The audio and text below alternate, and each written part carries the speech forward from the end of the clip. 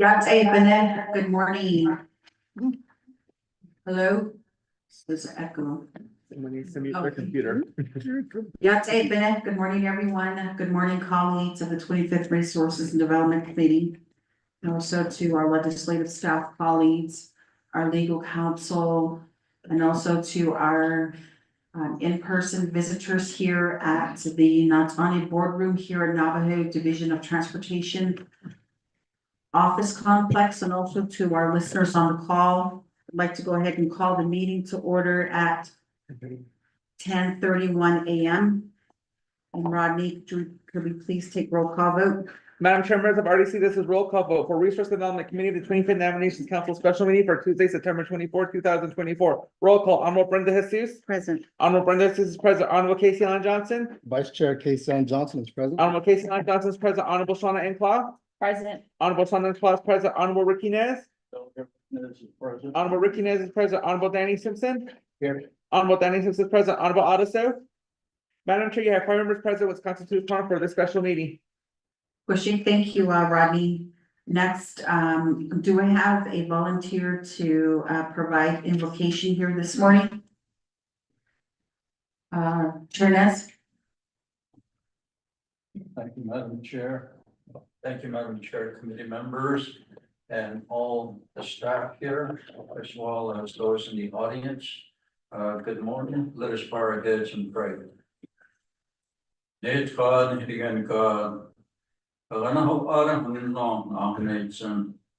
Oloro yont era nihidigen yegon spodigen got ela do akon janago. Podigen gon shefa I aro konshin ya teko. Sahona ho nation kon childot ista de choto ara hokas nichananal toto hodina ni Neheran childo les. Ebenachin ahosando the kirashe kodo yateho nada hadot isto shina hadot leto yateho kodo Nihelina enit efo lesende kodon yadetsa ohodat inil zungo Hajopa initsen akwitchen anilsko doyonit quagin ketfahosan var chojimbo on the hedenit leto nda yelzi En ketfahosan evenina koron hitigen liniki Nchenda ini kanta shil zeko ota hisni linko Nahits ajo hun lehtona Nahanan yat ehokoro Hortzam ben kissinto benachan ina Ben hitsadat estino Dahini naro chana ni tlinivon paf chenabili katin tlindo les Echehe at in nabel yikitsis leto Yat echo a quichin on Sabashin a con Ben Hachin a baki Ben he Ben hit Hayaho teto in Hiranda Honor and Hitchian. Ne eto con Kevin Kera des Dukes at Satashin Hego Aron that con Yoda Hash Eda combe had that neat Esha dot Ishidan he your best grade all of that. Nde bechat not lezen kitten nenike ha Hortznak bechatan han kitte schlet or lezen kitten nenishin krobe a jo had bechat niet ergini nado les ik het niet igen lenike as a niet lenishin kon Beshbans an niet long bet anachia do kon Etta hadon nesto be etta hadon nes be has an etta dos nes ikishin ab kieti keton kit kon dan joshi ban city kosto hajon ab kieti keton lesto yat etta be kera wagon de ni kato les Ehe a switch ni again leni on second change of body ni get Jesus Christ amen. Yeah, thank you, Turnez, for the invocation. Going on to announcements. Colleagues, is there any announcements that you'd like to share here this morning? Okay, Rodney, then Lagoshi. So going on to item number 2 on our proposed agenda, recognizing guests and visiting officials, as always. Again, I think by this time, we pretty much are familiar with everyone. So we do have, Department of, Historic or, General Land Development Department Manager that is present here with her team to give us a report here on the, home site lease uploader. And also we have, Mr. Vicente with the Navajo Nation Department of Forestry that is going to be giving a report here to the committee as well. And we do have the individuals that are looking at appointment to the Management Board of the Navajo Nation Hospitality Enterprise. Thank you, Mr. Patero, Mr. Max, Mr. Hanley, and also Mr. Mike. And also to individuals that are looking at board assignment to the Navajo Nation Telecommunications Regulatory Commission. We do have Mr. Blackwater and Mr. Montoya. And again, thank you colleagues for being in attendance here. So with that, I'd like to go ahead and move on to item number 3, reviewing and approving the agenda. So at this time, Rodney, could you please read the proposed agenda into the record? Madam Chair, members of RDC, the proposed agenda reads as follows. Resource and Development Committee 25th Navajo Nations Council special meeting for Tuesday, September 24, 2024, 10 a.m. Presiding Honorable Brenda Hoos, Chairperson. Honorable Casey Allen Johnson, Vice Chairperson. Location, Navajo Division of Transportation and via telecommunication. 1, call meeting to order, roll call, invocation, announcements. 2, recognizing guests and visiting officials. 3, reviewing and approving the agenda. 4, reviewing and approving the journal, September 19, 2024 special meeting. 5, receiving reports. A, report from General Land Development Department, Navajo Nation Land Department on the home site lease uploader that will expedite the home site lease request within the Division of Natural Resource, which includes approval from the Department of Fish and Wildlife and Heritage and Historic Preservation Department. B, report from Navajo Nation Department of Forestry on the moratorium of new home site lease and range units within Navajo Commercial Forest Area, RCJY-142-92, and proposed legislation policy update. 6, old business, none. 7, new business. 8, legislation number 0208-24, National Lane to Resource Development Committee, reappointing Lawrence Patero to the Management Board of the Navajo Nation Hospitality Enterprise. B, legislation number 0209-24, National Lane to Resource Development Committee, reappointing Lorenzo Max to the Management Board of the Navajo Hospitality Enterprise. C, legislation number 0210-24, National Lane to Resource Development Committee, appointing Donovan Hanley to the Management Board of Navajo Nation Hospitality Enterprise. D, legislation number 0211-24, National Lane to Resource and Development and Update Committee, confirming the appointment of Daria Blackwater to the Navajo Telecommunication Regulatory Commission for a term of 4 years. E, legislation number 0212-24, National Lane to Resource Development and Update Committee, confirming the reappointment of Bill Alex Montoya to Navajo Telecommunication Regulatory Commission for a term of 4 years. F, legislation number 0213-24, a National Lane to Resource Development Committee, appointing Ruben Mike to the Management Board of Navajo Nation Hospitality Enterprise. 8, close the meeting, announcements and adjournment. Madam Chair, members of RDC, that is the proposed agenda read into the record. Thank you, Rodney. With that, I'd like to get a motion. Motion. Vice Chair Johnson, may I get a second? Second. Honorable Simpson.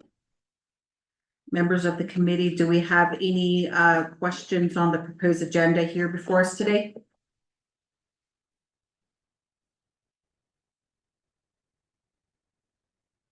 Chair Ness? Thank you, Madam Chair, committee members. Looking at the agenda that is before us, I would like to motion that we amend the agenda to create a consent agenda for new business, but also new business will go before reports. And therefore, the consent agenda legislations will be legislation 0211-24, which will go to NAPIA for final approval. E, legislation 0212-24. This legislation will also go before NAPIA for final authority. And then we would like to, I know the consent agenda goes first before other legislations, and therefore that will be item A, and then B will be as it is listed here from legislation 0208 0209-0210, as well as 0213. And I believe that is all that I would like to make my motion on at this time. If there's any modification to my motion, we may do so. Back to you, Chair. Question, thank you, Chair Nez. So members of the committee, we do have amendment number 1, motion by Honorable Chair Nez. Again, to bring new business to the item number 5, receiving reports will be the new number 7. Consent agenda legislation 211-24 and 212-24. And legislation 028 will be the new letter B, right? B, C, D, and E. So with that, may I get a second? Second. Honorable Claw. Members of the committee, do we have any questions on amendment number 1? Going once, going twice. Rodney, can we take roll call vote on amendment to number 1? Madam Chair, members of RDC, this is roll call vote for moving new business to item number 7 to item number 5 and moving receiving reports from item number 5 to item number 7 and creating a consent agenda for legislation 0211-24 and 0212-24. Honorable Shannon Claw, how do you vote? Green. Honorable Shannon Claw votes green. Honorable Casey Allen Johnson, how do you vote? Vice Chair Casey Allen Johnson votes green. Honorable Casey Allen Johnson votes green. Honorable Ricky Nez, how do you vote? Votes green. Honorable Ricky Nez votes green. Honorable Danny Simpson, how do you vote? Green. Honorable Danny Simpson votes green. Honorable Otto, how do you vote? Madam Chair, that's 4 in favor, 0 opposed, and Madam Chair not voting.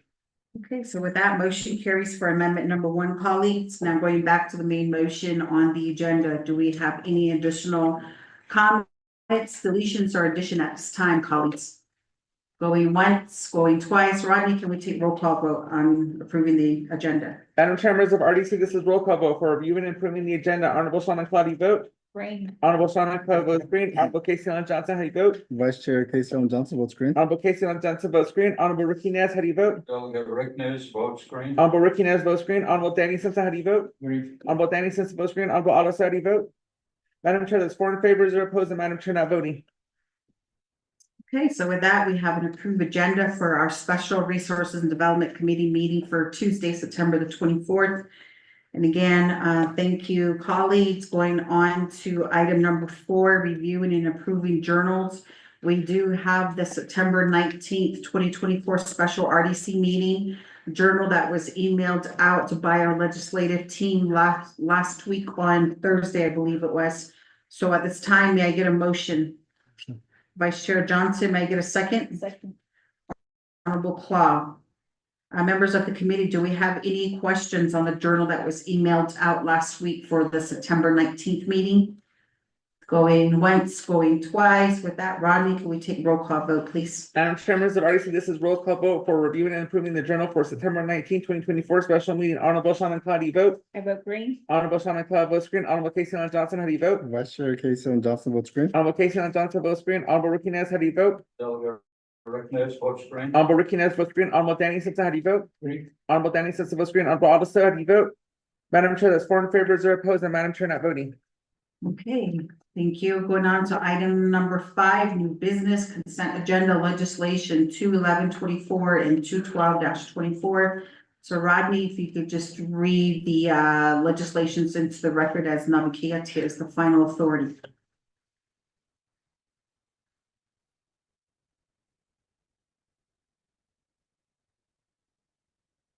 Madam Chair, members of RDC, you have legislation summary sheet for tracking number 0211-24, date September 17, 2024, title of the resolution, a proposed standing committee resolution, action relating to resource and development navigate committee confirming the appointment of Dara Blackwood to the Navajo Telecommunication Regulatory Commission for a term of 4 years. The purpose of this resolution is to confirm the appointment of Dara Blackwood to the Navajo Telecommunication Regulatory Commission for a term beginning October 1st, 2024 and ending September 30th, 2028. Navigate committee has final authority over this legislation, which we read into the record in its entirety. The primary sponsor on this legislation is Honorable Casey Allen Johnson for tracking number 0211-24 and action relating to resource and development and Navigate committee confirming the appointment of Dara Blackwood to the Navajo Telecommunication Regulatory Commission for a term of 4 years. And Section 1 outlines authority, and Section 2 the finding with references in Exhibit A and Exhibit B and Exhibit C, and Section 3 is the confirmation attached to Exhibit A, which is a letter dated August 15, 2024, addressed it to Dara Blackwood, signed by Honorable Dr. Boone Nygren on his appointment. Attaches Exhibit B, which is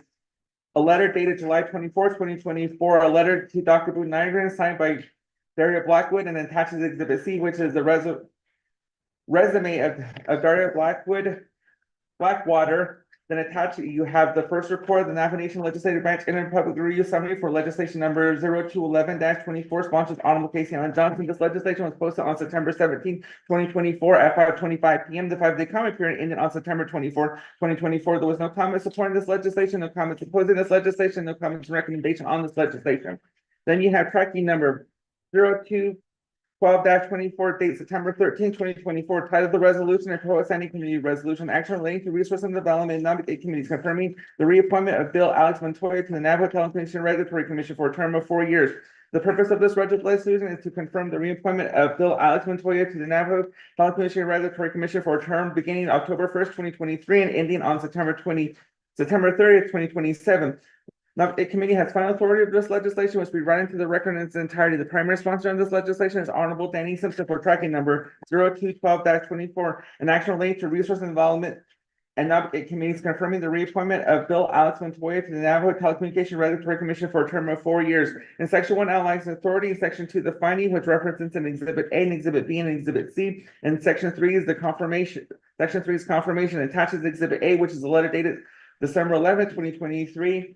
Addressed to Mr. Alex Montoya, signed by Dr. Boone Langman on his confirmation, attaches exhibit B, which is a letter addressed to the President, Dr. Boone Langman, signed by Alex Montoya, attaches exhibit C, which is the resume of B. Alex Montoya.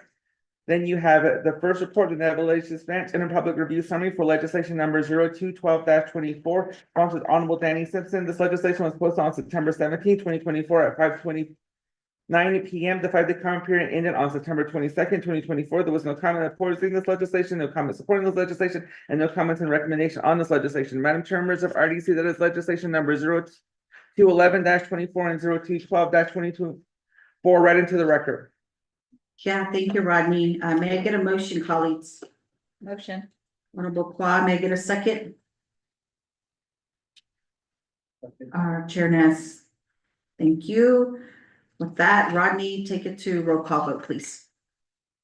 Madam Chair, members of RDC, this is roll call vote for consent agenda item A. Honorable Shannon Cloud, how do you vote? Green. Honorable Shannon Cloud votes green. Honorable Casey Allen Johnson, how do you vote? Vice Chair Casey Allen Johnson votes green. Honorable Casey Allen Johnson votes green. Honorable Ricky Nez, how do you vote?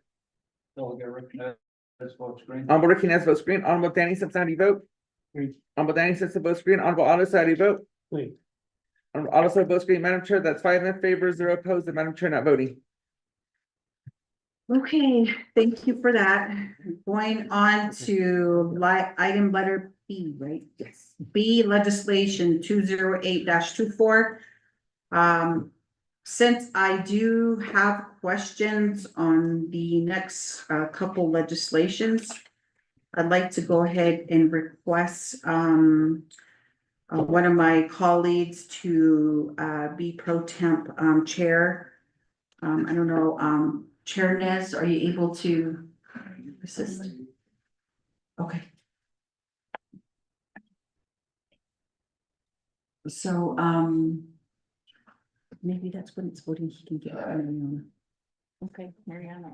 or I mean to April. So at this time, Chair Nez, are you able to assist me in co-chairing? At this time, pro temp, I'm sorry.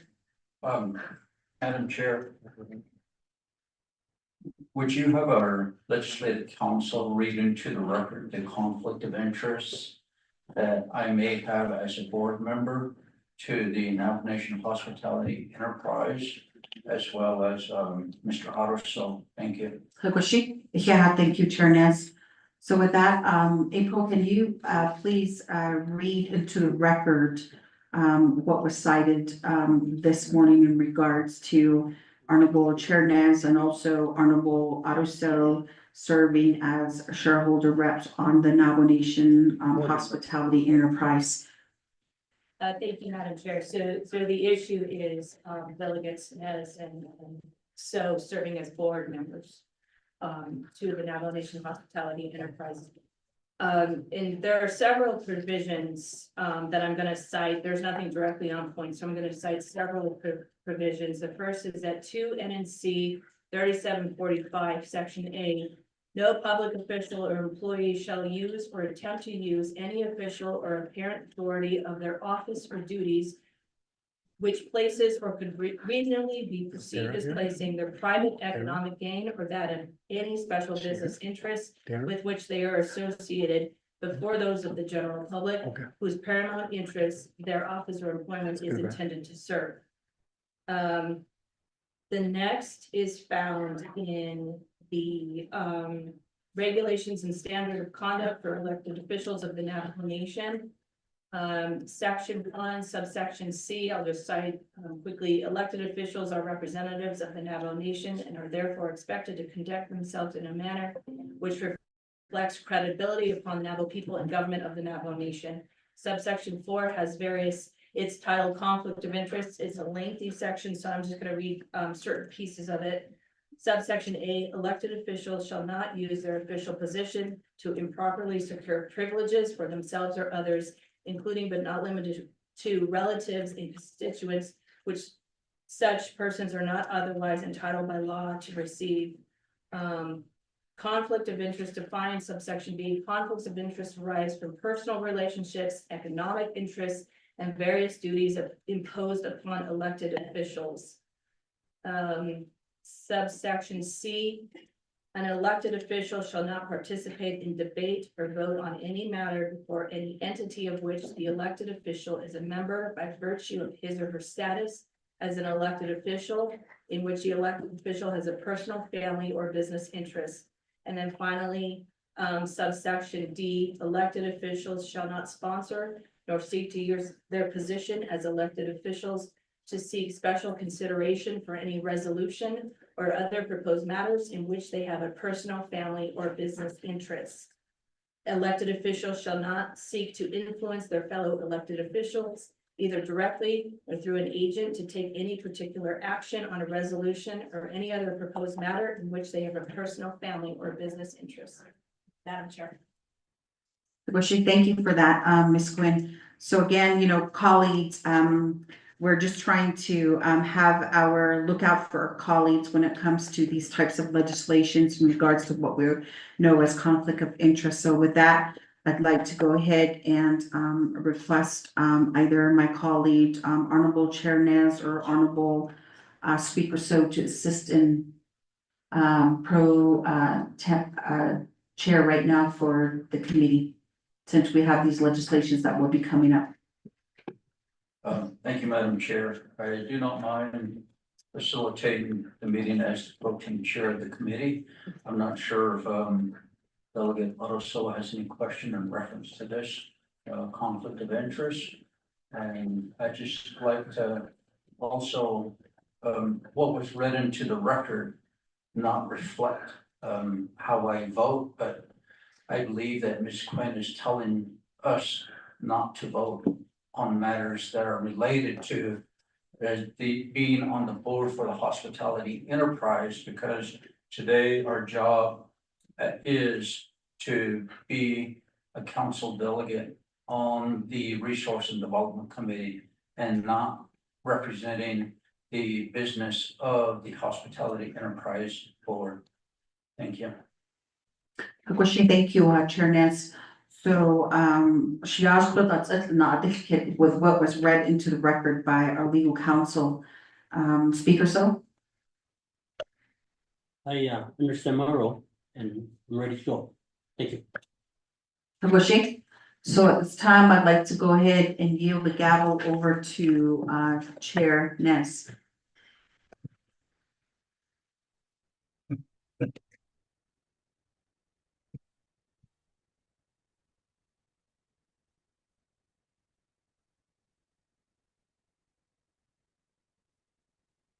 Thank you, Madam Chair. I understand that as the chair of the Resource and Development Committee, you are the co-sponsor of these legislations that are before us. The vice chair is the sponsor of these legislation, as well as Delegate Shauna Claw being the co-sponsor and also the sponsor. And therefore, all we have left is myself or whoever you would like to appoint, which is myself, and thank you. And at this time, I'd like to ask Mr. Tahi if you could read legislation 0208-24 into the record, and the sponsor, please take your seat and also identify your agents.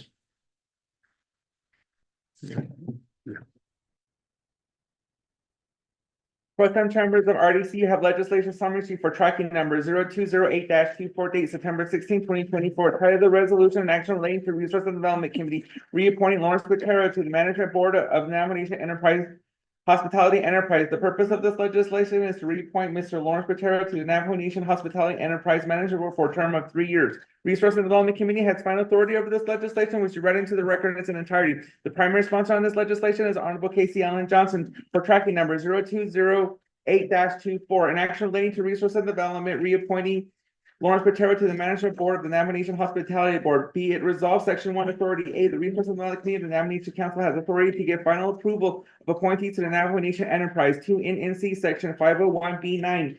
B. 5 NNC Section 1843A states the business and affairs of the Navajo Nation Hospitality Enterprise shall be managed by a 5-person board of directors, members which shall meet the qualifications established in the Navajo Nation Hospitality Enterprise's plan of operation.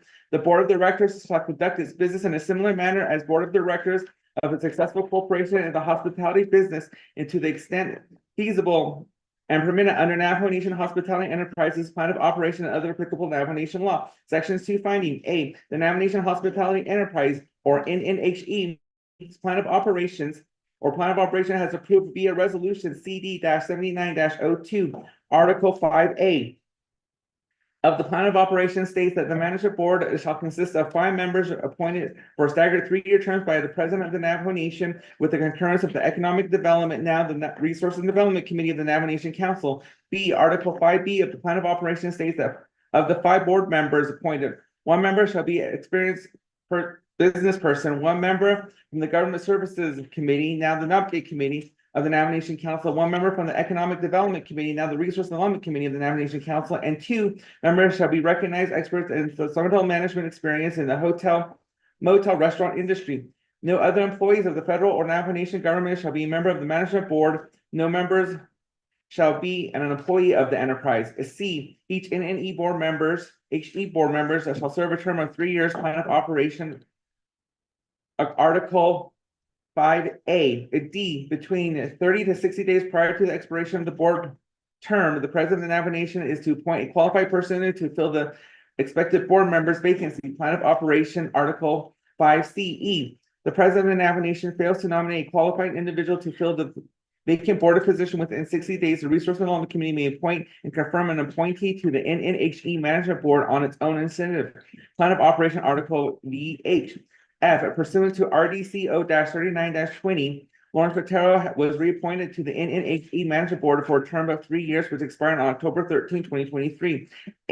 G, on October 31st, 2023, Lawrence Quintero sent a letter of interest on being reappointed to the NNHE Management Board and his resume to the NNHE Chief Executive Officer, Stan Snip, which is attached as Exhibit A. H, on November 21st, 2023, the NNHEC board member passed resolution number 2023-5 supporting the reappointment of Lawrence Quintero to the NNHE Management Board to serve in the capacity of 1 of 2 industry experts on the board. On February 21st, 2024, NNHE Chief Executive Officer Stan Snip sent a letter to the president, Dr. Booth Nygren, submitting NNHE resolution number 2023-5. And Mr. Quintero's letter of interest and resume to President Nygren is considered. NNHE resolution number 2023-5 and this February 21st, 2024 letters are here attached to Exhibit B. I, President Nygren, did not nominate a qualified individual to fill the vacant board position within 60 days after being notified of the vacancy. J, the Resource and Development Committee therefore finds it in the best interest of the Navajo Nation to reappoint Lawrence Quintero to the NNHE Management Board to serve on the industry expert. Section 3 approval. The Resource and Development Committee of the Navajo Nation Council hereby confirms the reappointment of Lawrence Quintero to the Navajo Nation Hospitality Enterprise Board for a term of 3 years. Attaches Exhibit A, which is a letter dated October 31st, 2023. Regarding the appointment of NNC's XG board member signed by Lawrence Quintero. Attaches Exhibit B, which is a resolution on the management board of Nomination Enterprise, Hospitality Enterprise Resolution number 2023-5. And then you have the first report, Legislative Branch Enterprise Review Summary for 0208-24, sponsored by Alderman Casey Ellen Johnson. This legislation was posted on September 17, 2024 at 5:12 p.m. The 5 period ended on September 22nd, 2024. There was no comments supporting this legislation, no comments supporting this legislation, no comments or recommendation on this legislation.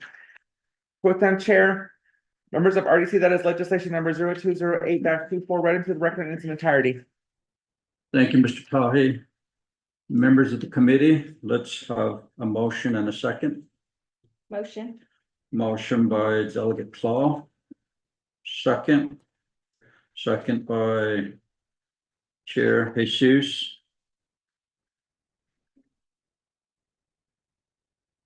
Before I give the floor to Vice Chair Johnson, committee members, do you have any comments or questions? If not, we'll give 20 minutes to Vice Chair and your agent, Mr. Platero, at this time.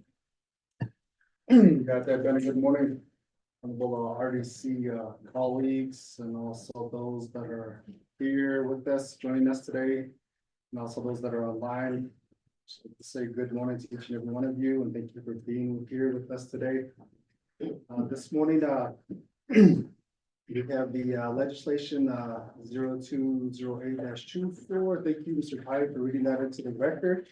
And the title of the resolution is an action related to Resource Development Committee, reappointing Mr. Juan Platero to the Management Board of the Navajo Nation Hospitality Enterprise. So at this time, I'm going to go ahead and yield the floor over to Mr. Platero to go ahead and present to the RDC committee. You have the floor. Thank you very much, Delegate Casey Johnson, honored members of the Navajo Nation Council and Chair Pro Tem Nez, Madam Chair Jesus. So thank you very much for giving me this opportunity to come before you and consider this legislation for reappointment. I'd like to introduce myself again. My name is Lawrence Platero, from the chapter of Coahuila, just outside of Albuquerque. I started out with the Navajo Nation Hospitality Enterprise back when I was serving on the council.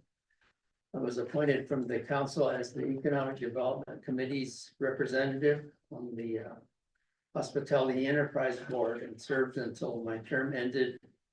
I served 4 terms as the council on the Navajo Nation Council.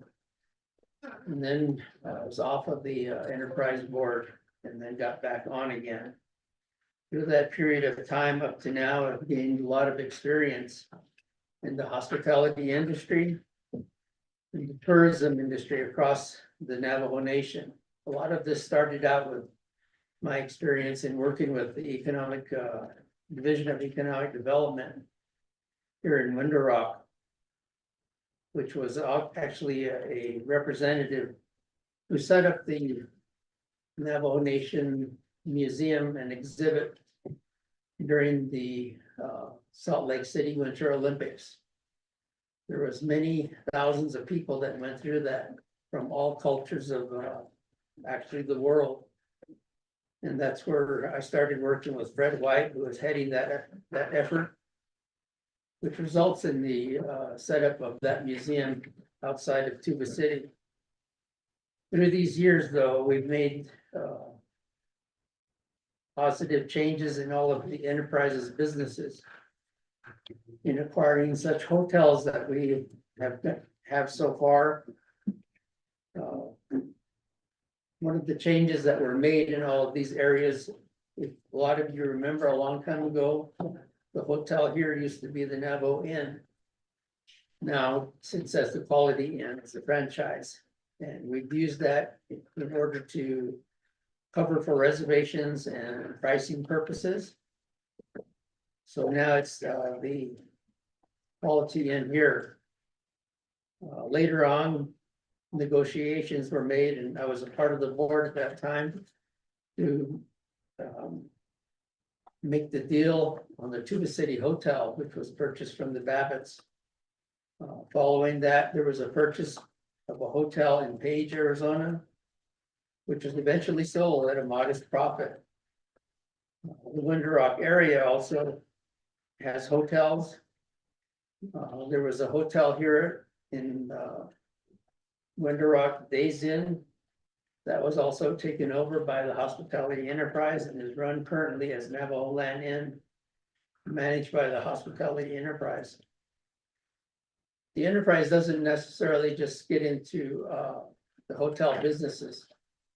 We get into office complexes too, which is a great need here in Winter Rock for office space, which was as a result, the building of 2 office spaces behind the Quality Inn here in Winter Rock. Lastly, I want to thank the members of this committee who promoted and supported the efforts to purchase the Goldings Resort. That was just a dream for the Hospitality Enterprise at one time. Because of the price of that many years ago was kind of impossible for the enterprise to even consider. And now it has a dream come true, and it's good purchase for Navajo Nation. And I believe we'll have a generous revenue generation for the Navajo Nation as well.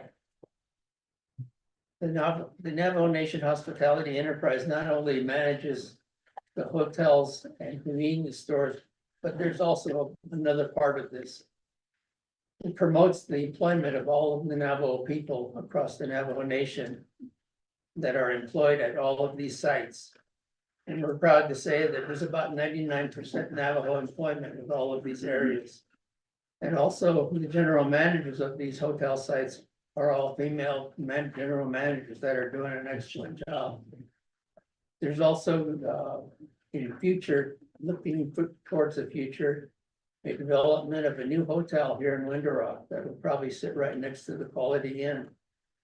And the importance of this all is from our employees is providing good customer service to all of our people that stay at these facilities. That's how the word gets out. People get a good experience at these places and they want to come back. They tell their friends if they want to come back and visit the Navajo Nation. So it's been a good experience for me, and I hope to continue to help out with my experience and my knowledge in the area of hospitality. And I thank you all for giving me this time to talk with you, and I hope that everything turns out good. And be sure to visit all of the sites here, and we look forward to seeing all of you. Thank you very much. Mr. Platero.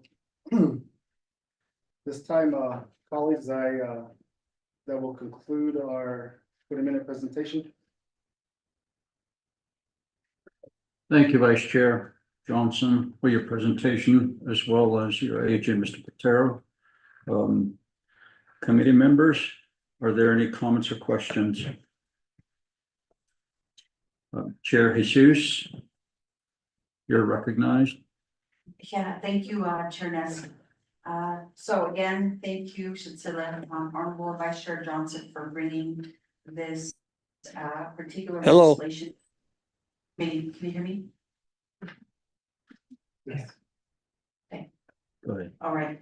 So, and then also thank you, Mr. Platero, for re-expressing interest in management board to the hospitality enterprise.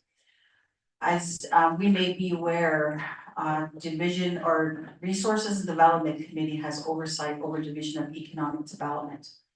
And I know that Division of Economic Development was the entity that actually taken the lead in reaching out to the hospitality enterprise to take over the management of the Goldings purchase.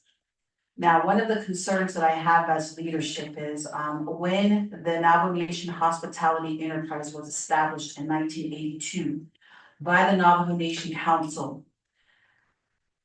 The establishment of every enterprise is to give opportunities to our own Native young individuals that have the background and the education in these particular fields.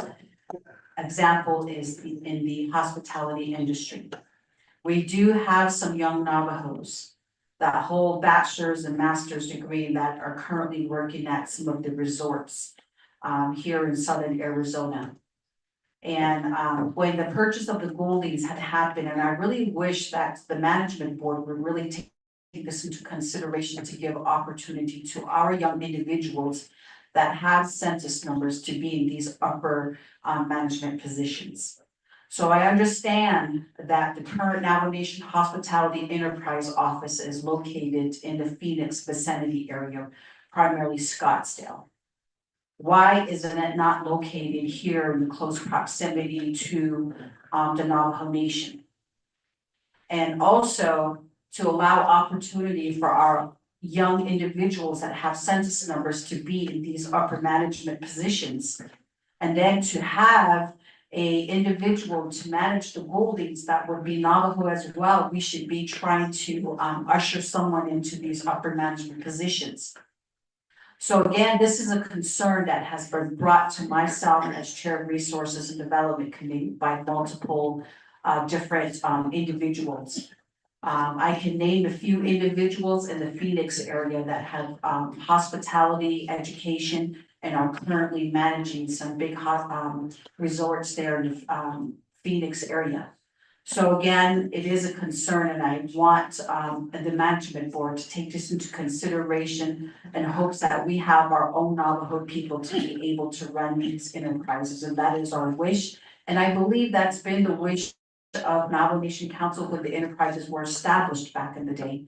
So I wanted just to bring this concern up and assure them. Kodon linigi konad dankidi ni hashin sobong khayat tieto.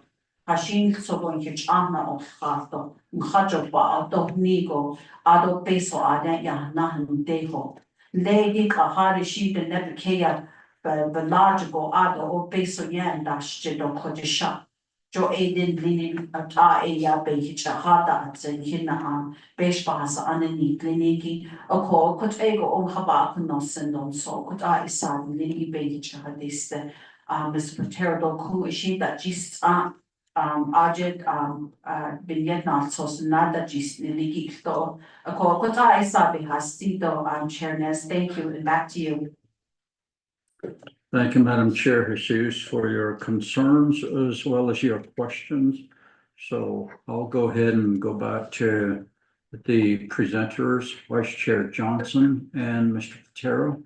Also, committee members, we have Mr. Stan Sapp, who is the Executive Manager of Hospitality Enterprise. Perhaps your question in reference to why is the hospitality office located in Phoenix, not here on Navajo, can be answered by Mr. Sapp. So let me go give the floor back to Vice Chair Johnson and his agent at this time. Yeah, Chairman Mays and also Madam Chair Sousa, thank you for your comments. And that's one of the questions, being in this position. And what I'm noticing too, that there's a lot of management positions that are not, there's no Navajos or, our own, census bearing levels in there. So, that's something that we need to really address, and making sure that they are fostering, they're also, grooming these, the next manager should be Navajo, and it's been long enough and it's overdue, and I do agree with you. At this time, I'm gonna turn the floor over to Mr. Patero for your response to Madam Chair Sousa. Thank you very much, and Madam Chair, your questions are noted here. The issue in regards to the hospitality enterprise managed by Phoenix a long time ago, when the organization got Stan Sapp and this Monument Hospitality Group, they were already located in Phoenix at the time. And we needed somebody immediately there to take over the organization and provide a little bit of leadership in the management area. Since then, they have always had them in place. They were at the time providing financial work for us. And there was nobody right immediately at the time to take over and do the work. So they have been located there. They're called Monument Hospitality, and they have an office facility down there and have been doing the work from the Phoenix area ever since. But I understand what you're talking about in regards to getting Navajo people involved in these areas of leadership and management. I think that's been discussed in many areas, and I think the management board could probably take this on in consideration to try to get somebody else within the Navajo Nation to try to come in and do it in entrepreneurship and try to learn some of these areas. Working with these different facilities and areas has not been real easy for anybody. And we've tried to work with everybody, to try to make things work out as best as we can. The managing position in all of the hotel areas, like I said earlier, are all managed by Navajo Nation employees, Navajo Nation people, and they are all female employees that are in the management positions for all of those areas, including the Navajo Travel Center. I don't know if you've ever stopped there on I-40. We have an individual working there as a manager as well, and she's been doing an excellent job down there as well. I just know if Mr. Stansap wants to add any more in regards to the management of Monument Hospitality. Vice Chair, it will be up to you to have Mr. Sun make a comment if you wish. Okay, thank you, Chairman. Mayor, at this time, I'd like to give some time over to Mr. Stan Sapp to go ahead and respond to some of the questions and comments from Madam Chair Seuss. Certainly, Mr. Sapp, could you please take a chair up here, sir? Thank you. up here. Yes.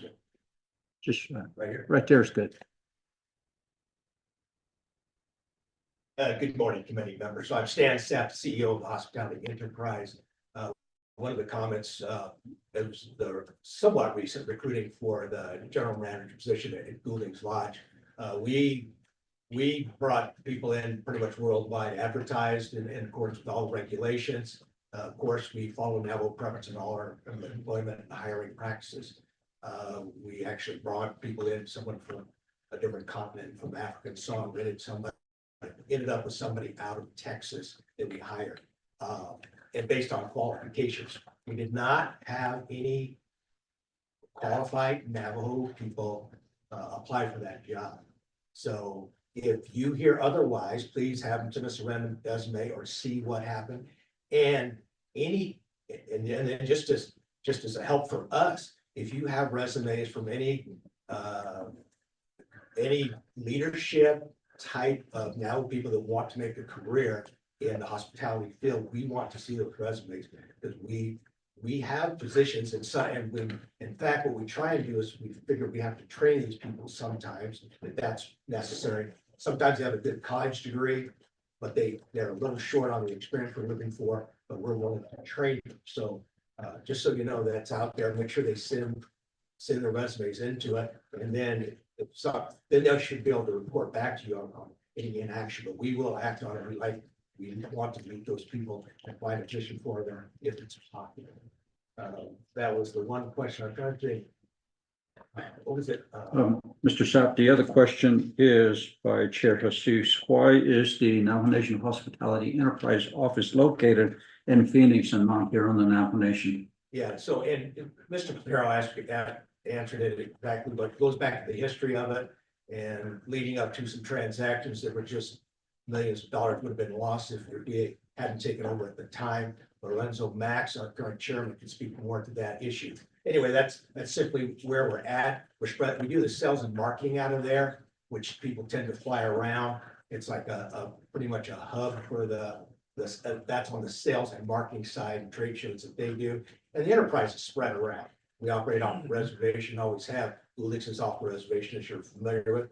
But so with the hotel and page we operate, and just the distance between Tuba City and Shiprock's a long ways going around. So wherever we'd be located would be quite a bit of travel for anybody. So that's, but Mr. Paterno answered exactly how this situation arose. Chair Jesus, do you have a follow-up? No, I don't, Chair. Thank you. Okay, thank you. Committee members, any comments or questions? Delegate Claw, You were first. would you like to flip a coin? Good morning, and thank you for bringing this legislation forward, Vice Chair Johnson. And then good morning to Mr. Patero, Mr. Sapp, and the entire Navajo Nation Hospitality organization. So I do have a few questions, and the first question I have is in regards to your reappointment. How many years have you served on Navajo Nation Hospitality? That would be the first question. The second question would be in regards to the former Thunderbird Lodge in Chinle. Is that being managed under Navajo Nation Hospitality? That's my second question. And the third question would be, what are your 3 priorities as a board member? What do you see moving forward with Navajo Nation Hospitality? So those would be my 3 questions. Thank you. Thank you, Delegate Claw. At this time, I'll give time back over to the presenter, Vice Chair Johnson, as well as Mr. Patera. Sir. Thank you, Chairman. Inez, and also, thank you for your questions, very valid questions. At this time, I give the floor over to Mr. Patero. Thank you very much for the questions. I had served on the enterprise board back when I was on the Navajo Nation Council. I believe I served on during that time for a period of 6 years. And then I was off the council, and then I was not on Hospitality Enterprise anymore. And I got back on the Hospitality Enterprise board, and I've been there for a period of about 5 years, I believe. Since then, the Thunderbird Lodge, yes, it is under the management of the Hospitality Enterprise. And the priorities right now, the priorities would be to make sure that the Goulding's purchase is a success. Revenue generations is back to the Navajo Nation and continued employment for Navajo people. The second would be the increase in the hotel facilities here in the Winter Rock area. There is lacking, and the current place that we have right now is aged and is not really able to continue to repair it. So I think we need to modify things and try to get a new facility here on the Navajo Nation. My third thing would be to promote, like you said, in the management areas, all of the concerns in those areas, and make sure all of our Navajo people are employed in these facilities here and are getting the comparable wage and salary that they deserve, as far as being able to provide all of the work that they do. I know they some of them go out and beyond their capabilities that they work for, and they're entitled to much more than just the minimum wage. So we try to be comparable to everybody else across the nation. Thank you. Delegate Claude, do you have a follow-up question? Questions? Yes, one more. So in regards to question number 2, when I asked if Thunderbird Lodge was under Navajo Nation Hospitality, what are the plans as far as the upgrades for that particular site there? And then the last question I'll ask is, since we're talking about the movement and the management of incoming professionals, would you be okay to step aside to allow a younger person to fill your position? Thank you. Thank you, Delegate Claw. Vice Chair Johnson. Also, Mr. Patero, your response. Chairman Nez, and also the Honorable Paul for your follow-up question at this time, Mr. Patel. Thank you very much for the questions. For the Thunderbird Lodge, a lot of the upgrades have already been completed. A lot of the furniture has been upgraded and the internet service has been upgraded as well. The tours have also changed a little bit. We've been working with some of their staff there to try to make it more comfortable for the people that are going on tours. So a lot of the areas there have been already taken care of, but we're always looking out to any suggestions on what might be able to be upgraded and make the facility better for everybody. As far as my position, I am more than willing to have somebody else come in and take over as far as being a younger, more experience. I'm sure as time goes on, there's always somebody else that has a lot of more education and would be able to provide a lot more benefits to the organization. There's always changes that are needed, and I would have no problem with that. Thank you very much. Speaker Aruso, you're next.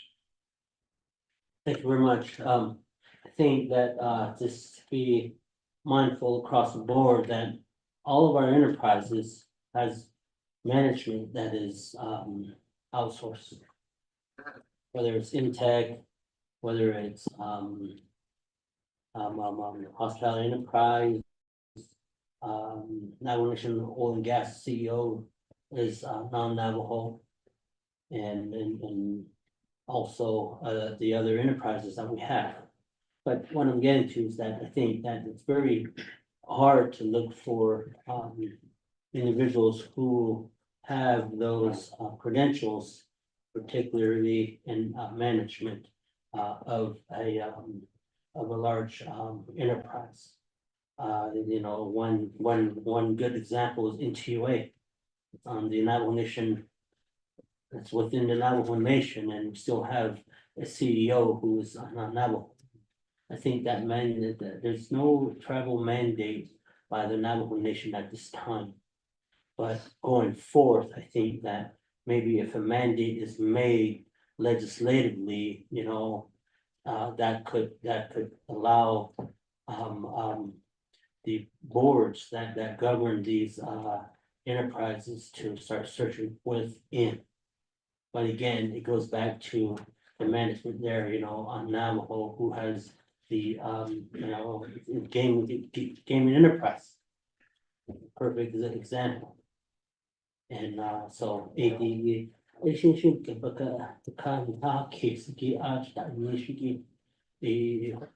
I'm glad that NECA has really fulfilled hiring a Navajo CEO, general manager. And that's the first Navajo general manager to be hired there, and that's Mr.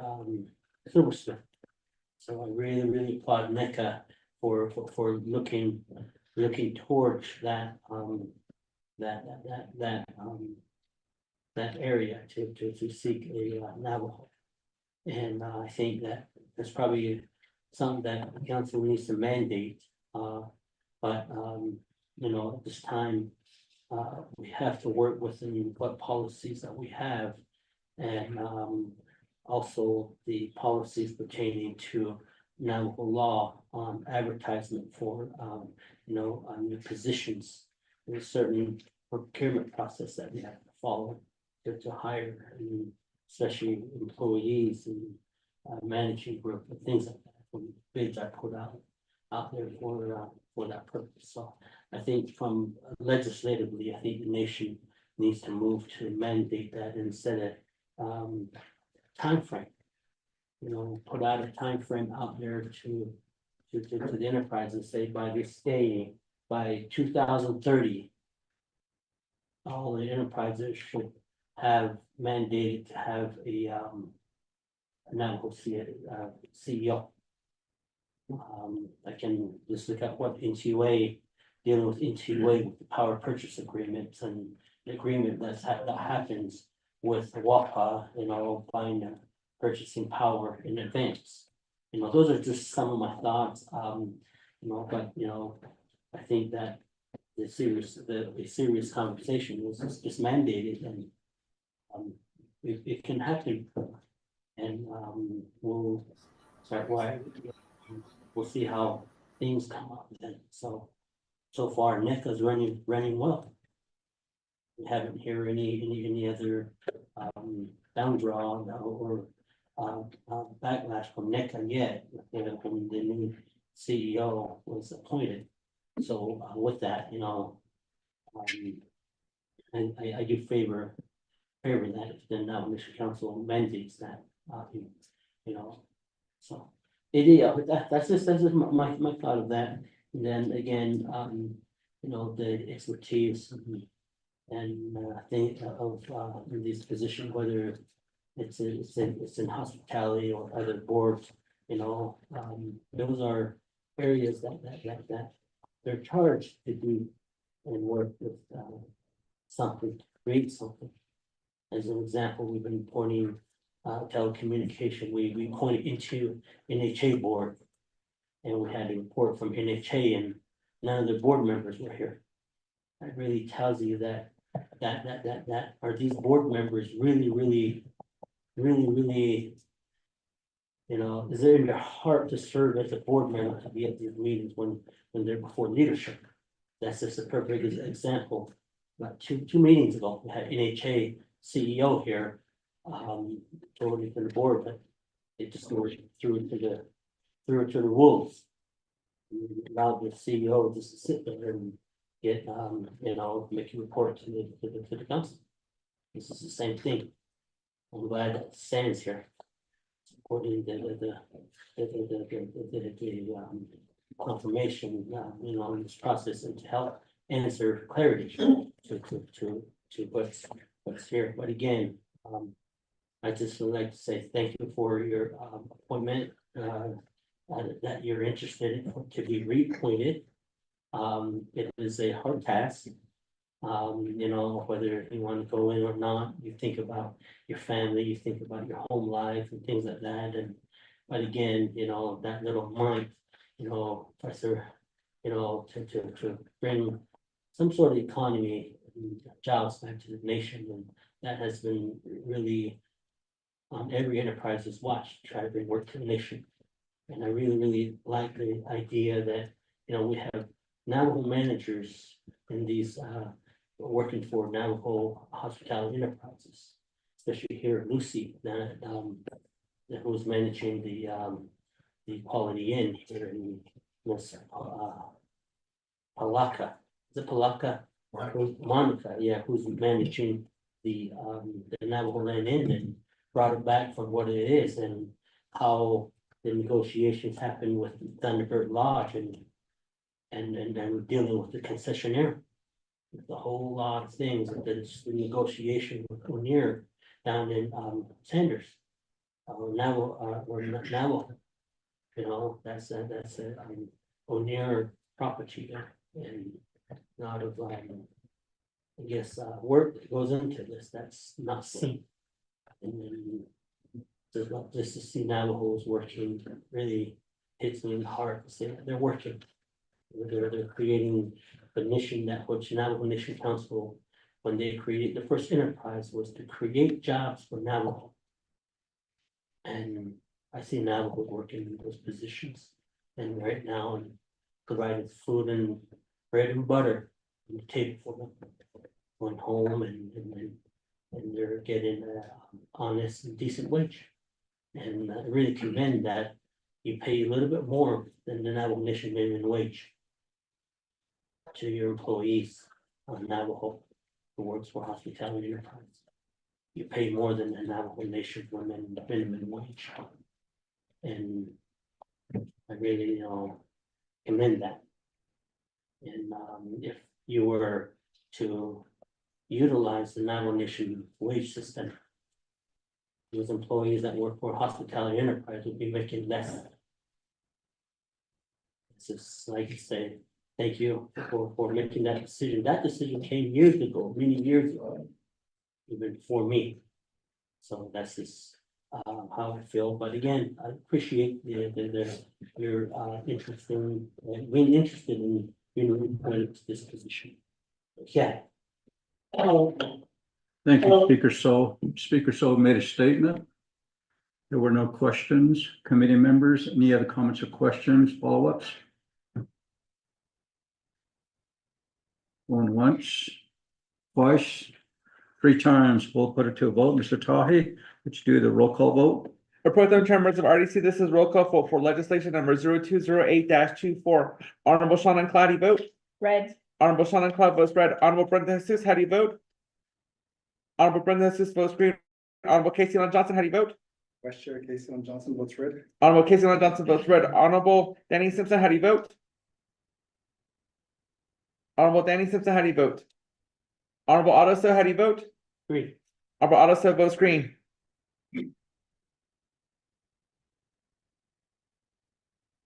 Pro Tem Chair, there is a tie vote, 2 in favor, 2 opposed.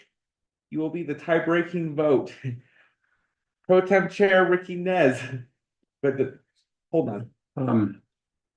Mr. Tahi, also our legal counsel, earlier you had stated that, as board members of the Hospitality Enterprise, there is a conflict of interest for us to vote, so therefore we should abstain. And could you clarify and let us understand that clarification, as well as Mr. Otto So's green vote? Thank you. Can I go ahead and? Can I go ahead and request that I be excused? Just retake my vote, and I want to go ahead and leave the meeting. Since we're not allowed to act as the position as a delegate today. Out of this vote, I don't see a personal gain, a dividend payment from Hospitality Enterprise of such. And I think I disagree with legal counsel. When you look at the previous legal counsel's opinion, her legal opinion was different. But as of today, I see that it's viewed this way, and to see the legislative branches, I guess, legal advisors change their position from their former chief of staff or chief legislative counsel's position.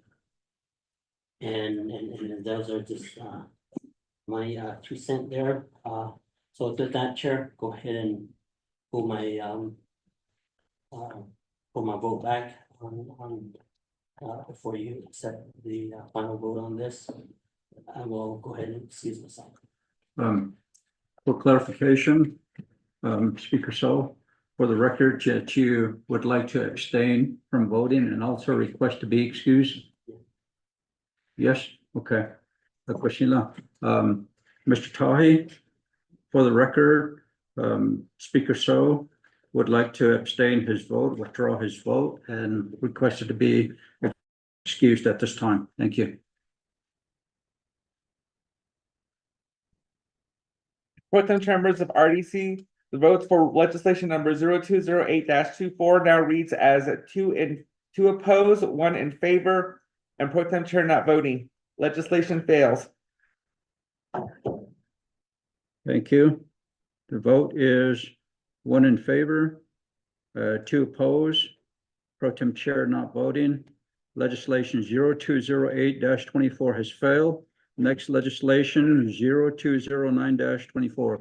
Thank you, Vice Chair, as well as Mr. Platero. Thank you. Could you read that into the record, sir?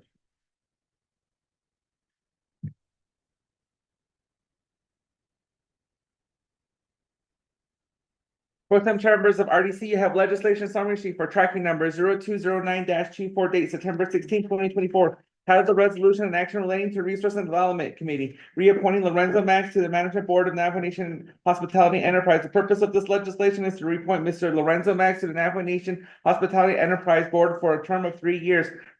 Resource Development Committee has final authority over this legislation, which we read into the records in entirety. The primary sponsor on this legislation is Honorable Casey Allen Johnson for tracking number 0209-24, an action relating to Resource and Development Committee reappointing Lorenzo Max to the Management Board of the Navajo Nation Hospitality Enterprise.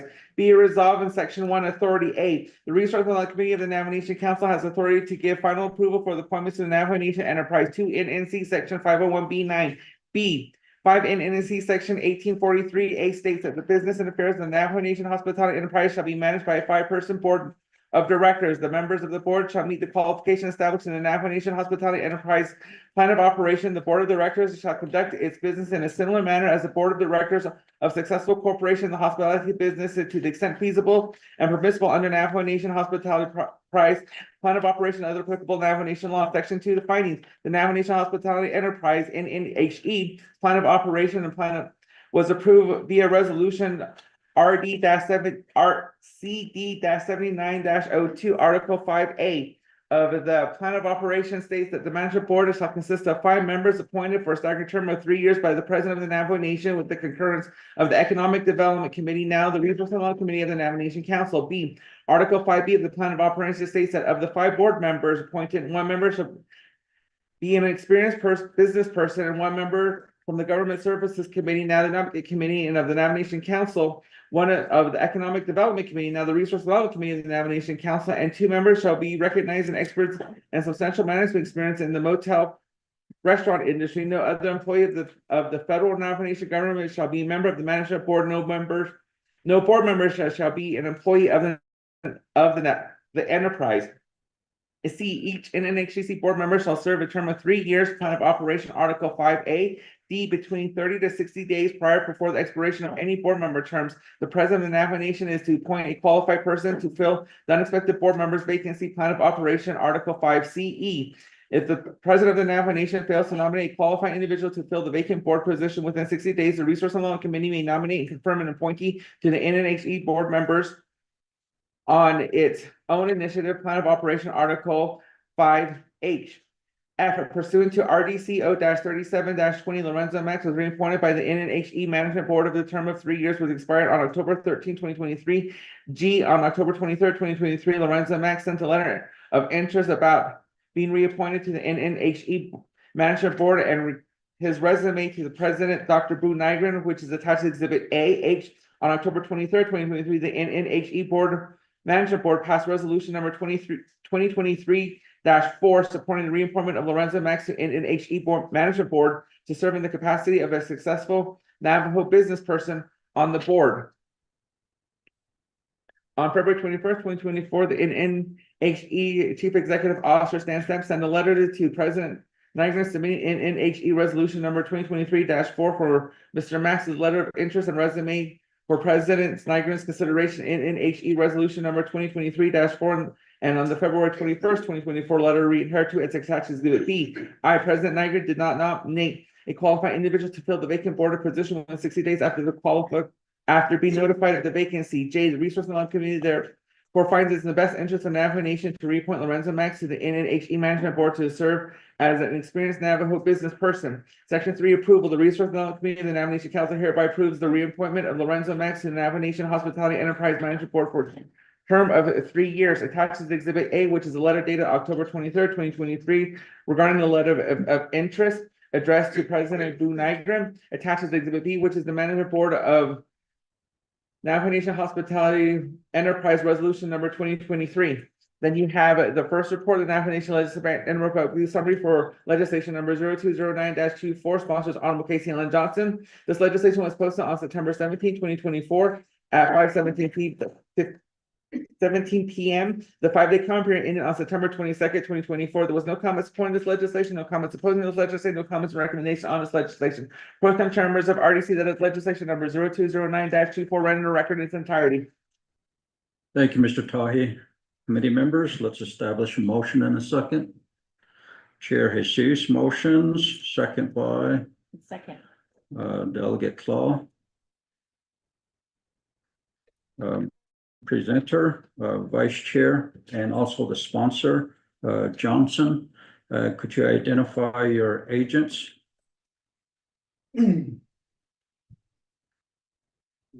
Chairman Nez, at this time, I'm looking at, the appointee is, Mr. Lorenzo Max, as well as the Director of Hospitality, Mr. Zap.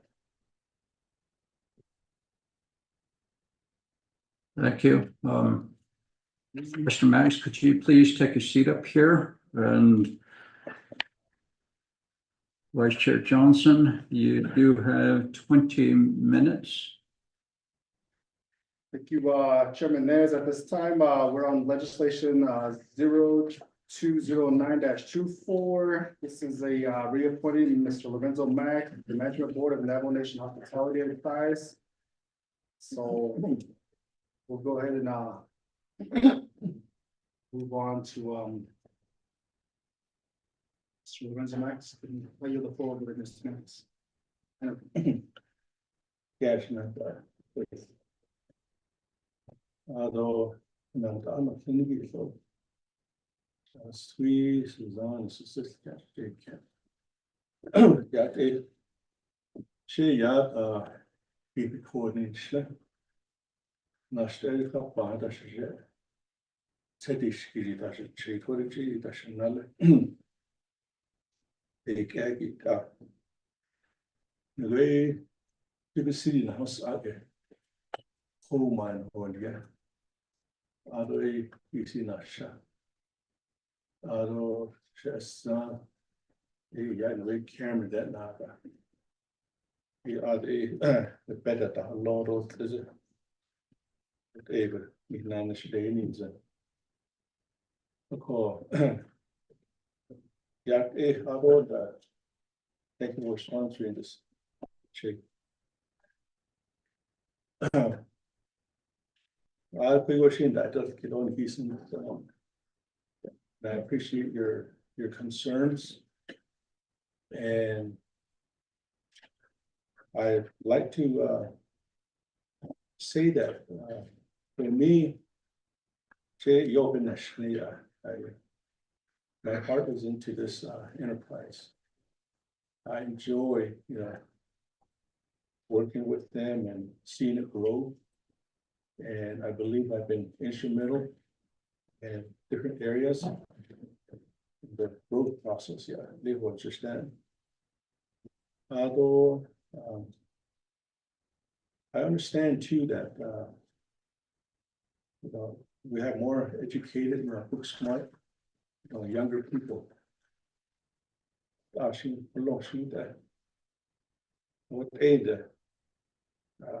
as a professor at university on college education level, I have a lot of different kind of students around, younger ones and older ones. I find that the younger ones, a lot of them, they don't show up for class. The older one, they hardly ever miss a class, yeah. But I see the same thing in the hospitality enterprise. Later at night, I need a car, and you see, I've been the chairman for the last 29 years. I have not missed a single day. I went to every meeting. That shows the commitment, yeah. And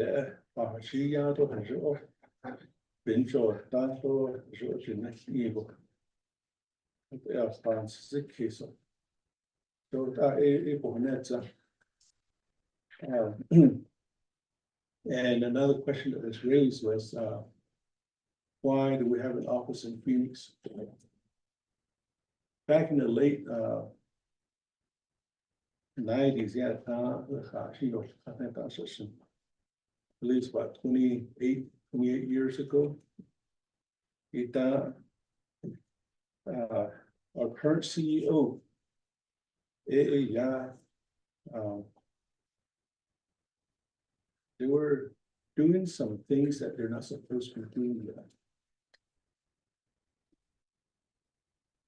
Taking money and not paying the bills. And two of the council delegates from the Economic Development Committee were involved. So at that time, my friend Richard Mike was the chairperson. And he's the one that brought me into the hospitality enterprise as a successful business person. And so the enterprise went through a lot. You know, there was a time where. the operation was- Mr. Max, could you not mention names, sir? Thank you. Okay. Christina. All right, my apologies. Mm. So, so at that time, we had to get rid of CEO and you know, Stan and Cindy Sapp were our financial people, accountant. We advertised, but nobody was coming forth, you know, to take that position. So we turned to them, you know, to, turn the enterprise around. In my opinion, they did such a wonderful job that the board at the time decided to, keep them, and developing the Monument Hospitality Enterprise. And also at the time, there was really no office spaces available here, not only in Winter Rock, but the surrounding areas. So everything worked out good. And then, under my leadership, we were able to put in Navajo CEOs in all the properties. San, Nahate Nation, Chunhe San, it's Ado Yita. Ado Yo and So we did that. And the enterprise grew. And decisions were very important, proper decisions. And I believe we made, good decisions. And the board had trust in me to, keep me as a chairman for all these years. So it happens. And so I believe that continuity in this case is very important. Of course, I see council delegates and new members coming in. There's always a learning curve. I don't know, you guide, I feel like I'm a historian. Later at the whole histories of the, enterprise. And there was another gentleman by the name of, he was a board member. We kind of looked up to him because I believe he was the chairman since 1982. And we lost him a couple of years ago. And he was a historian. So because he's in not about that. So you have to get your board members up to speed. So they understand, some of the histories and important things that they need to understand and know to set certain pace and direction for the enterprise in order for it to be successful. What aviation on machines and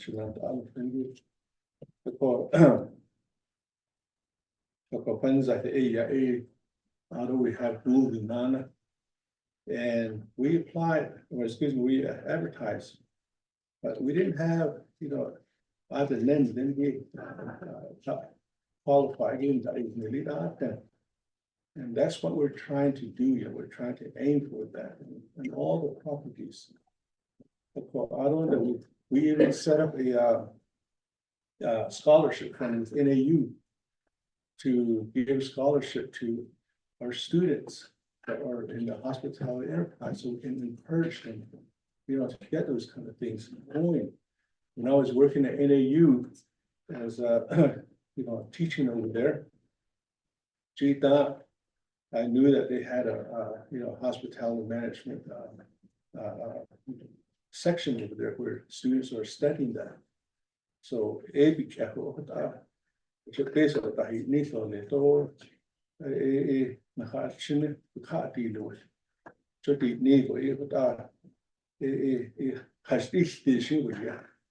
So what na gaat chin upon sea case. About that. So na gaat chin na so that I asked symbolic. So ja, unsymbolic. So that. La nach Linsen. So, Eddie, yeah, but oh, you go shot there.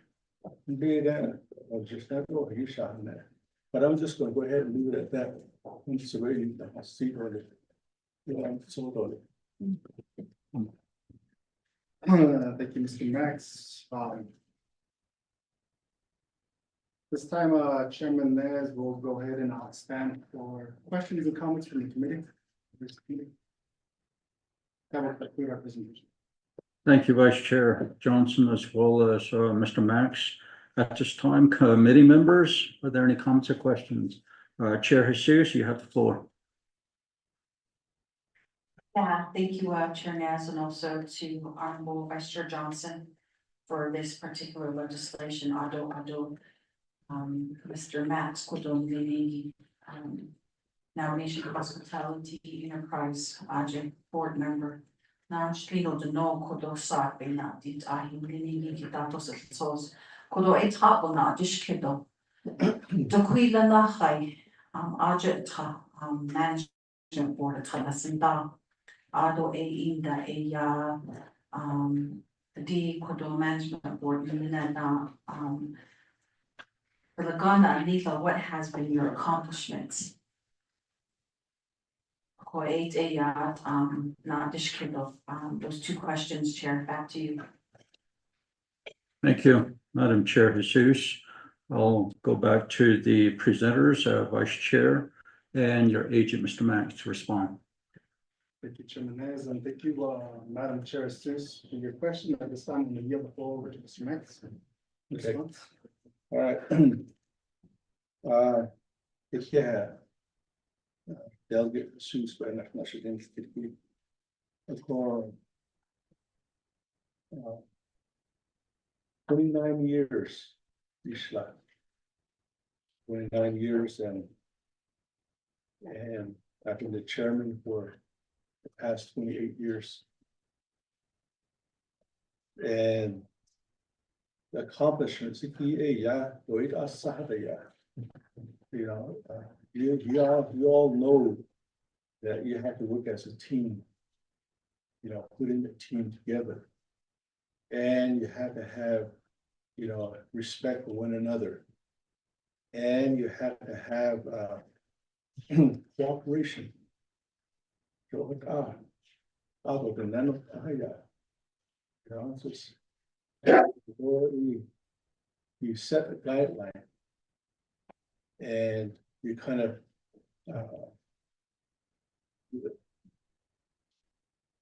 talk to them and, you know, kind of like show the way, you know, or to be a leader. And to be a leader also begins with yourself, yeah. You know, the command that you have of your mind. The you know, and the employees. So we have a lot of employees. The employees have to have respect for the leadership. You know, the board of directors. And on all the properties, all the employees, they know I'm the, you know, the chairman. I don't, you know, the kind of staff, you know, I talk to them. I think that counts a lot. So in order to have, you know, one section of your property to be successful, you know, things have to trickle down to the employees. They're the ones that make things happen. And we, since I live around Tuba City area, you know, I had firsthand knowledge and directive in getting that property, working with the chapter. in the chapter. I didn't get you got to get, over gone, I guess you got to get. No, even, I don't end it, I thought I can't not steal. Or George Kidney Carter. The cocoa, so you have to be creative in how you approach them. So we got to see property from the Babbitts. And it's one of the best things that we have ever done. Because that became an anchor for our hospitality enterprise for a long time. Out on that, then we had to go to the council, you know, to get the necessary CD funding. You know, helping to the administration, the council delegates back then. And of course, I mentioned the, you know, a scholarship program with the NAU for our students. And we tackled the Thunderbird Lodge issue, you know, before and then again, and then finally, we never gave up on that. We could have just gave up and walked away. But the National Park Service should be running property on the Navajo Nation. It's on here. We have people that can do that, and not only did we take over some properties, but we also doubled the revenues. You know, sometimes more than double the revenues on them. You know, what was being done. But so I give my credit to a lot of my past board members and current board members, and also the CEO of Navajo Nation Hospitality Enterprise, which is Money Hospitality Enterprise. But I saw it, I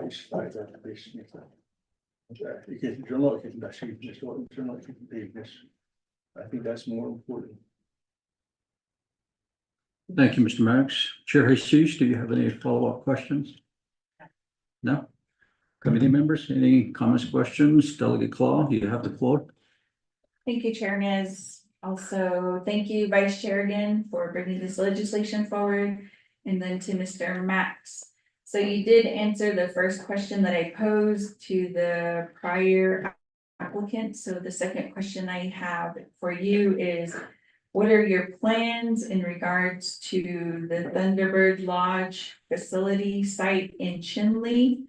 And then the second part would be, what are your 3 priorities if you are to retain your position as the board? So if you could answer that, I appreciate it.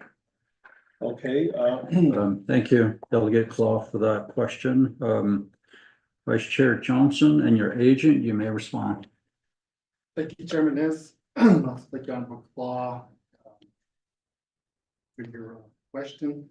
This time I'm going to yield the floor over to Chairman Max. okay, yeah, things could get.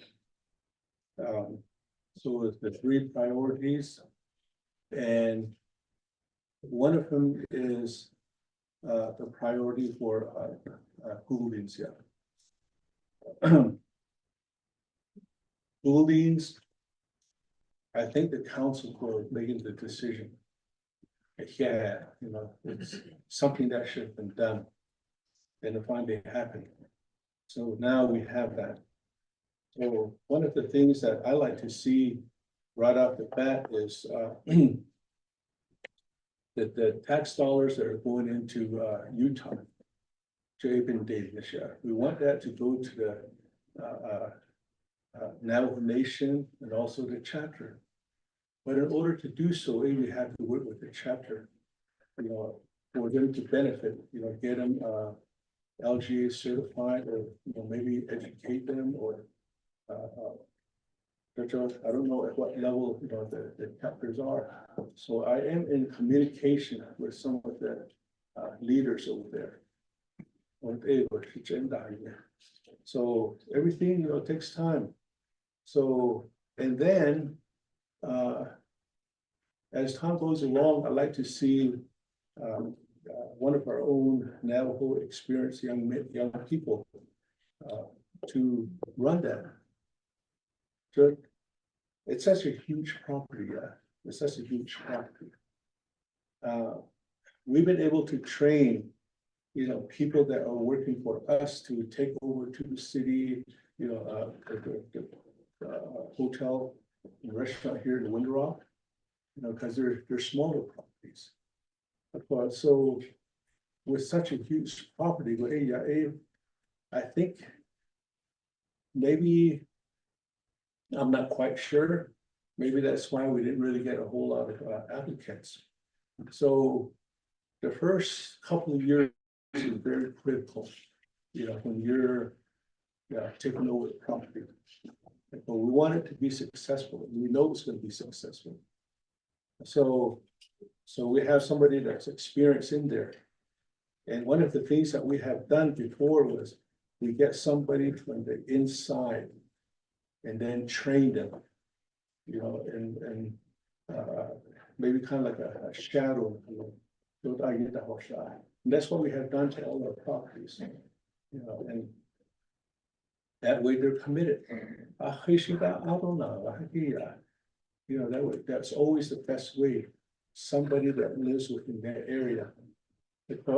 So, and it's almost like the CEO or the general manager has to be there on site all the time.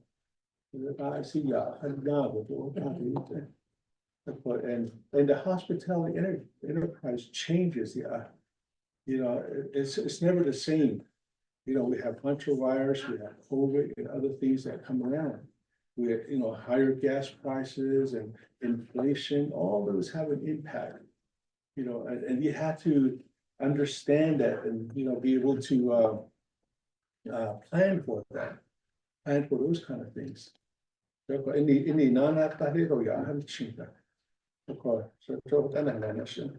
of the priorities, that's one of them. The second one, we want to be able to be more competitive into the city, which means adding 40 more rooms. We're lacking double beds, and maybe we're even considering doing a swimming pool. So, and then as time goes along, we like to work with the Navajo Nation to try to get or purchase, acquire Cameron Trading Post. So Ada, you're not paying tax to the Navajo Nation. So that tax is going somewhere else, even though they're on the Navajo Nation. So it's one of the prime properties that I like to see during the time that I'm one of the board of directors. But they've been that so because other finance, I talk to the employees in there, I should, keep your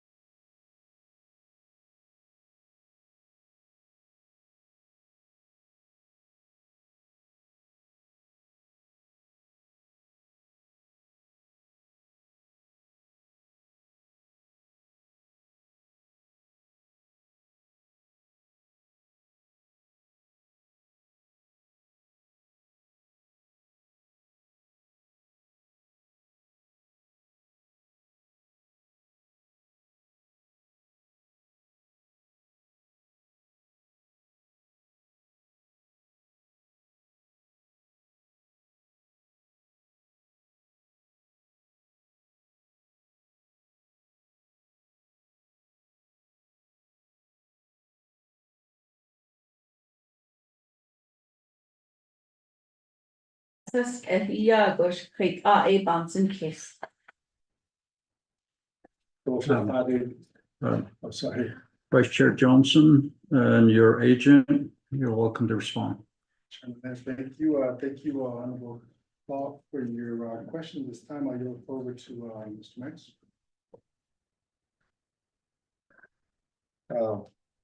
Just like the way Mr. Lucero said, yeah. The issue about the data. But my concern would be your passionate on this, yeah. So, ask with that reason. For the experience, hands-on experience for a number of years. It was that, and that's that's an overshot. For to go quite the that question, that would probably be my main concern. And especially for the new property that we acquired. I've been doing, yeah, I have been. Put in a lot of money and we need to put the proper guidance. Okay. Thank you, Mr. Manis, for your response. Any other comments or questions? Delegate Simpson, you have the floor. Thank you, Chairperson, Bill, Chair and RC, Bill, Max, guests are here, staff. I guess, I know you served many years in this board here. And it goes back to the concentration of this hospitality board directors. And see some things done. Big now. And I didn't know that those two ops conflicts were part of the board director part on the hospitality. And we started going around, we started seeing a lot of good work.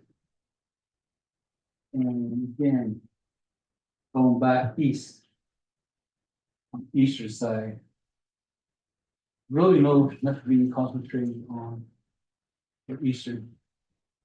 And I'm been working on trying to get a good ops complex within the agency of development. With all the program part of working out of the really substandard buildings that should be condemned. And I wish I knew that. Bring that to your attention. And you guys heard me on, I know you guys been there, you guys heard me on the floor, but I've been trying to push for office conflicts with industry. No one, the board came to me, so how can we help the delegate Simpson? Being the stuff that I've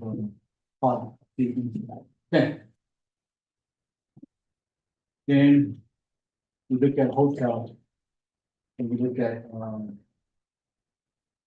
hotel. And we've been, now easy has been very, been trying to look for the hotel. Along this like in a restaurant, with all the tourism that's happening in Chaco, San Diego, now, this, the corridor, and you're like, and it's not that. Again, we've been trying to get Marcy to have meet with hospitality board, look at the site as possible.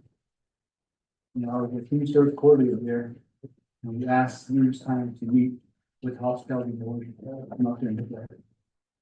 I mean, it kind of shows that there's very low interest in getting something to the eastern.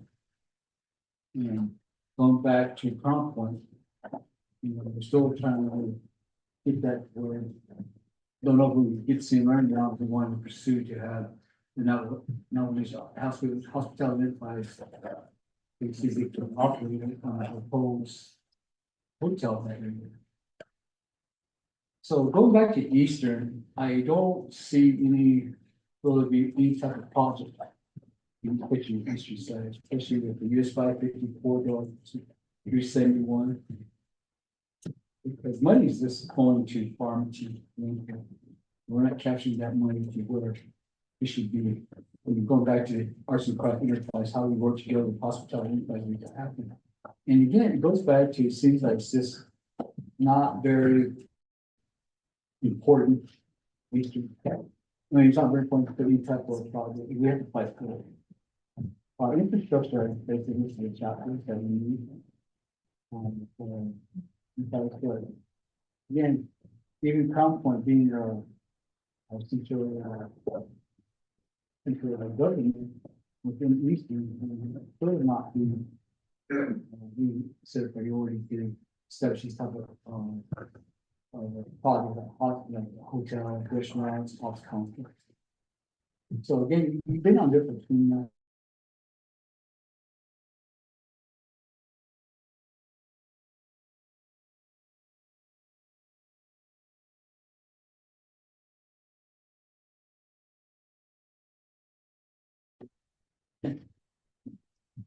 beautiful projects over here, beautiful project. Job well done. And I commend the board. And I commend the staff there. Jordan, no shot. But we're just beginning. We're just beginning by each agency. And one project was there. One project was there in the hospitality price, and I will not hesitate on the vote.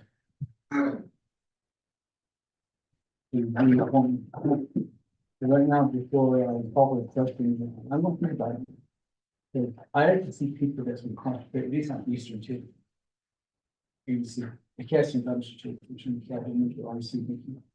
Thank you, Delegate Simpson, for your statement. I didn't hear any questions. Therefore, committee members, any other comments or questions? On once, twice, three times. Mr. Tahi, let's have the roll call vote at this time. With them, members of RDC, this is roll call vote for legislation number 0209-24. Honorable Shannon Cloud, you vote? Red. Honorable Shannon Cloud votes red. Honorable Brenda Jesus, how do you vote? I vote red. Honorable Brenda Jesus votes red. Honorable Casey Lon Johnson, how do you vote? Vice Chair Casey Ellen Johnson votes green. Honorable Casey Lon Johnson votes green. Honorable Danny Simpson, how do you vote? Red. Honorable Danny Simpson votes red. Honorable Alderson, how do you vote? Excuse, Pro Tem Chair, that's 1 in favor, 3 opposed, and Pro Tem Chair not voting. Legislation fails. Thank you, Mr. Tahi, as well as Vice Chair Johnson, the sponsor of this legislation, Mr. Max. Legislation 0209-24 has failed at this time. Next legislation 0210-24, also sponsored by Vice Chair Casey Johnson, and the agent will be the appointing person, Mr. Donovan Haley. At this time, Mr. Tahi, could you read this legislation into the record? Pro Tem Chambers of RDC, you have legislation summary sheet for tracking number 0219-24. September 16, 2024, titled the resolution and action relating to resource development committee appointing Donovan Hanley to the management board of the Navajo Nation Hospitality Enterprise. The purpose of this legislation is to appoint Mr. Donovan Hanley to the Navajo Nation Hospitality Enterprise Management Board for a term of 3 years. Resource Development Committee has final authority over this legislation, which is read into the record in its entirety. The primary sponsor on this legislation is Honorable Casey Allen Johnson for legislation number 0210-24, an action relating to Resource Development Committee appointing Donovan Hanley to the management board of the Navajo Nation Hospitality Enterprise. Be it resolved, section 1 authority. A, the Resource Development Committee of the Navajo Nation Council has authority to give final approval for the appointees to the Navajo Nation Enterprise 2 NNC section 501B9. B, 5 NNC section 1843. A states that the business and affairs of the Navajo Nation Hospitality Enterprise that shall be managed by a 5-person board of directors, the members of which shall be qualified, established in the Navajo Nation's Hospitality Enterprise plan of operation of the board of directors shall be conduct its business in a similar manner as board of directors of a successful corporation in the hospitality business to the extent feasible and permitted under Navajo Nation Hospitality Enterprises plan of operation and other applicable Navajo Nation laws. Section 2 findings. A, the Navajo Nation Hospitality Enterprise or NNHE plan of operation was approved by resolution RCD-79-02 article 5. A, on the plan of operation states that the management board shall consist of 5 members appointed for a staggered 3-year terms by the president of the Navajo Nation with the concurrence of the Economic Development Committee, now the Resource Development Committee of the Navajo Nation Council. B, Article 5B of the plan of operation states that of the 5 board members appointed, 1 member must be an experienced business person, 1 member from the Government Services Committee, now the Nominating Committee of the Nomination Council, and 1 member from the Economic Development Committee, now the Resource and Development Committee of the Nomination Council, and 2 members that shall have a recognized expertise and substantial management experience in the motel restaurant industry. No other employees of the federal or Nomination government shall be member of the management board. No board member shall be employee of the enterprise. C, each NNCHE board members shall serve a term of 3 years. Plan of operation, Article 5A. D, between 30 to 60 days prior to the expiration of the board's term, the president of the nomination is to appoint a qualified person to fill the expected board member's vacancy. Plan of operation, Article 5C. E, if the president of the nomination fails to nominate qualified individuals to fill the vacant board position within 60 days, the Resource Development Committee may nominate and confirm an appointee to the NNHE Management Board on its own initiative. The plan of operation, Article 5H. F, NNHE advertise a vacant management board position, and Mr. Donovan Henley submitted a letter of interest to NNHE along with his resume, which is attached to Exhibit A. On November 21st, 2023, the NNHE Management Board passed resolution number 2323. 6 is supporting the appointment of Donovan Henley to the NNHE Management Board to serve in the capacity of an industry expert on the board. On January 16, 2024, NNHE Chief Executive Officer Stanton sent a letter to President Dr. Boone Niagara submitting NNHE's resolution 2023-6, and Mr. Hanley's letter of interest and resume to President Niagara was for consideration. NNHE resolution number 2023-6 and the January 16, 2024 letter are to attach exhibit B. H, President Niagara did not nominate qualified individuals to fill the vacant board within the 60 days after being notified of the vacancy. I, Resource and Development Committee therefore finds it in the best interest of the nomination to appoint Donovan Hanley to the NNHE Management Board of Directors to serve as an industry expert. Section 3, approval. The Resource and Development Committee of the Navajo Nation Council hereby confirms the appointment of Donovan Hanley to the Navajo Nation Hospitality Enterprise Management Board for a term of 3 years. Attached is Exhibit A, which is a letter dated August 28, 2023, signed by Donovan Hanley to the Management Board of the NNHE. Attaches resolution Exhibit B, which is a resolution of the Management Board of the Navajo Nation Hospitality Enterprise Resolution number 2023-6. Then you have the first Navajo Nation Legislative Grant Interrupted Review Summary for legislation number 2010-24, sponsors Honorable Casey Allen Johnson. This legislation was posted on September 17, 2024 at 5:21 p.m. The 5 comment period ended on September 22nd, 2024. There was no comment supporting this legislation, no comments opposing this legislation, and no comments or recommendation on this legislation. For them chambers of RDC, that is resolution number 0210-24, read into the record in its entirety. Thank you, Mr. Tai, for reading the legislation into the record. Committee members, let's establish a motion and a second. Delegate Simpson, motion, second by Second. Delegate Claw. Thank you. Vice Chair Johnson and also Mr. Hanley, your agent there. You have 20 minutes to present. Thank you, Chairman Mays, and also like to thank you for your prayer this morning. And Mr. Tahi, you need to drink some water. And thank you, the RDC colleagues at this time. I have Mr. Donovan Hanley here with us today, and I will go ahead and let him say provide his introduction and his goals and his the future of the hospitality. Thank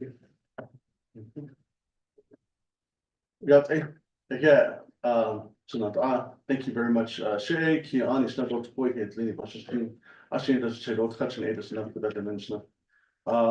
come from the White Point chapter up in the southwest region of the Navajo Nation, and I've had the pleasure of wearing many different hats, many different titles in the past, and recently working with the legislative council, legislative branch with the speaker's office. So first, in the current time right now, currently, I consider myself a tourism advocate.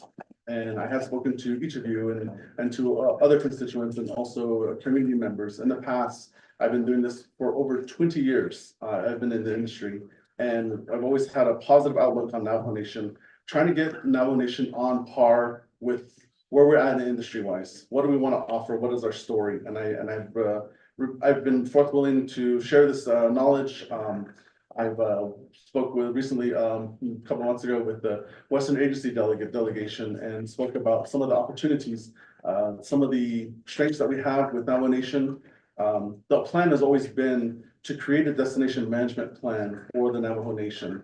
I've worked in the enterprise as well, as a director of sales, and I've done this for many years, much experience in that realm. And this kind of put me forth in the national level and international level forefront. There was very few of us when I first started in the early 2000s where they were talking about Navajos. And in general, all Native American tribes in the US had very limited representation. And when you're at that level and you really become really the minority of the minority, you kind of have to step up and put a good face forward for all Native American tribes. And I think I've done that in the most respect with them.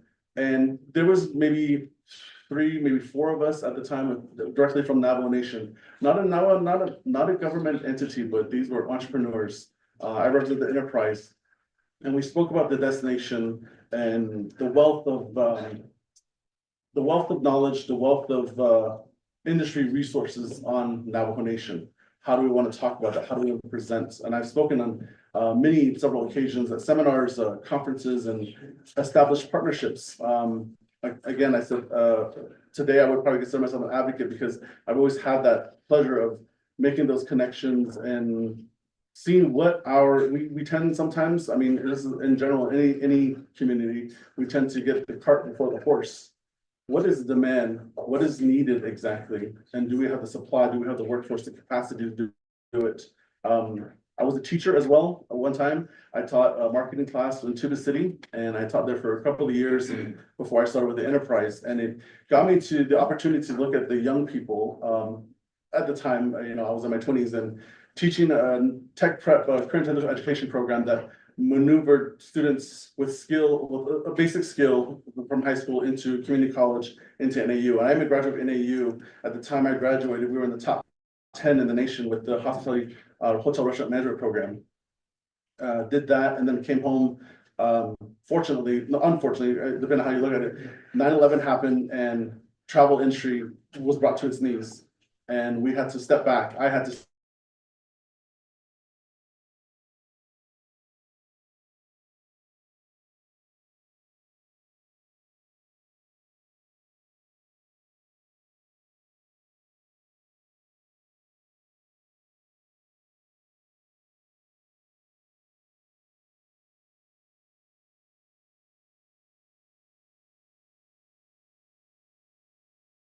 you had to give them hope, give them direction. And that's what I did. When the opportunity came in to work for the enterprise, there was no official salesperson that was in the Phoenix Valley, and that's where I relocated to.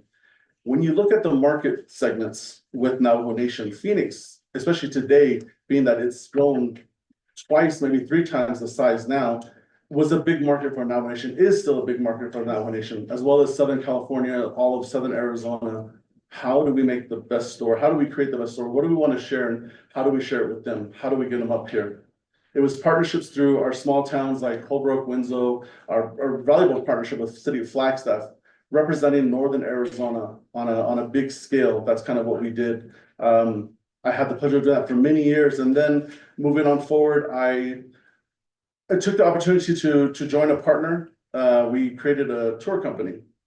And that was kind of first dive in. I mean, perfection is not always what you see first. And we jumped in and it wasn't ideal at the time. And it was right before the pandemic. So I guess the universe is always looking out for all of us. So it's like, okay, it's not the time to pull this entrepreneurial cord yet, but gave me the experience logistically. How are they seeing Navajo Nation? How do they want to visit here? I've done many, I've consulted with other tribes, smaller tribes in the past. I've had a great partnership with the American Indian Alaskan Native Tourism Association, as well as state offices, partnerships with the tourism offices. And they brought me in and we talked about, okay, what do we see now? And I was going to work with a leadership position at the international level, but I had the opportunity to come back home and work for Navajo Nation Council. Speaker Damon was a champion of tourism and spoke about economic development and progress and moving forward. And it was before, after the Navajo Nation Navajo generation, came down, closed. So what is the easiest thing to do? I quote unquote easiest, we call it the low hanging fruit was tourism. But like all the aspects of Navajo Nation is about language. Are we talking the same language? Are they interpreting the same thing? Are we being appropriate? There is a tourism language out there. And that was what I was here to do, was to get Navajo back on par and to get our constituents, our communities, our local leaders, business owners, start talking about the industry, the actual tourism language. Do they understand it? Can we move forward? Can we collaborate, synergize, if you will? And we did that. I was trainer. I presented many ideas. And then again, to my misfortune, the COVID hit and it wiped everything out in my industry. And so everything came to a stop. But it gave me the valuable insight inside the legislative branch to look at infrastructure.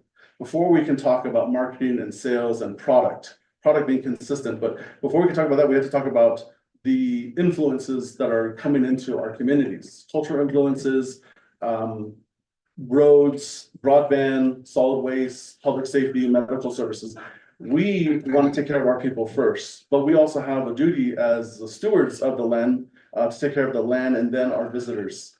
We are opening our doors and opening our homes to visitors, and we want to teach them how to be better stewards in their areas around the world. I consider this, we're all part of this universal community.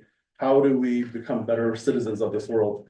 And through edutainment, through volunteerism, we can do this stuff. So I had the pleasure, we took a step back and I took a step back and I said, okay, how can we attack this and really make it something? I was approached with the Western Agency with then Delegate Nate Brown to talk about Tri-City tourism was a combination of Xochimilco, Dennehotso, and Kayenta. It seemed at the time, because they were getting the business and they had the 160 right there going through them, Vital Road in the Southwest, was to create a destination. We again thought about demand. I got with industry partners and said, what do you need from here? Well, how do we get 2 nights at least in the area? So we coordinated a plan with Tri-City and we started it. We started training, customer service training. We went to our local convenience C-stores. We went to laundromats and we said, hey, we want to work on the curbside, the curb appeal of this community. And I have mentioned this to Central Agency as well as them.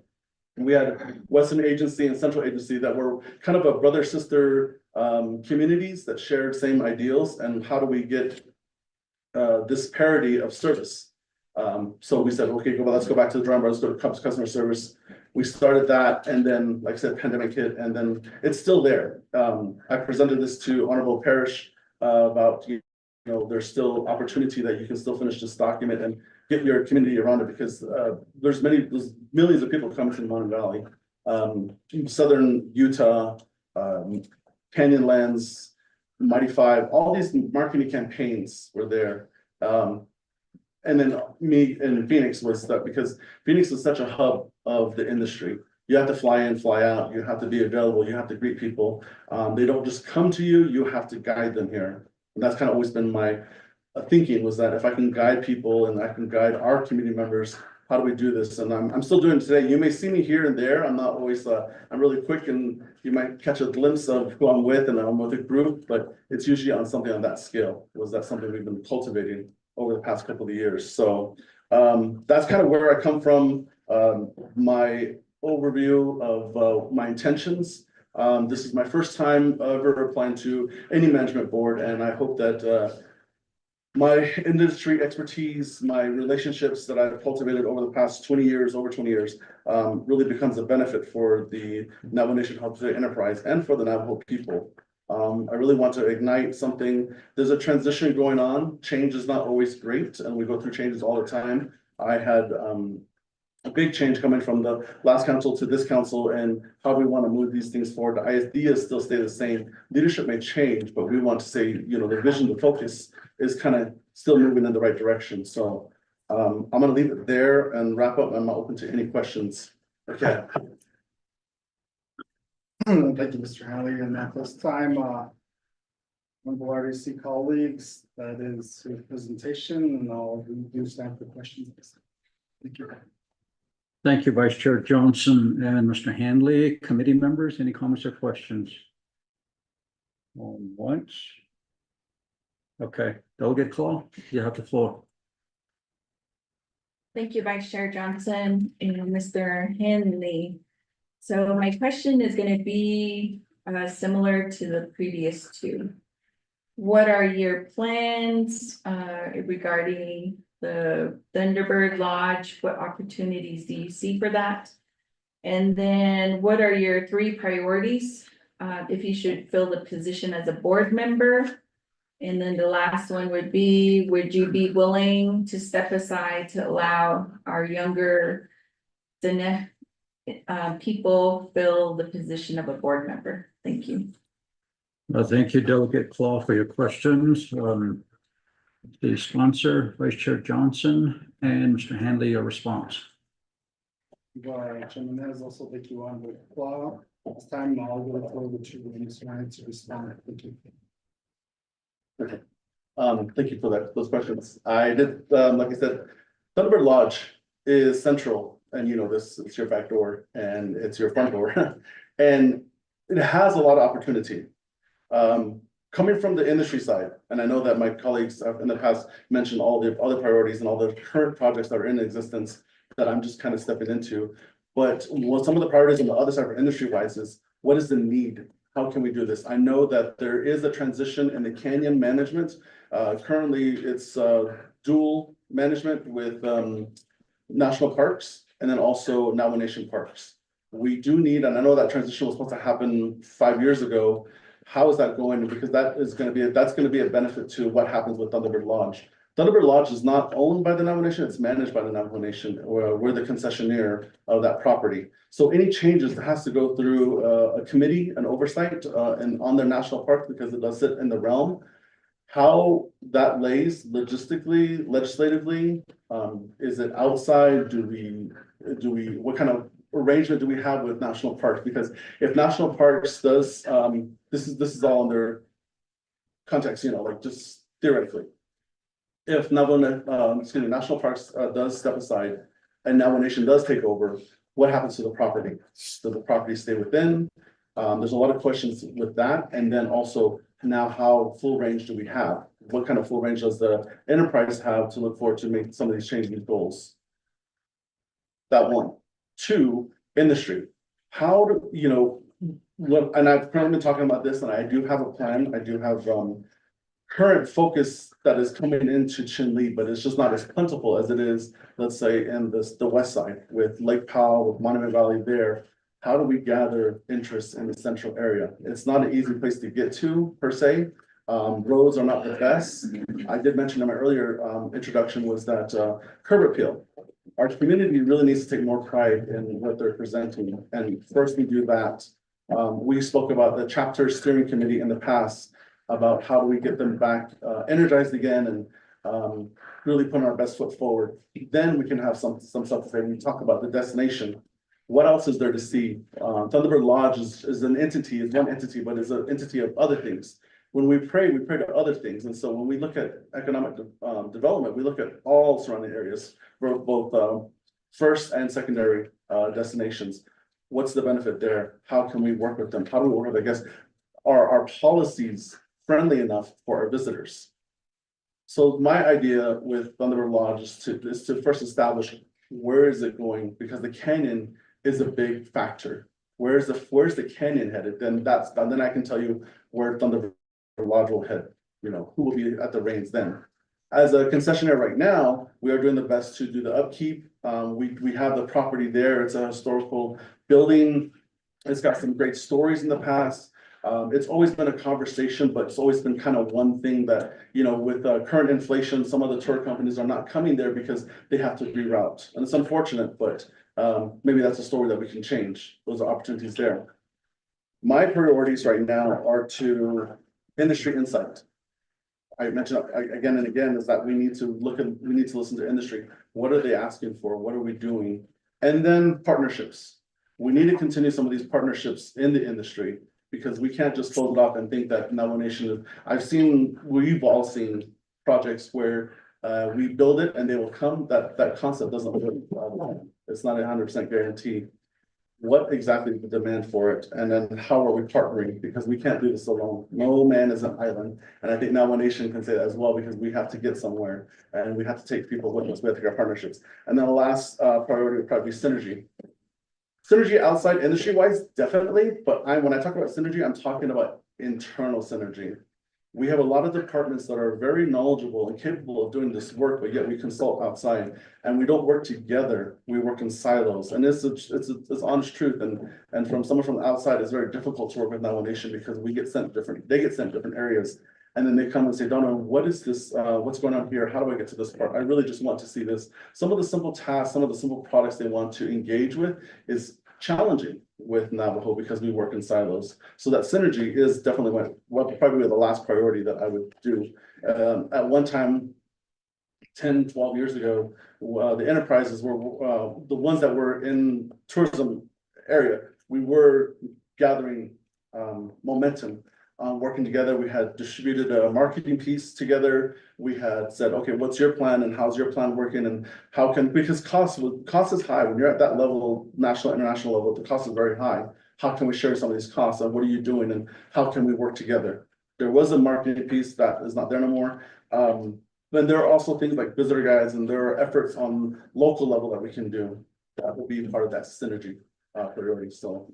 And then lastly, if there was a young person who has the experience, who is willing to put in the passion that I have, yeah, sure, I would step aside. I think we should definitely lead people. I mean, in all leadership positions, we want to groom people to go in this place and kind of lead them back out. We don't want to stay in these areas. If you're stagnant, then if you're in your comfort zone, you're not really progressing. So we want always to kind of stay on all our toes. So that's kind of how I see it. Thank you. Thank you, Mr. Handley. Delegate Flaw, do you have any follow-up questions? No. None? Okay. Delegate Simpson, you have the floor.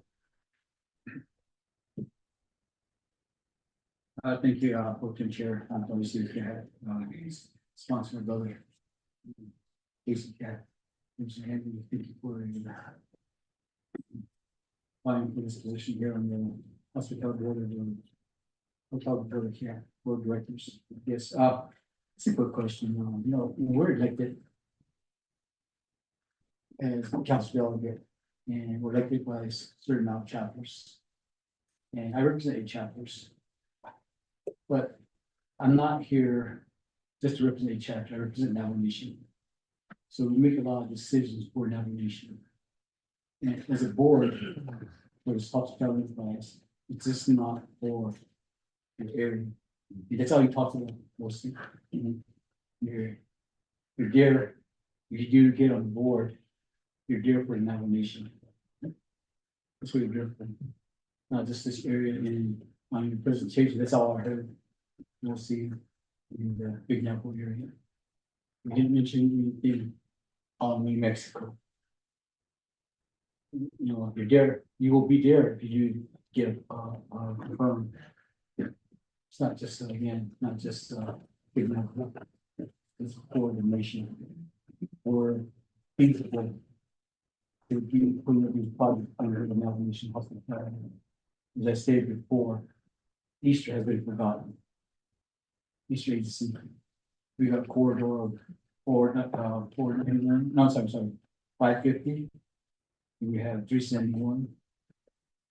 And we have the interstate. And it just seems like more concentration has been made to. And it, to me, personally, I'm not a big business person. It's constant, you see the traffic.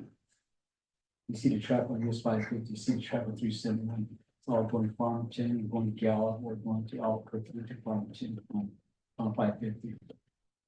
Because I travel that every single day. And I just look at all that money just going to Farmington, all going to Gallup. And there's no more concentration. And we have all these sites, just like even Lake Powell, and Canyon Shade, Monument Valley. We're the same way over here. We got Chocolate Canyon, we got Navajo, we got Assembly, we got all these people that come from Gallup going to Durango. And, Christine. She's been, probably just been channeled to all the resolution. In your presentation, you never mentioned New Mexico. Again, become board member is just not for your areas, for your nomination, just like us here as delegates. You make decisions to where, to address issues with the nomination. And some of my colleagues will say, oh, this is, same like I'm speaking, but it's always an nomination, it's not just a tune, it's not just for me, as one of my judges, they got revalue and push this person. We'll say, we say the nomination. We make a lot of decisions, 99.9%, for nomination, not just such application. So again, thank you for applying for this board of directors. And there's a statement, it's up to you whether you comment on that, so you know, they could share $3. I mean, it's up to you, it doesn't matter to me, so thank you, thank you for the session. Yeah. Thank you for your statement, Delegate Simpson. I didn't hear any questions, so any other comments or questions? Chair Jesus, you have the floor. Yeah, thank you, Chair Nance, for that, and also, and to the sponsor and the agent. So, you mentioned that, you had gone and acquired your higher education from Northern Arizona University. And, for so long, nomination hospitality, I know when I was employed with the Division of Economic Development, there was times that, the division had reached out to hospitality. And now they were adding a second component of, partnership with Medallion. And, to take on some of these, hotels and to improve. And I really think that, when we're talking about the hospitality industry, you talked about some sectors. We talk about entertainment and recreation. What are we providing for people that are traveling literally across the world to come here to Navajo land to experience that one-time off factor? What are we providing in terms of entertainment and recreation? This is the area, as leadership, having, project management background and having to travel, in the past prior to taking this, position is that I want to be able to experience, the culture, their art, their food, whenever you travel somewhere. And I don't know, if, as a new, management board, the consideration of, there's always a continual process of any, entity or business or organization. And I don't know if the possibility of rebranding would be an option, not to a full extent, but, just revitalize.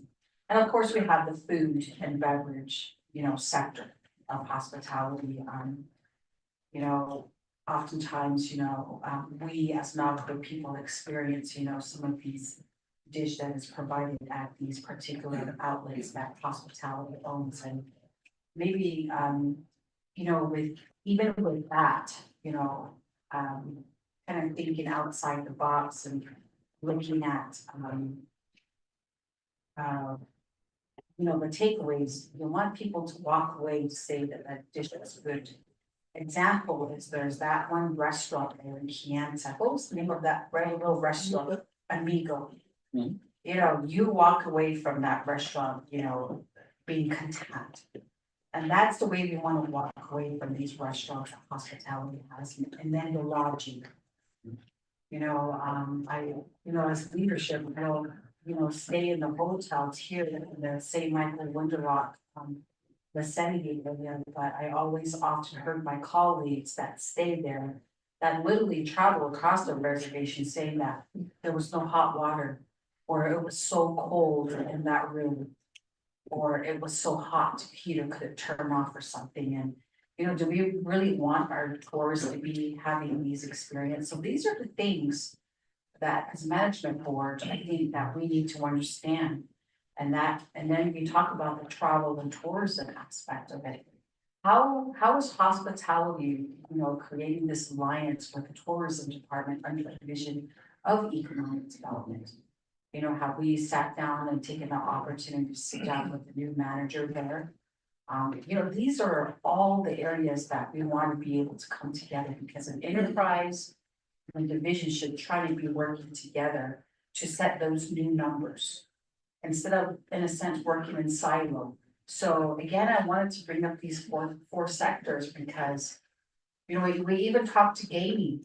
You need to bring in more entertainment. What are your future plans for entertainment or recreation? So people can come out. That's what was mentioned by my colleagues, especially in Delegate Claus area. They got the community there. How can we, make more, opportunities for our tourists to travel that area, horseback riding, ATVs, I don't know. So again, these are the areas that we'd like to see in hopes that number one, if they're bringing more revenue, but we'll have, that maybe multiplier effect to have some of these tourists spend the money twice before leave the reservation. So these are the areas that we're looking at in hopes that, we could change. So I just wanted to bring those up. And again, it's really, I don't need a response back, but it's just comments. So should you get, this position, these are the areas that, some of us need to speak about. And again, we'll talk about our eastern, area of the reservation with our relatives on that side. There's the Biscay Badlands over there, which I think hardly anyone talks about or advertises. How do we get that on the map? So again, we look to you as experts, are being appointed to these management boards to, think outside the box. So I just wanted to make that comment, on wheelchair nails. Thank you, back to you. Thank you, Chair Jesus, for your statement. And are there any other comments or questions? None. I'll give the floor back to the sponsor, Vice Chair Johnson, as well as your agent, Mr. Hanley. You have the floor. Thank you, Chairman Nez, and also like to thank, Delegate Simpson and also, Chair Seuss and, for your, comments. And I do agree, with my brother regarding 371. I've traveled that road recently and there's a lot of traffic going up and down, but we don't see no gas stations. We don't see no hotels. The oil industry is there in that area, but where are they going? They're going to Farmington. Is there a restaurant? Is there, any type of, a truck stop that, it just, I don't see it. And I do agree with you. A lot of the discussions on, on the other side of the Navajo Nation, but this board is a representation of the entire Navajo Nation. And I do agree with you that we do need to balance that out and make sure that those areas, are, the infrastructure, the economic opportunity is there. It's not going anywhere. Chocolate Canyon is there, everything is there. The interstate's there. When I drive out to Albuquerque, there's Navajo land in that area that, there should be some type of infrastructure in that area, and that's nonstop. So again, I'll turn the floor over to you, Mr. Hanley. You're jumping at the bit, wanting to respond to these comments, so you have the floor. Thank you, Vice Chair, and I agree. Just a quick comment just on both those entities and as well as his, 100%. And apologies that I didn't cover it because it should have covered. I went with the presentation. I really wish it was a presentation that we can all share, and it's an opportunity for you, for each of you in your areas, that I come, if you'd like to talk and brainstorm, I welcome it 100%, because these are areas that I talk to, and I have talked to constituents like Shadeja, Amber Crotty. She and I have been in discussion a couple of years, just nothing really concrete, but ideas and exploring opportunities, 491, for instance, and then we have Biscay Badlands, that area. Chocolate Canyon is such an important piece, an asset to the Southwest region. We should be moving on. And New Mexico has kind of, the State Department of Tourism has kind of let some of those stuff go, and they have different priorities. Again, administrations change, ideas change, priorities change. But we want to make sure that Navajo is still there, that we are among the Pueblo land and we all work together. So reestablishing some of those relationships is what we have to do. 100% agree. 371, yes, we have NAPI. NAPI is an opportunity that we can explore as well. I mean, something different, something new, something unique. We have to get people more on that idea stuff. So I just want to kind of agree with both of you. I agree, all senses should be, to Chair Jesus' comment about the 4 sectors, all senses should be hit. We should have our guests walk away here with all senses being like, yes, I agree with that visit. And they do speak really well. I mean, I have seen it front hand right in front of me last week. I had a group and it's amazing. I mean, there's so much to do and, you know, so much to share. So thank you for all your questions, your insight, your comments. That's all. Thank you, Vice Chair Johnson, as well as Mr. Hanley. If there's no further comments or questions, go ahead and Mr. Tahi, do the roll call vote. Pro Tem Chair, members of RDC, this is roll call vote for legislation number 0210-24. Honorable Shannon Cloudy, vote. Green. Honorable Shannon Cloud, vote screen. Honorable Brenda Jesus, how do you vote? Honorable Brenda Jesus, vote screen. Honorable Casey Allen Johnson, how do you vote? Vice Chair Casey Allen Johnson, votes green. Honorable Casey Allen Johnson, vote screen. Honorable Danny Simpson, how do you vote? Green. Honorable Danny Simpson, vote screen. Honorable Alisa, how do you vote? Excuse, Pro Tem Chair, that's 4 in favor, 0 opposed, and Vice Pro Tem Chair not voting. Thank you, Mr. Tahi. Legislation 0210-24 passes with a vote of 4 in favor, 0 opposed. Pro Tem Chair not voting. Next legislation will be legislation number 0213-24. The sponsor will be Delegate Sean Claw. The agent, Mr. Ruben Mike, please take your seat. Mr. Ty, could you read this into the record, sir? Pro Tem Chair, members of RDC, you have legislation summary sheet for tracking number 0213-24 dated September 16, 2024, titled the resolution and act relating to Resource and Development Committee, appointing Ruben Mike to the Management Board of the Navajo Nation Hospitality Enterprise. The purpose of this legislation is to appoint Mr. Ruben Mike to the Navajo Nation Hospitality Management Board for a term of 3 years. Resource and Development Committee has final authority over this legislation, which we read into the records in entirety. The primary sponsor on this legislation is Honorable Shauna Ann Clow. For legislation number 0213-24. An action relating to Resource and Development Committee appointing Ruben Mike to the Management Board of the Navajo Nation Hospitality Enterprise. Be it resolved, Section 1 authority. A, the Resource and Development Committee of the Navajo Nation Council has authority to give final approval of the appointment to the Navajo Nation Enterprise 2 NNC Section 501B9B. 5 NNC Section 1843A states that the business and affairs of the Navajo Nation Hospitality Enterprise that shall be managed by a 5-person board of directors, the members of which meets the qualification established in the Navajo Nation Hospitality Enterprise's plan of operation. The board of directors shall conduct its business in a similar manner as the board of directors of a successful cooperation in the hospitality business to the extent feasible and permitted under Navajo Nation Hospitality Enterprise's plan of operation and other applicable Navajo Nation laws. Section 2 findings. A, the Navajo Nation Hospitality Enterprise plan of operation was approved via resolution CD-79-02. Article 5 of the plan of operation states that the management board shall consist of 5 members appointed for a staggered 3-year term by the president of the Navajo Nation with the concurrence of the Economic Development Committee, now the Resource Development Committee of the Navajo Nation Council. B, Article 5B of the plan of operation states that of the 5 board members appointed, 1 member must be an experienced business person, 1 member from the Government Services Committee, now the Committee in the Navajo Nation Council, and 1 from the Economic Development Committee, now the Resource Development Committee of the Navajo Nation Council, and 2 members shall have recognized expertise and a substantial management experience in the motel restaurant industry. No other employees of the federal Navajo Nation government shall be a member of the management board, and no board member shall be an employee of the enterprise. C, the president of the Navajo Nation has appointed Ruben Mike to the management board of the Navajo Nation Hospital Enterprise by letter dated May 16, 2024, attached to Exhibit A to serve as one of the industry experts on the board. D, Mr. Mike's resume and letter of interest are attached to Exhibit B. E, and it is in the best interest of the Navajo Nation that Ruben Mike be appointed to the management board of the Navajo Nation Hospital Enterprise to serve as an industry expert. Section 3 approval. The Resource Development Committee of the Navajo Nation Council hereby confirms the appointment of Ruben Mike to the Navajo Nation Hospital Enterprise Board of the term for 3 years. Attaches Exhibit A, which is a letter dated May 16, 2024, regarding the official appointment of Navajo Nation Hospitality Enterprise Board of Directors signed by Dr. Booth Nigan, President, is addressed to Ruben Mike, and attaches Exhibit B, which is the resume cover letter submitted by Mr. Ruben Mike to President Dr. Booth Nigan dated May 2nd, 2024.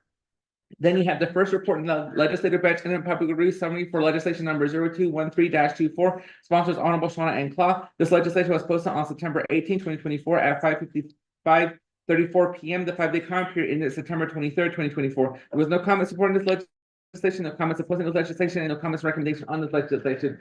Pro Tem members of RDC, that is legislation number 0213-24, rendering the records in its entirety. Thank you, Mr. Tahi. Committee members, let's establish a motion in a second. Motion. Vice Chair Johnson motions. Is there a second? Chair Jesus, thank you. Delegate Claw, you and your agent, Mr. Mike, have 20 minutes to present. You start at this time. You have the floor. Chair Nez, out of Florida, a 12 single RDC committee members. Out of Florida, yeah, a not sos a Nathan sos. Out of Florida, Nihiwet, Nihaja Florida, Nidia da, a kid of me. Lay President Dr. Nygren, a Yegoshi, Yansik, so Florida, the non-nishi lagi, so. Ako Florida, Mr. Ruben Mike, a Nihidasa. Ako Arnold Smashi, Nando's Picole, others, the Natos Hello, other put the off Kaigi, it's more illa, ako Shea, put a Franciscans, other Areya, so up Florida, the businesses, up ye, what again, so. Ako a put a sabi, had they see other ashing up at that, those, other, put it all. Good afternoon, committee members, those in attendance and those listening online. I have before you legislation here to consider the appointment of Mr. Ruben Mike for the position of Navajo Nation Hospitality Board Member. I do have an amendment that I would like to offer. If I could have one of my committee members offer the amendment at the appropriate time. But I will go ahead and give the floor over to Mr. Mike so that he can give his proper introduction. And then also he will be able to answer any questions at the end of his presentations. Yeah. Thank you. Thank you, Board Member Platt and Chair Nez, the RDC members, committee members, thank you for having me today. And also extend my thanks to CEO staff and Christine, and it's good to see you all and the board members as well. My name is Ruben Mike. Ruben Mike Yemishia. Look at it, do Turchi, Bash's chief. Aro Tachi, not Portune, a Dashiche, or Totsone, Dashinel. I am from the St. Michael's chapter, and I believe that Chair Jesus is at her chapter. So anyway, I'm grateful to be here today.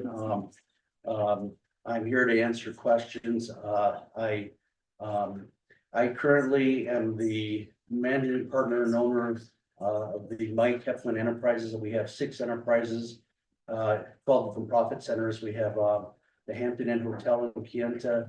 We have 5 Burger Kings, 2 Chevrons, 2 gift shops, and one full-up restaurant in the Hampton Inn property as well. I went to school in Chinle, Arizona, in the Red Brick Building, and I think that building's still up, and they use it in an administration space now. Back then, my mom was a teacher aide, and we lived in low rent housing not far from the Chinle Burger King, which I run today. As I had stated, I'm the managing partner for the team. We've been in business since 1988. We opened the first Kienta Burger King in '88. When we opened that Burger King Corporation said, no, there's no way we're going to be able to substantiate or sustain a business of QSR because it's way out in the boonies, and after going back and being consistent, it was Richard, my father, that actually was able to convince them to give us an opportunity. We opened that store, and at that time, the Kienta Burger Kings, all the Burger Kings in the US, there was an average revenue was about $780,000 back in 1988. that first year we opened, that store did over 5 million annually. It just tells you, the potential of the Navajo Nation. You all have talked a little bit, I've listened, and I've actually taken a lot of notes on some of the comments and statements you've made. I always learn a lot from, especially from members of the council. And some of their ambitions, their desires, and what they'd like to do, what they see as far as potential for the communities we have on the reservation. We have wonderful assets in our communities. We have beautiful land. We have Monument Valley, Canyon de Chelly, all the parks we have. Look at you guys over the pass now. We have Shiprock and all these, the beautiful Winter Rock and all these beautiful areas. The landscape is amazing. One of the comments I heard is, what are we doing now working with tourism? I think Mr. Bobby Martin is the new tourism manager. He's, and so a lot of the strategy as far as developing and enhancing this growth is funneled through this enterprise, Navajo Nation Hospitality Enterprise. It's a very important enterprise. The relationship that hospitality has with the Navajo Nation is important as well. It's not just being in the private sector, it's also an enterprise. And so there's a relationship that goes along with it. There's a fiduciary responsibility that we have as board members to not only give back to the communities, but what is our growth plan, and how do we infuse this very challenging environment with our culture? How do we make that happen? One of the questions I've heard consistently is, how do we bring more Navajo people into this organization and leadership roles?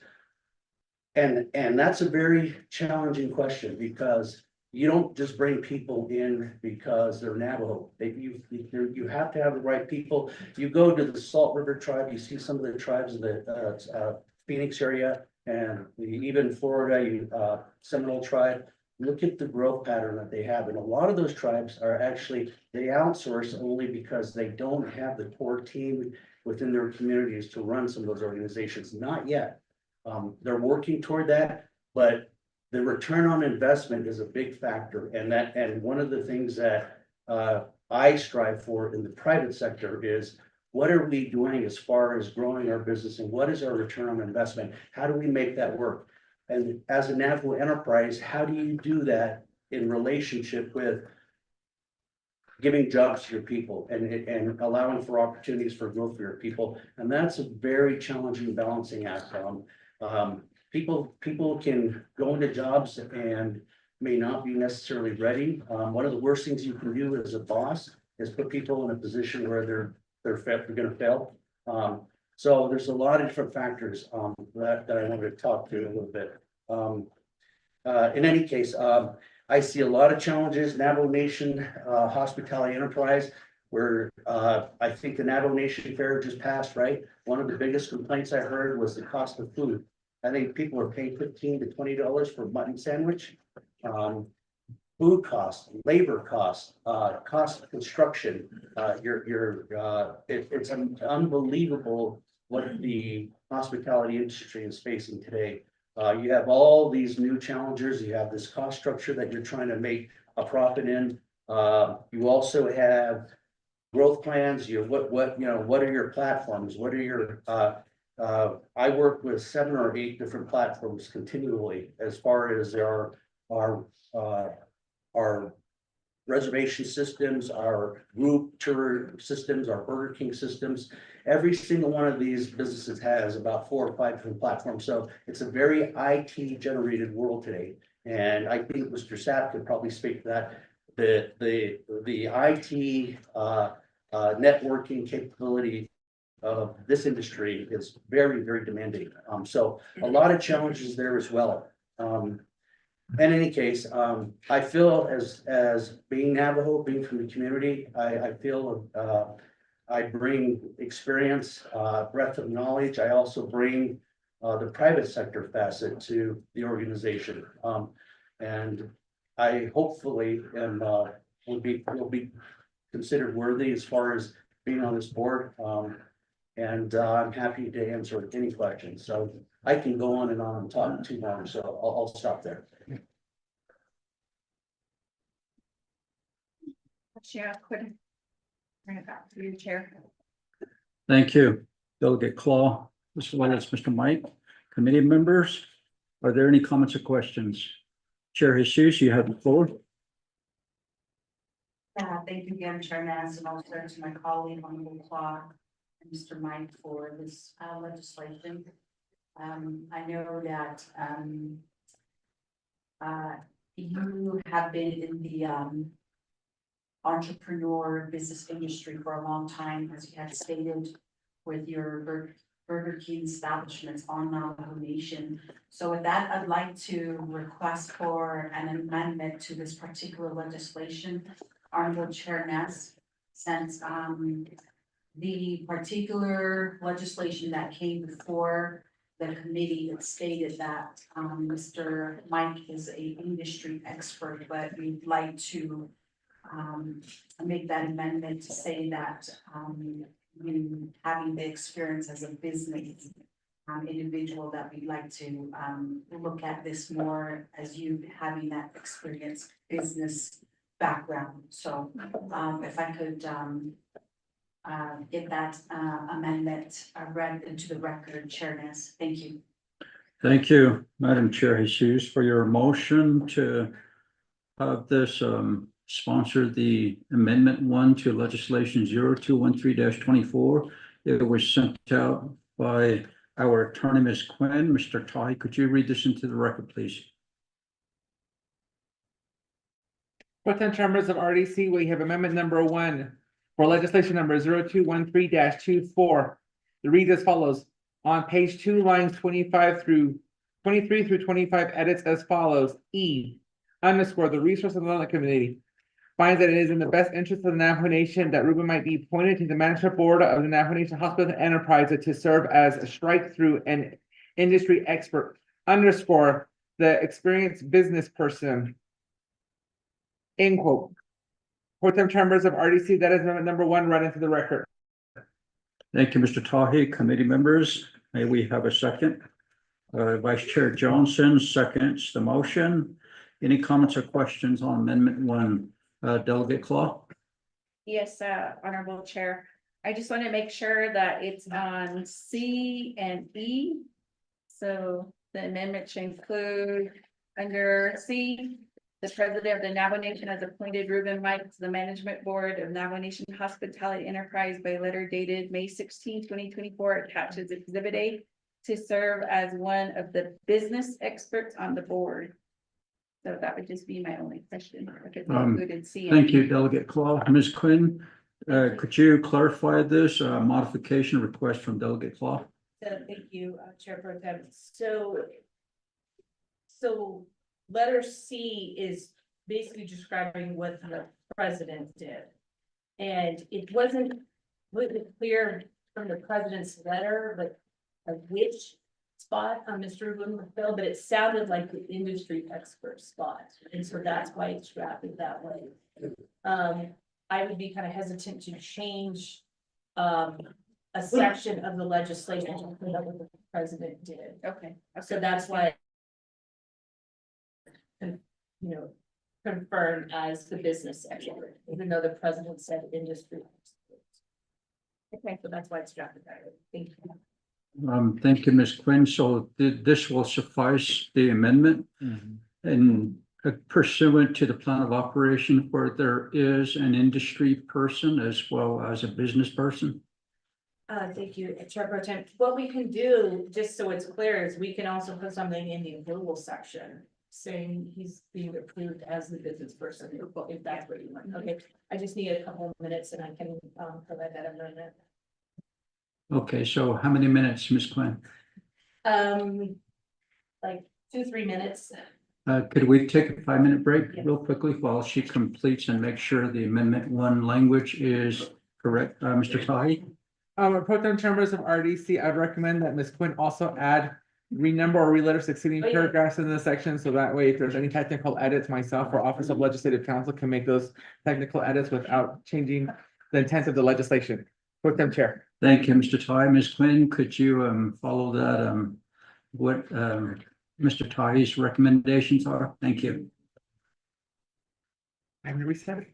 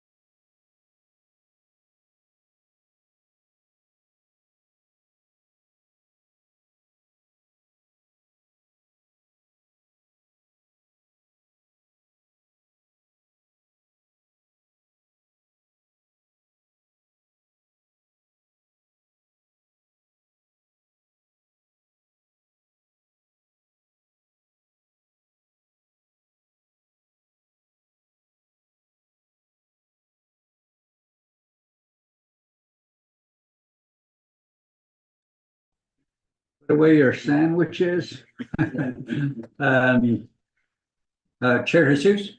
Yes, yeah, Shania, Honorable Chair Naz, before we take it to vote, I'd like to go to executive session with my colleagues and also with our legal counsel and our advisor,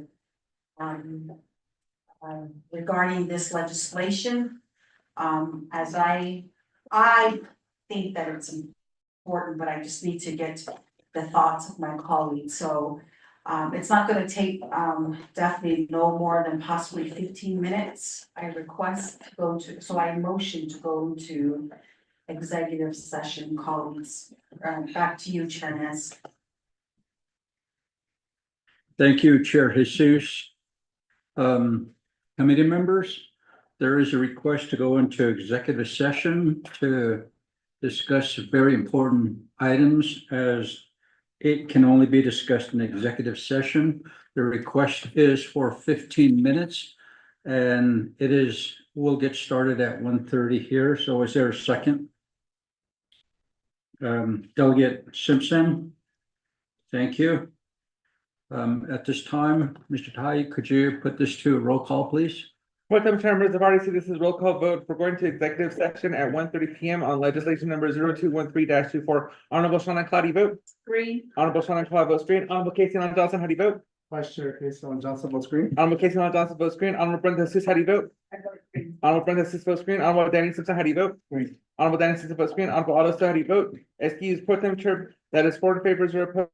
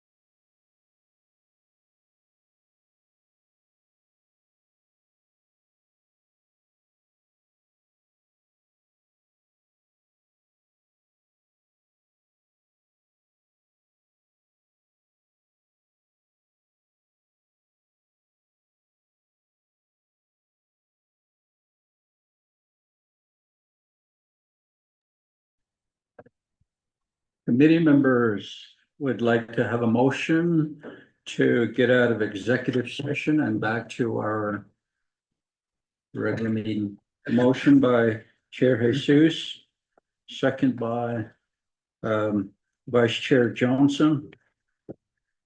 Mr. Tahi, could you put us to a roll call vote? Pro Tem Chair, members of RDC, this is roll call vote for exit out of executive session at 1:47 PM. Honorable Sean Cloudy vote. Green. Honorable Sean Cloudy votes green. Honorable Casey Johnson, how do you vote? Vice Chair Casey Ellen Johnson votes green. Honorable Casey Johnson votes green. Honorable Brent Jesus, how do you vote? Honorable Brent Jesus votes green. Honorable Danny Simpson, how do you vote? Agree. Honorable Danny Simpson votes green. Honorable Otto, how do you vote? Excuse me. Pro Tem Chair, members of RDC, the vote is 4-0.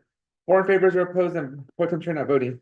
Thank you, Mr. Tahi. Now we're back into our regular meeting discussing legislation 0213-24.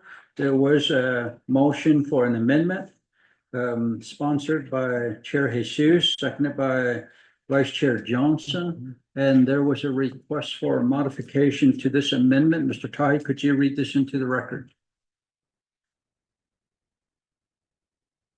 Pro Tem Chair, members of RDC, this is amendment number 1, reconsider for legislation number 0213-24. On page 2, lines 23 to 25, edit as follows. E, underscore, the Research and Development Committee finds it is in the best interest of the Navajo Nation that Ruben might be appointed to the management board of the Navajo Nation Hospitality Enterprise to serve as strike-through an industry expert, underscore, the experienced business person, period. 2, on page 2, lines 28 through 30, edits as follows. The Research and Development Committee of the Navajo Nation Council hereby confirms the appointment of Ruben Mike to the Navajo Nation Hospitality Enterprise Board as underscore as the expert business person in underscore for a term of 3 years. 3, renumber or reletter succeeding paragraphs or sections accordingly if necessary. This amendment shall supersede inconsistent language contained in any of their committee amendments, which shall be confirmed to the intent or language of this amendment. The Office of Legislative Service and the Office of Legislative Counsel is hereby authorized to make necessary grammatical changes. With them, members of RDC, that is amendment number 1 read into the record. Thank you, Mr. Tahi. The modified version of this amendment 1 has been read into the record. There's a motion by Chair Jesus. Do you concur? Yes. Thank you. Vice Chair Johnson? I concur. Thank you. Okay, any comments or questions on the amendment? None? Mr. Tai, could you do the roll call vote, please? Pro Tem members of RDC, this is roll call vote for amendment number 1 to legislation number 0213-24.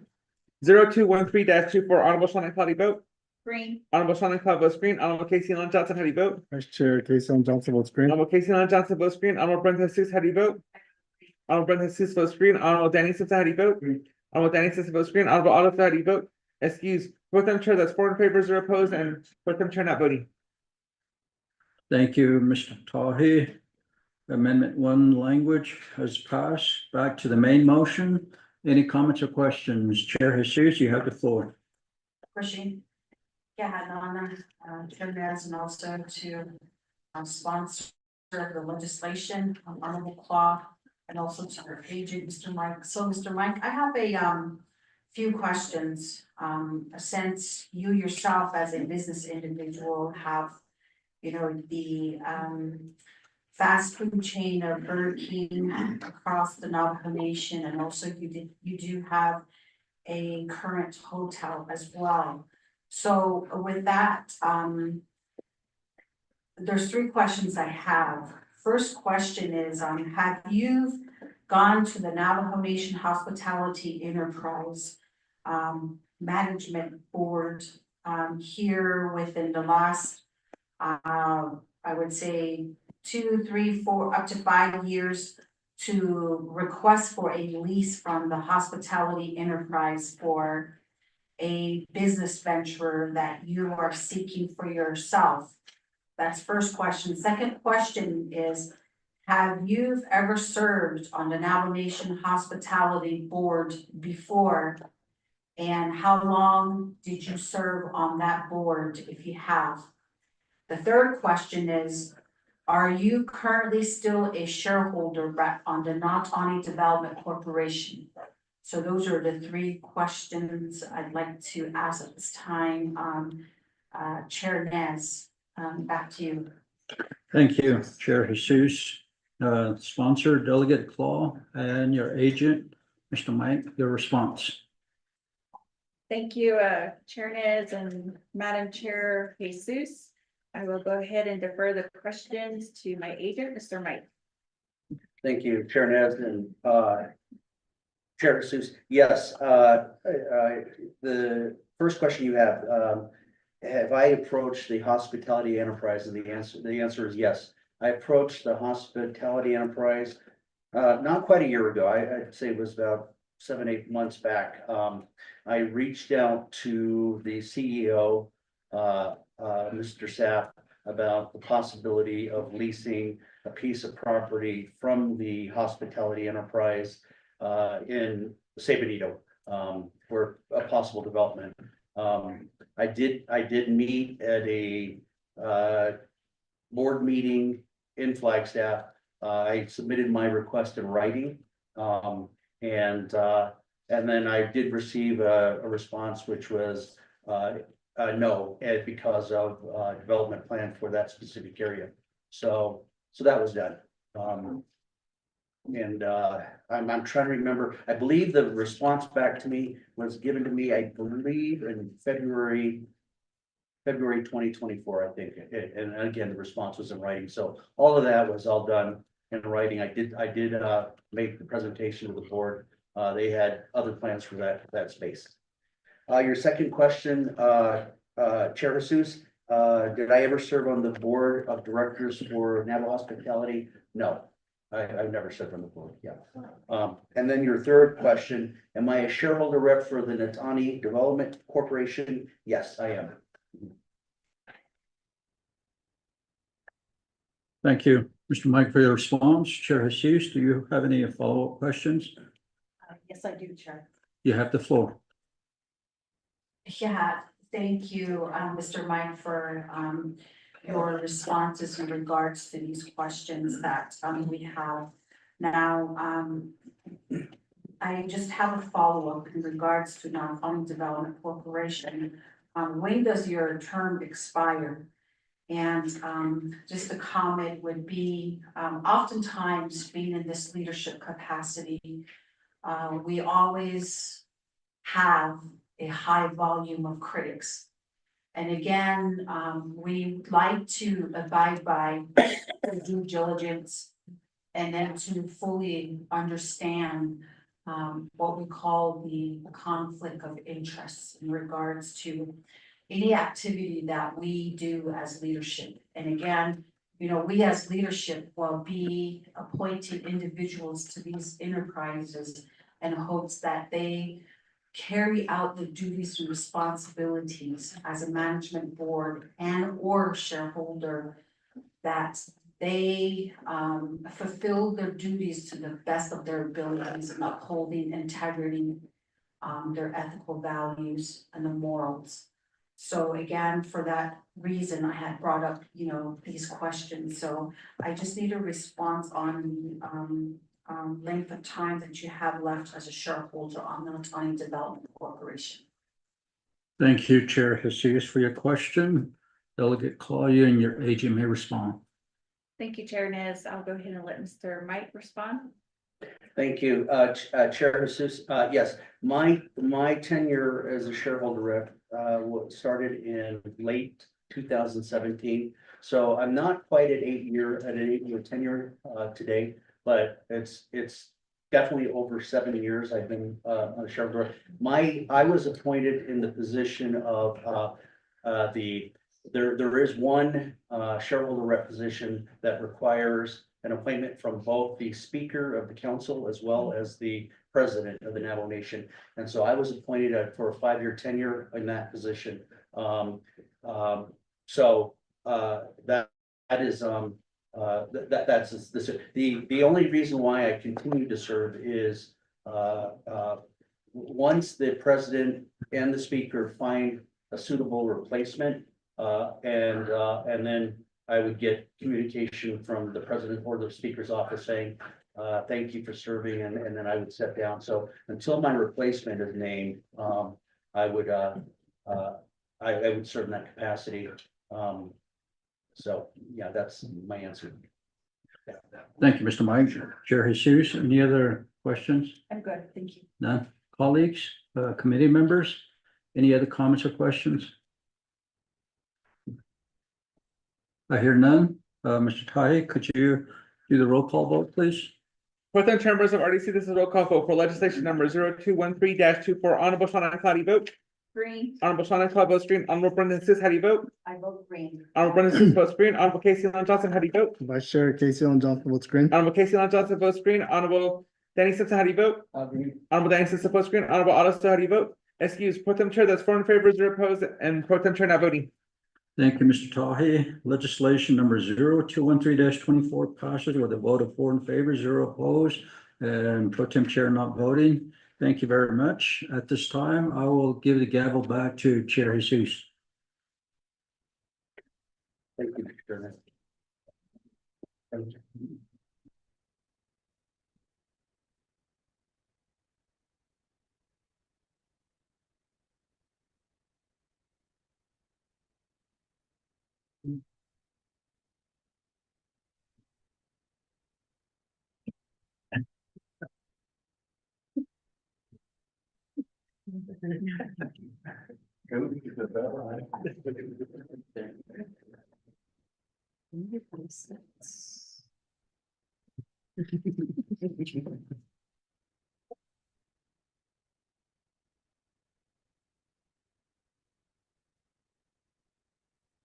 Okay, Shahash and I, Honorable Chair Nez, for assisting me in regards to getting the new business out of the way.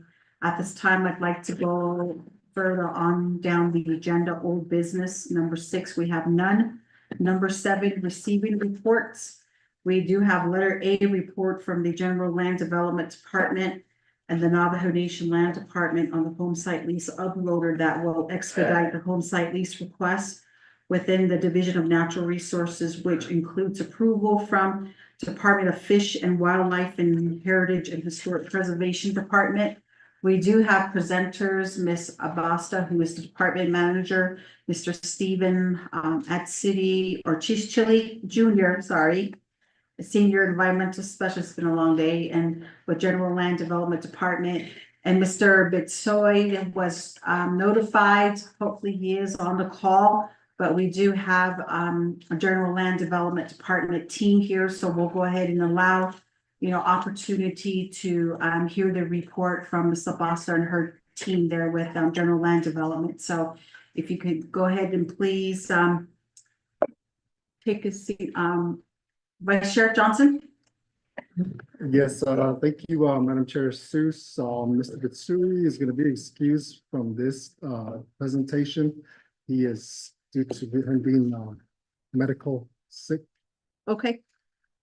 So we do have Mr. Byron Bitsoy, who is going to be excused from this presentation. So we do have Ms. Abasta and her team to go ahead and provide us the presentation at this time. So we will allow you 20 minutes presentation starting at 2:01 p.m. Thank you, honorable members of the RDC committee. Shay Eti Anderson Abasta,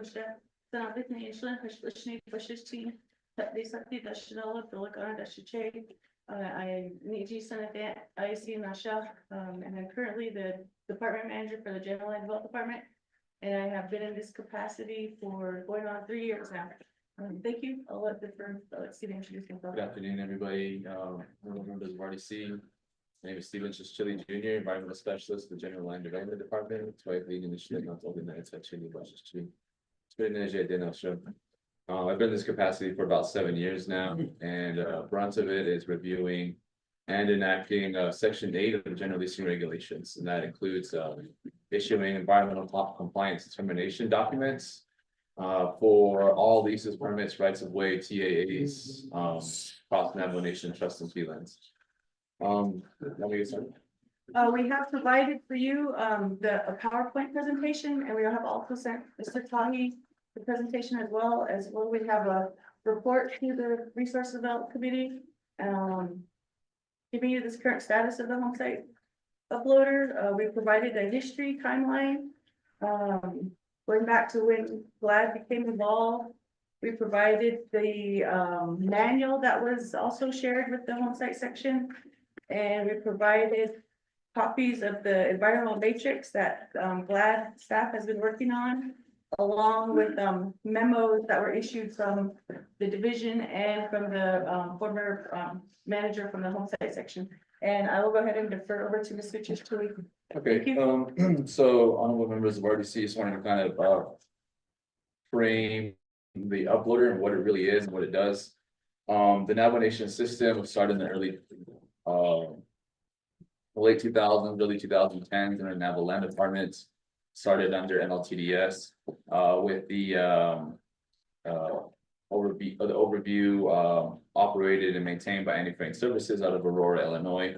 The intent was to have it run as a title plant for the Navajo Nation so that it falls in line with General Leasing Regulations of 2016 or 2013, as well as it being the digital backbone for routing of 164 documents, which we currently use it for 164 review documents. Along the line, it's been thrown around since around 2016 when GLAD was formed that and Land Department, when they diverged and project review turned into the General Land Development Department. Utilization aspects of what it could be used for in terms of routing documents through the Navajo Nation system, as well as it being used as an archival database in a cloud format. That philosophy carried on to about 2019, 2020, and until the point of May 18, 2022, as you'll see in the timeline that we provided to you on the third page, you'll see that it starts there. May 18, 2022, the GLAD, Land Department, and Anti-Frame started working upon hypothetics in terms of what in what capacity could the home site lease uploader take fruition and what can it do. So we started talking with the oversight, which is Anti-Frame Services. They help run and develop the coding aspects for the Navajo Nation system. They host the server, and they are the coding oversight when it comes to what can be done on the system. So we had a joint meeting on the situation, and the idea formed that we could use it to route documents to mimic how 164 review documents are routed now. Development started, it was slow going. There was not very many concrete decisions just yet. The ideology was played around with until November 7th, 2022, when it became even a little bit more serious in terms of home site requesting GLAD to help with the naming conventions of how foldering events will take place on the system. Something to mimic how the Navajo Nation system is utilized now for 164 reviews, in terms of having it broken down by agencies and then chapters, project, EOI numbers. How all the documents could be digitized and ultimately archived into the Navajo Nation system was a hypothetical question that we were trying to answer at that meeting. Further along, we got to this ideological breakdown of how a home site lease uploader would flow. How would the lease move through the review process and mimic digitally what it looks like now? Right, what it looks like now is all analog for the most part. Portion of it is grouped together and then it's sent to different departments where they'll either add a BRCF or CRCF after it's digitized from what is gathered from the grazing official.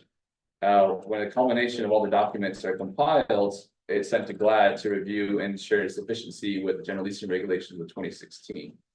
Once that is dictated, an environmental compliance determination is issued, which is make sure that it's in line with Section 8 of the General Leasing Regulations. Once that's done, it'll be packaged and the lease will be sent to the Land Department manager for final concurrence. We drafted that backbone in this diagram here. Like I said, it's all based on hypothetics as well. And small tests were run natively within the system to make sure that at least the flow would be understood by the system. Moving forward, we had it wasn't like I said, it was still in its infancy until about November 16th.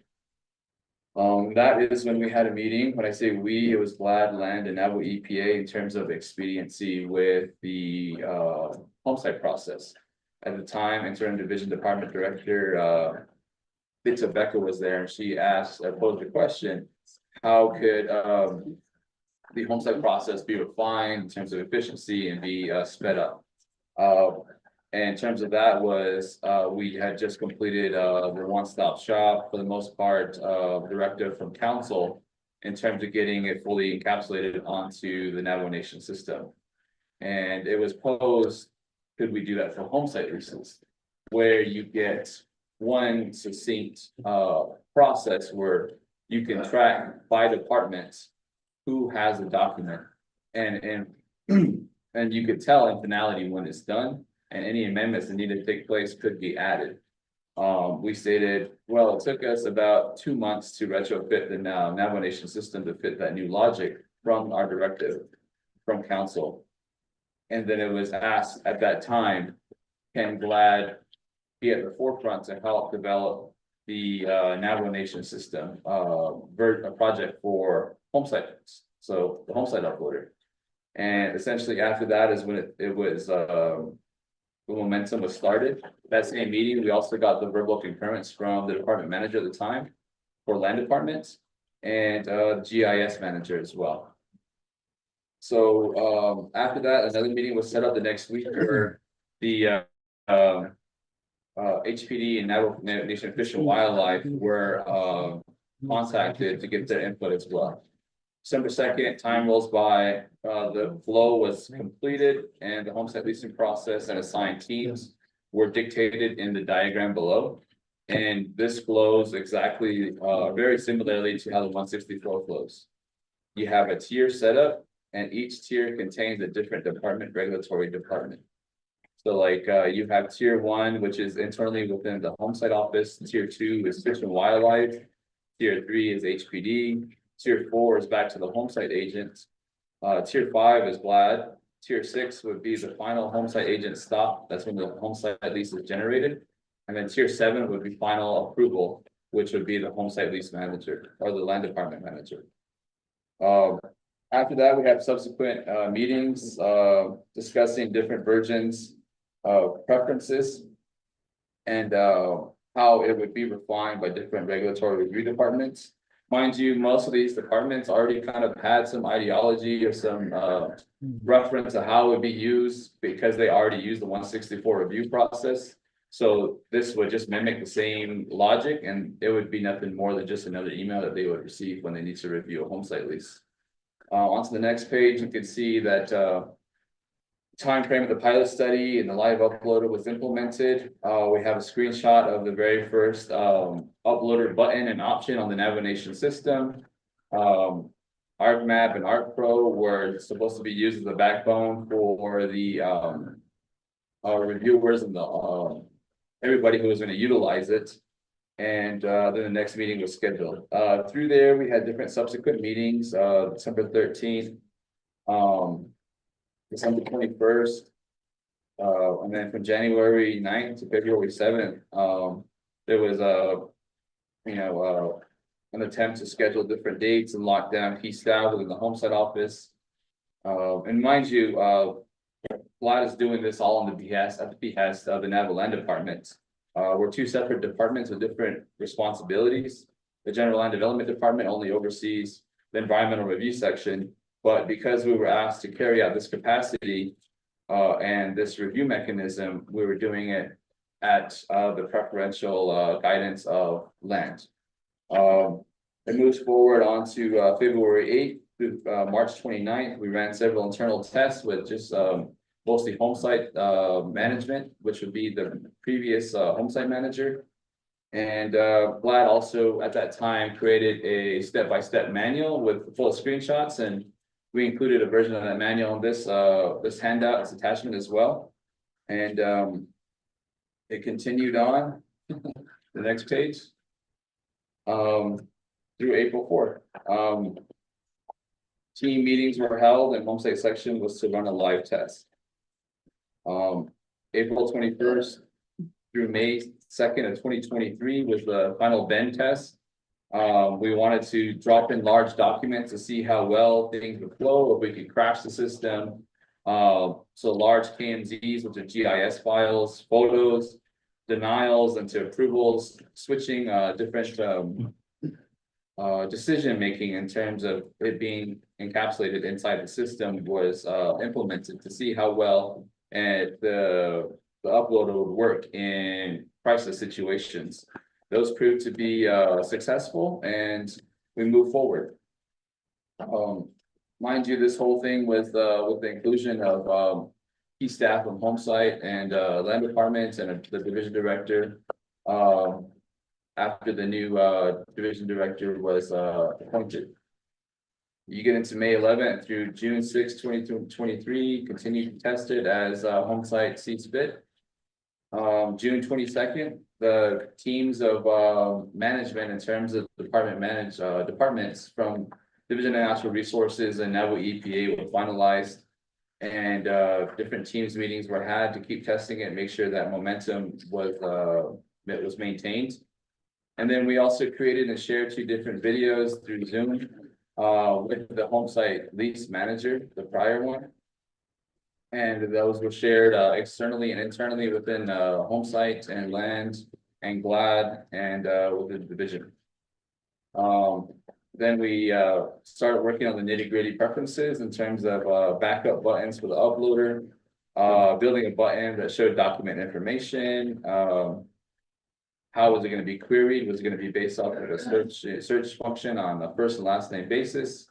Land wanted a progress bar, so we implemented a progress bar, and then we started working our rental fee form. Backup in terms of how it will be backed up, title access, and then staging for the Office of Controller.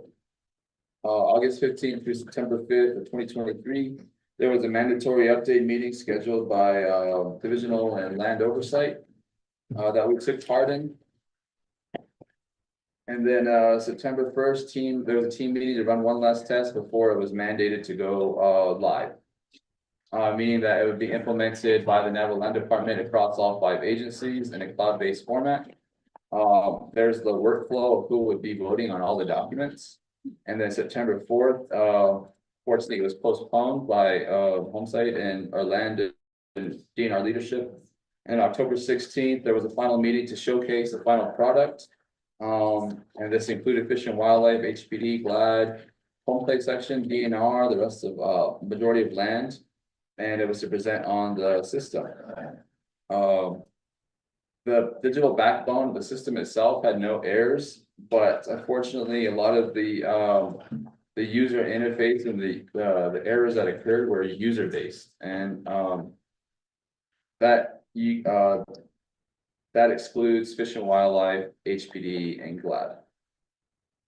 So then you get to October 26, 2023. There was a second mandatory meeting that took place. Unfortunately, a couple of NLD key staff couldn't attend. So it was subsequently rescheduled a few times over. And then December 21st, GLAD eventually got phased out of the navigation system as communication ceased. And around that time frame as well, the prior land department manager departed. And so up to this date, that's pretty much where things stand. To paraphrase and put it into synopsis, there was a need at one time for GLAD to help expedite based on prior knowledge that's utilized for the 164 review system. And a parallel version of that was requested to be developed by our previous interim division director. And we did as requested. We did it within 2 months. And I really commend the GLAD team for assisting in that. And that's pretty much where it fits. We do have some recommendations in terms of what we would like some guidance from in terms of RDC, but then we also have I guess a recommendation in terms of what we could help implement as well from GLAD's end in terms of guiding home site leases to get approved quicker. Well, the home site lease uploader is decided upon, and that is the environmental review matrix that we have here. And that could be a second segment if you would like, but as chair, in terms of the uploader, staff have questions. Yes, we stand, if you'd like to ask questions, you know, we're available. But as Stephen mentioned, you know, the environmental review matrix. This is a GIS based map. And these ones are showing the Chinle area. This one is showing the 1,000 home initiative or the 1,000 home locations per Delegate Jesus and the community development, division of community development. So these are all locational information placed into the environmental matrix. And this could totally help vet home sites, like by the end of the week to show if they're able to, like, if they're able, how quickly they could get processed in relation to what's existing out there. And mind you, they're all referenced.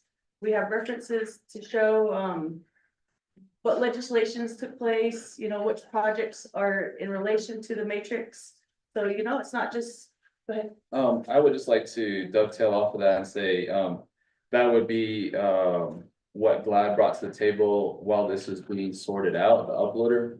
Meaning that we didn't want to show up empty-handed to the potluck, we wanted, to show, sufficient and efficient recourse in terms of helping to guide home site leases, because ultimately we do care about the home site lease applicant. And we do everything in our authority, but it is limited to only the environmental review aspects. And what Etia was showcasing was the environmental review matrix that you all have a copy of. And that is utilizing existing data across Navajo Nation to help carve out where home site leases could be planned. Taking into account abandoned uranium mine features, half-mile preferences from existing waterway structures, flood zone data. We went across the Navajo Nation and put more than 85,000 dots on existing homes, because that was what section 9 of the home site lease amendment stated was 2016 and before. So implementing that and utilizing RCP law, overseen by Fish and Wildlife, we put 1/8 of a mile buffer around those homes to state that with some conditions or with preferential treatment, other homes would potentially be conditionally approved in those locations. So you kind of come up with the giant zoning tool for Navajo Nation, and that 1,000 home request from DCD is utilized on that map, this one here. And it shows that about 85% of the homes that are being requested to be approved do fall in those exclusion criteria where they're outside of RCP Area 1 and Area 2. Streamlining and efficiently helping to get approvals of conditional approvals a lot quicker. There are two mutually exclusive things. There's the uploader and of course the matrix. But if the uploading could be working, imagine them working in tandem, in parallel. And then, I mean, you have a much more succinct look and outlook of home site lease approvals on Navajo Nation. And then that's where the programmatic agreement also comes in. And mind you, a programmatic agreement isn't just a single page. It's a combination of departments, and in our case, you know, it would be GLAD, it would be Fish and Wildlife, and it would be Historic Preservation along with the land department. And you know, it's a combination of all coming to the table, agreeing to what, you know, what they all bring to the table. And I think Stephen can probably go ahead and talk more about the programmatic agreement, just. Yeah, it's essentially Stephen, yeah. the 20 minutes has lapsed, how much, I just had one more statement. 5 minutes? Like 2 minutes. Okay, I'll 5 go. minutes, let's go 5 5 minutes. minutes. Okay, sorry. Colleagues, can we give them additional 5 minutes? You proceed. So to get a synergistic approach and a synopsis of our report would be, GLAD's recommendation is, if it is at the behest of Honorable RDC, that we can fulfill the requirement of aiding in the completion of the home site uploader. And we are not opposed to it. It's just that the lights have been off on that project for quite a while. And if we were to be involved in it again, we would need to have obviously with preferential influence from the land department, but we would have to have development oversight. And then after it was completed, hand it back to land department. That way you can run with fluidity and just basically take up where we left off with the previous or the homestead manager. So given that, if we were given that directive, it could literally be online by the end of the week. So, we did our part from the former division director giving us the directive.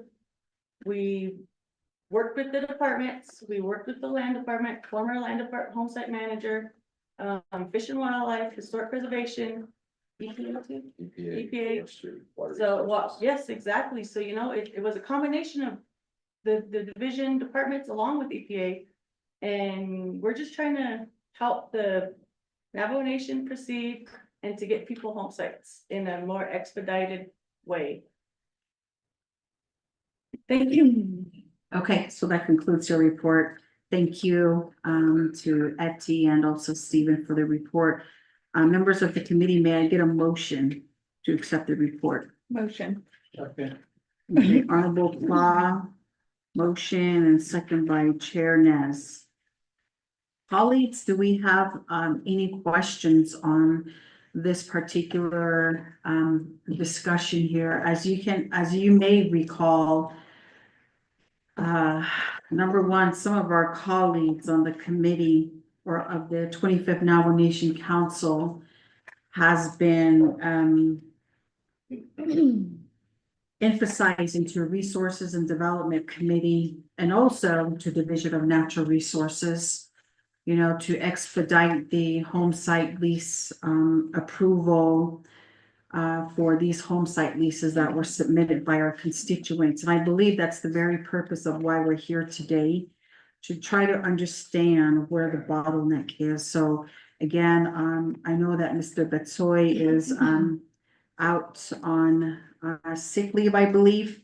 So, but I do appreciate the report from General Land Development Department. And so at this time, I'd like to go ahead and open for any questions or comments my colleagues would like to pose here. Honorable Claw. Thank you, Madam Chair. I just have a question. Is there anyone from Navajo Land Department that is here to represent them? Do we have a representative from Navajo Land Department? No, we don't. Okay. With that, I'll go ahead and move forward on my questions. So I do see the presentation that is provided to us today, and I have had the opportunity to watch the GLAD department in pulling up information on their current uploader. At one point, I was able to see that when we still had Mrs. Owens part of the team as well. So I have seen the uploader work, and I do agree with what Madam Chair stated, that the 25th Navajo Nation Council has put the pressure onto RDC to come up with a solution to process home sites quicker, so that our families can receive infrastructure, water lines, electric lines, and so forth. We do know that within the Navajo Land Department, they do have a high listing of vacancies that are still out there, that are still being advertised. And I think that by the time those positions are filled, we're not gonna have the training time for these individuals to process the home sites within the time frame of when 2026 arrives. So I am in support of getting our home site lease uploader to be fully functional. And one of the home site amendments that we did approve required the programmatic agreement. And I do agree with what Mrs. Anderson Abasta stated, that it's just not a simple one page that outlines a programmatic agreement, but it lies within the three-dimensional aspect, as Mr. Chischilly described here. So we do need the graphics, we need a database. And one of my questions is gonna be on the cost for this uploader. What are we currently paying? Is there gonna be an additional charge to increase the amount of data that will be captured in there? I know that right now, Mr. Chisholm said that there could be other add-ons that can be added into it, and I think that that would be an investment that the Navajo Nation could put forth, and this is what we have been asking throughout the entirety of ARPA. We've been asking for division directors to get a database, to get this process where it's visual for delegates, and we see here before us in these maps that we can see the topography of where flood zones lie, where also infrastructure lies, where homes lie. And I believe this is imperative too for the E911 program, where we can get our family households also put onto the map. And then we can also look at that for services that are needed for emergency response. And then as well as our communications network. So I believe that if RDC has to move forward with a directive to get this in place, that now is the time, as we are listening to this report and whatever means possible to move this forward so we can expedite home sites. I believe that one other thing that I would like to bring to the attention of the committee is that I did bring up the request to have the BIA to be brought back to the table with RDC so that as we can talk about the letter that was issued from BIA regarding our home sites, that still needs to be addressed As a committee. so that we can move forward. We did have Deb Holland, who did come yesterday evening. She was here at the Navajo Nation Veterans Park. And I did speak with her for a few moments. And I did let her know that we as RDC would like to invite her to a meeting so we could have a discussion on the possibility of discussion on the home site. So I did bring that to her attention, and I hope that we can resolve the issue with the BIA and then also our own committee so that we can move forward. But that would just be my questions as far as the costs that it would take. And then probably right now, it sounds like GLAD is able to build into the system. And if they can get that by the end of the week, then there's no harm in trying to implement change and moving away from the status quo. I have members in my community with the moratorium, the 1,000 feet buffer zone that also need assistance. And I have been waiting for letters from the Navajo Land Department to be issued to these individuals, but to no avail. I have not received a letter, and these families continually ask for updates. So if we're able to move that and produce these letters and then move it forward to the committee, if they require a waiver for moratoriums or so forth, then I believe GLAD can generate a listing quickly, efficiently. And so I am in support of that, and I think that we do need to have that discussion. So that's what I wanted to say, Madam Chair, and I'll turn it back over to you. Go ahead.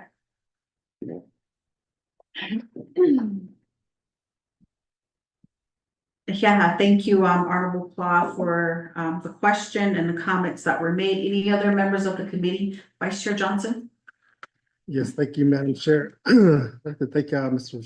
Chili and Eddie for your presentation. I appreciate it. And we're here to assist in any way we can to improve this system that, is failed. I'm just gonna say that it's a failed system. all the way around, I'm looking at 565, pending applicants, and we have this ARPA funding, this, is just sitting there, like how, can we help, our community members, move forward with this. And I was at my chapter meeting on Sunday in Cameron, and there's uranium there in the area, and there'd been, some of them told me that two actually told me that there was a pending application due to the proximity of the uranium, and also had another community member state that,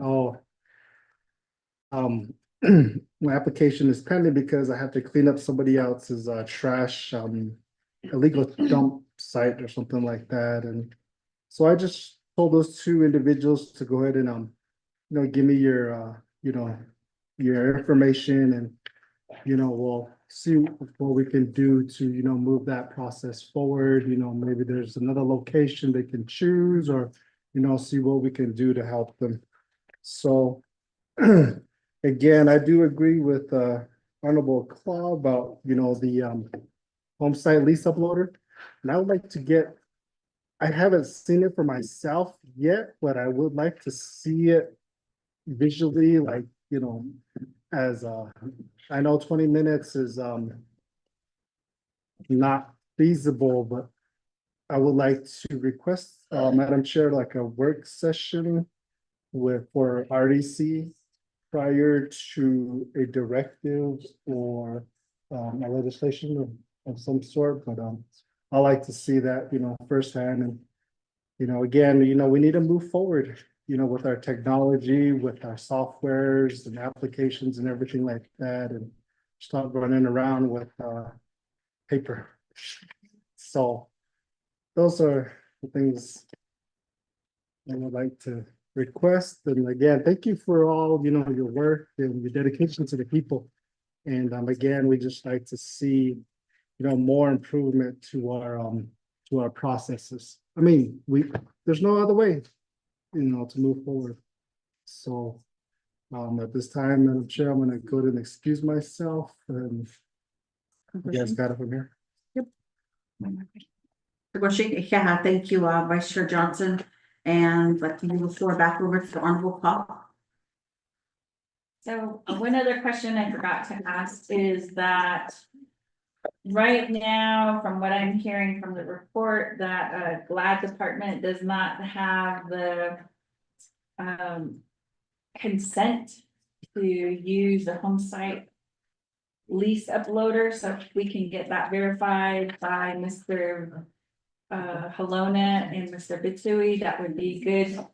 And then also regarding historic preservation, I think that, we need to hear from them as well to see if they would be comfortable and if they would be able to give their consent to be a part of the uploader, because I think when we're talking about this uploader, this is literally the one-stop shop. This is what you call the one-stop shop, is that it's uploaded. And the way I've seen it work is it gets voted on. So then the person goes in and they have to click it, they have to approve it, and then it moves forward to the next department. And I think even Department of Justice is already on this system. So if the attorneys can get trained in this, there's hope for everybody. So I believe that historic preservation, we can hear from them. And then all the other departments that are gonna be part of it, I think that would also be a good discussion to have maybe during that work session. So I just wanted to add that, Madam Chair, thank you.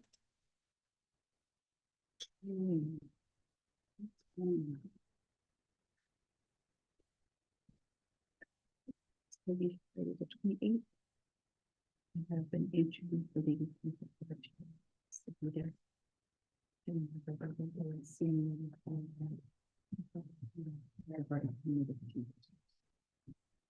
yeah, thank you, Honorable Claw. Any other members of the committee? At this time, I'd like to go ahead and yield the floor back over to the presenters for the questions that were posed by Honorable Claw. And also, looking at a demonstration on your uploader software. I know that you usually display it on your, big TV to just to give a demonstration on how that works, so. And, yeah, so I'll go ahead and yield the floor back over for responses. Thank you, Delegate Seuss. Thank you, honorable members of RDC. And I just want to remind members of RDC that these issues and these problems with the current status of the home sites, these are all in the home site lease regulations. We're abiding by the home site lease regulations, so you know, that's what we fall back on, the home site lease regulations and the general leasing regulations. So there's a lot of back and forth between us and the home site offices. And you know, we need to get these things addressed, and yes, we all need to be at the table to answer these questions and to get them resolved. As far as the cost, I'll go ahead and let Stephen answer to that. Thank you, honorable members, have already seen the questions and the inputs. And yeah, obviously refinement is the goal and efficiency. Compounding that with what's in place for 164 review now is the intent of what GLAD does. And by any means, we don't mean to step on anybody's toes. This is just a request that was formally pledged from our previous oversight. But when it comes down to cost, the cost is actually something that's graciously shouldered by the Neville Land Department. They have a sole source contract, Andy Crane. It's already paid for right now. That's why we're utilizing it and trying to include as many other departments as possible. Is because it is named the Navajo Nation System. It's been coined that by our division director, Mike Colonna. And the cloud in which we utilize is called the Sovereignty Cloud, which he used a lot. He coined as well. So in its fruition, that cohesiveness in terms of working as a team is what the intent was. And we want to obviously emphasize and reestablish that momentum and getting the verbal consent or written consent of land and our division director, as well as other sister departments in the Division of Natural Resources. We're very more than open to, and obviously the work session and displaying and showcasing how it'll be utilized. We're very more than open to as well. And yeah, as broke down as well in terms of the graphic, that was itemized to show the different home site applications and their variables in terms of being approved. A lot of them do stem from section 18 or 17, 18, 19, and 16 of the home site leasing regulations, even the amended version. So you have solid waste site violation, abandoned uranium mine features, naturally occurring radioactive material, sheep dip vats, flood zones, all the things that would be imperative and pertinent to the review, or when you pick a home site lease location. You want to make sure you're not putting it on a sewer line. We gave different screenshots in which we reviewed home site leases, and some of them fall right on top of gas lines, right on top of sewer lines. And when we tell them that it's not safe to be in that location, or you probably need to get clearance from NCUA in terms of an encroachment letter, obviously they're upset. But when they put that home or that residence there, they didn't get clearance first, so that how would they have even known? And that's what this map and this matrix would help do, is help carve out zoning criteria. And you could probably even take it further than just home sites as well, in terms of like Honorable Claw stated, E911 and everything else. So thank you. And also just to emphasize, look at what you could come, what comes to it, this could be a fine example here. There's trash and, because of those regulations, people clean up their trash, and it's not for us, it's for them. And it's for the whole betterment of the whole Navajo Nation, for our future generations. We're just simply trying to help to get these processes done. So I just want to share that, so thank you.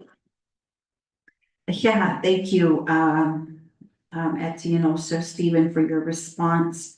And again, just going off of what Ms. Abosta had said, I know that my home site lease was on hold because over the ridge, less than half a mile away, our squatters had been dumping trash for years. So I had to give up the person's name in order for them to give me the home site lease. And I think again, you know, it's for the betterment because the trash was a big issue. It was a sore eye, and I'm hoping that those folks are dealing with Navajo Nation EPA now. So again, colleagues, it was shared with you here that from GLAD's perspective that you know, every effort has been made to reach out to Navajo Nation Land Department. But as we hear from our colleagues on the 25th Council, RDC, you're not pushing hard enough, or RDC, you're not doing. Bottom line is, you know, we have this data to show that GLAD department and also land department are only abiding by what is stipulated and approved through the home site leasing regulations of 2016. And we've also got to remember that our federal partner, the Bureau of Indian Affairs, you know, listens in on every amendment, refinding of regulations, so that again, we're only holding this land in trust for our federal partner. So we want to be able to do that. So Rodney, you had some recommendations laid out. Madam Chair, members of RDC, per the memo that was drafted by the General Land Development Department, they did recommend that the directive to the Division of Natural Resources and Land that they recuse their role in the home site uploader until they themselves get the program running, and those seeking application are not held up. And once the program is running, that they would recuse themselves and the program will give it back to the land department. My first recommendation is that this directive be issued first, as Ms. Abassis did indicate that they can have this up and running and everything within a week. So if we issue this directive on Monday at the next regular RDC meeting,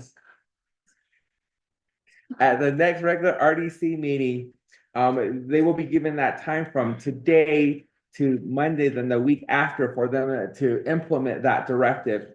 I will relay the information to Director Holana and Land Department Manager, Mr. Brian Batui, of this directive that will be coming down the pipe. In addition to that, for the work session that Vice Chair Johnson did recommend, I'm recommending that we have that work session after this directive is issued, so that we can invite the 25th Navajo Nation Council to also participate and listen in on the home site lease uploader.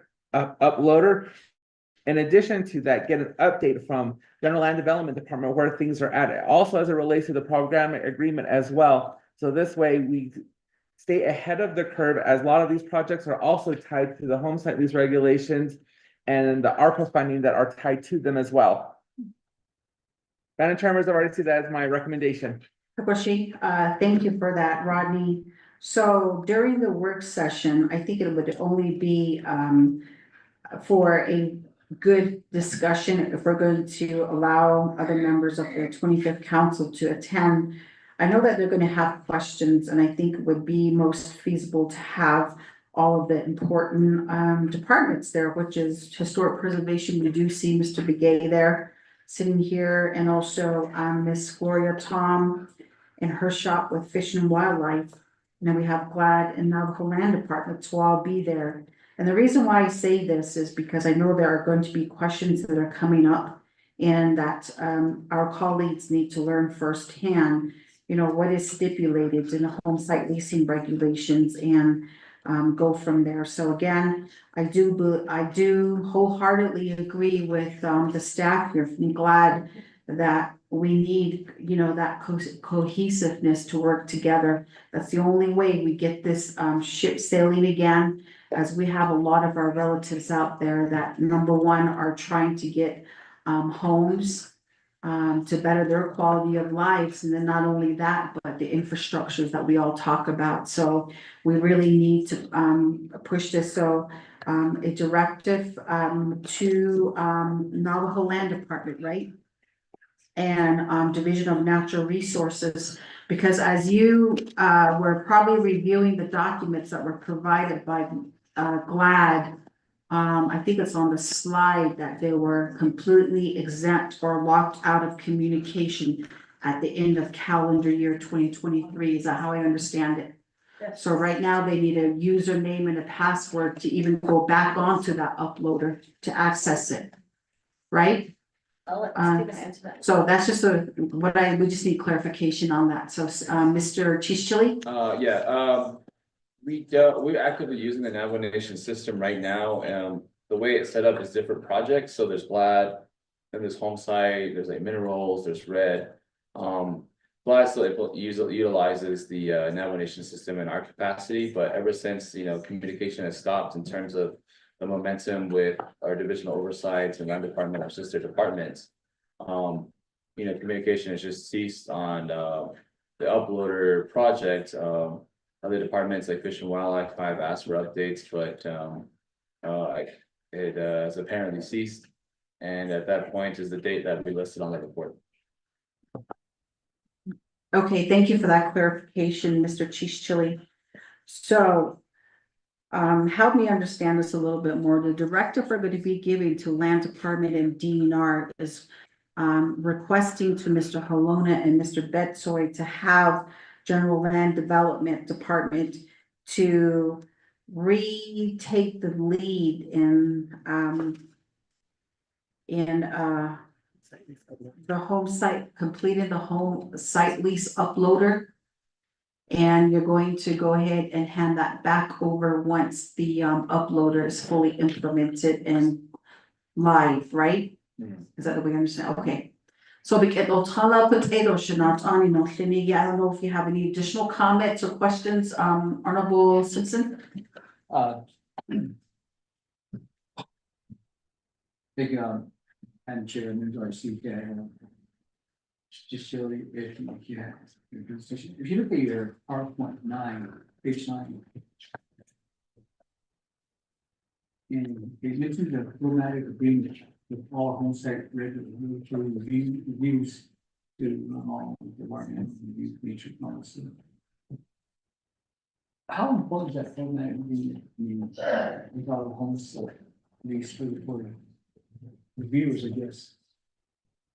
I know it's very important, but do we need to get something in place along with this uploading that's being presented? Because right now, I think the diplomatic agreement, it only came from Fish and Wildlife right now. In the form of a letter. And we're still waiting for other reviewers to, I don't know how the agreement's being made. Is it through a letter or through an email? But to my understanding, it's the Fish and Wildlife that has responded with a letter in reference to letter or email with this program agreements, because we want to expedite these home site lease. So at the same time, we talk uploading all these documents that you talked about, but there's other things that we need to address. So that program agreement, what do we need to do from RDC to keep those things in place? Thank you, Madam Chair, Thank you, Honorable Simpson, for that question. And yes, it was shared with us that that PA is supposed to be signed off by departments that are involved in the review process. And I understand that Historic Preservation Department and General Land Development Department were the only two departments that still haven't signed, and I don't know how that document, if it's just a one-pager document, but if you can go ahead and give a response to Honorable Simpson, Ms. Acosta, Honorable Simpson? That's not true. I guess I'm asking RC, what can we do to help that off or the department to get that done? Because when we have one department delaying this, certain things that needs to come hold to make things happen. You know, that one entity can stop everything. It's important RC do directive to these departments that are delaying these program agreement and it's signable by letter. That's what I'm asking RC. I know you guys are waiting for that. So I think we need our legal team to, or Mr. Pahu to assist us in that. What can RC do? Get that done. Thank you. Madam Chair, RC. Thank you, Honorable Simpson. So after consulting with Rodney, it would have to be through a directive as well. It's setting it with a timeline, even possibly by the end of next week to have that programmatic agreement in place by the departments that still haven't gotten that agreement in place. with Navajo Nation Land Department, Honorable Simpson. Oh, Ms. Khan? Madam Chair, members of the Resources and Development Committee. My concern in reading the directive is that, there is a division director, there's a director for the land department. And, that director, that, individual department manager, I guess it is not involved in this consultation. And another division, another department coming into another department and touching their equipment it sounds like going into, in an area that they, it just seems to me like the departments are separate. And, there is no indication from the division director. It seemed like it should go, the, directive to the division director and to the, director of the, land department to quickly, implement this uploader system, as opposed to letting one, department manager come over to another department without, the consultation or the invitation of the other department. These are distinct departments with distinct responsibilities, and they are under one executive director, and the executive director and the department manager for the other department is not involved in this. And I think that we could very, a directive crossing lines like into another department, it could cause problems in terms of working with each other. But also, the issue should be brought up with the division director, and the division director has authority over the departments. I'm just concerned, and I think that is something that the best way would be to the executive director to, within a certain amount of time, have his other department, land department, bring up this uploader within 2 weeks' time, 1 week's time, and then to come report as to why that hasn't been implemented. And it's up to the division director to ask, perhaps general land development department to come over and assist. And in that way, I think you keep communications open and you don't cross into another department in a directive fashion when it's the division director that is supposed to be overseeing the responsibilities of the two departments. Madam Chair, that's my observation, and my suggestion is that a directive, if anything, should go to the executive director and then to ask for a report at the next meeting to see how it's going, and the next meeting after that to see how it's going. Thank you, Ms. Khan, for that advisement. So back to my colleagues, after, listening to our legal counsel here, we do have department or Fish and Wildlife Department, we have HPD, we have General Land Development and Navajo Nation Land Department that are 4 important departments that play a key role in trying to get these home site leases out faster. And we do have Division Director, Mr. Colonna. So with that, and it just defeats purpose because we got 2 of the department managers not a part of this dialogue here today. And I'd like to see if we could have a leadership meeting to have presence of Fish and Wildlife, HPD, GLAD, and Land Department, and Mr. Colonna here at the table and really understand, where the issue lies. If it's the PA agreement and other issues, we need to try to address that while we're in this one discussion with all the one-stop shop departments. I know EPA is another division, which, at times they get involved for 401 and 404 permits. But what are your thoughts on that? The approach that we're taking, it does leave out, their input and recommendation, but it's best to get all the department managers here to really understand what the underlying issues are and see if we could come to some sort of a agreement and having them go forward and start expediting and processing these home site leases. But we need to commit to be here at a leadership meeting as well to really understand and learn where some of these challenges are that our departments are faced with. Honorable Clock. Thank you, Madam Chair, and thank you, Mrs. Khan, for the advice. And then also, I just want to ask Mr. Tahi when our next available opening is to have a leadership meeting where we can provide a consultation to all of the departments. And then Mr. Halona be a part of the discussion. So if we can get a date, and that would be my recommendation. To have that leadership meeting, and during that time, that's where they can do the live demonstration of the uploader. And I would have the Navajo Land Department do the demonstration of how that works. And then we can also see where it needs to be improved. So any dates, Mr. Tahi? Honorable members of RDC, I'm looking at our proposed calendar date right now.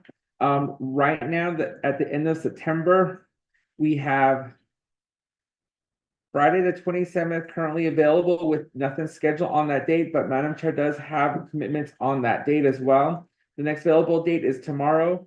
Unfortunately, I have the director, Stephen, City did respond back to me at 6:54 p.m. on whether or not he wanted to have that preparatory meeting, which he did indicate he would, but for our text message on our group chat, that meeting would be non-feasible considering the fact that it is a late notice and that I will be rescheduling that preparatory meeting to a later date. The next available dates would be in October. As this committee is well aware of, I'll be out of the office on Wednesday, October 2nd through Friday, October 4th. And we return back to our regular meeting on Monday, October 7th. We have available dates on October 8th and 9th. And we can do Tuesday, October 1st as well as the earliest date. I'm open. Yeah. So according to the dates that Rodney had read out, I'm available Tuesday, October 1st, and Honorable Claw is, and Yeah. I don't know about, and Vice or Chair Nisha. I saw an email, I had requested a special session for my legislation and other legislations. And the dates proposed was the 1st, but I haven't seen an email go out for a petition signature. Oh, for a special session? Yeah, Oh, okay. because my legislation needed to be approved so they can send out the bids. So the 1st, we can schedule it that day. It just Maybe. depends how long it'll take. Huh? Or we can schedule it early. If we schedule early, I think, just to really get this out of the way, because right now it's not doing us justice when some of the other departments are not here and the very important person who's the division director is not here. So I think that will give them enough time to make themselves available for this discussion. So I'd some happy at 9. Is that too early? When's that? What? Tuesday, October 1st. Okay, let's go ahead and do that, Rodney. October 1st. Yeah, Tuesday, October 1st at 9 a.m. And we'll go ahead and have it here at this facility. And that will be leadership meeting with DNR Division Director, General Land Development Department, Navajo Land Department, HPD, and Fish and Wildlife. Rodney? Madam Chair, members of RDC, I did want to put note on record that I did indicate it to Director Halona as well as the departments that are in question that they need to be present for this report, as this is a report is coming from RDC. And I did indicate that it was brought to my attention by Vice Chair Johnson, Delegate Simpson of the stalemate, and both wanted to help with the department streamline this process and address whatever concerns need to be made. I reiterated this email and the concern to Mr. Director Halona. And I sent out an email reminder on Wednesday, September 18th, and I indicated that Director Alana, please have the department manager present for the home site lease operator report. I'd be greatly appreciated. Unfortunately, he never responded back to the emails that I indicated, but I did see that Department Manager Richard Begay is here per the emails that I did send out regarding this matter. Thank you for that, Rodney. Well, this particular leadership meeting, I will get a reminder out to Mr. Holono myself and telling him that it's imperative that the department managers for these departments need to be in attendance to have a productive dialogue and try to address this issue with all the outstanding home site leases that are still pending. Not only that, but the uploader as well. So that would be the next steps to this discussion. So any other questions or comments, colleagues? Going once, Bushy. So with that, Rodney, let's go ahead and take this report to roll call vote, please. Madam Chair, members of RDC, this is roll call vote for receiving reports. Item 8, Honorable Shannon Cloudy, vote. Green. Honorable Shannon Cloud votes green. Honorable Casey Allen Johnson, how do you vote? Excuse. Honorable Ricky Nez, how do you vote? Rick Nez votes green. Honorable Ricky Nez votes green. Honorable Danny Simpson, how do you vote? Green. Honorable Danny Simpson votes green. Honorable Otto, how do you vote? Excuse, Madam Chair, that's 3 in favor, 0 opposed, and Madam Chair not voting. Great, thank you. So with that, Etty and Stephen, thank you for your report today.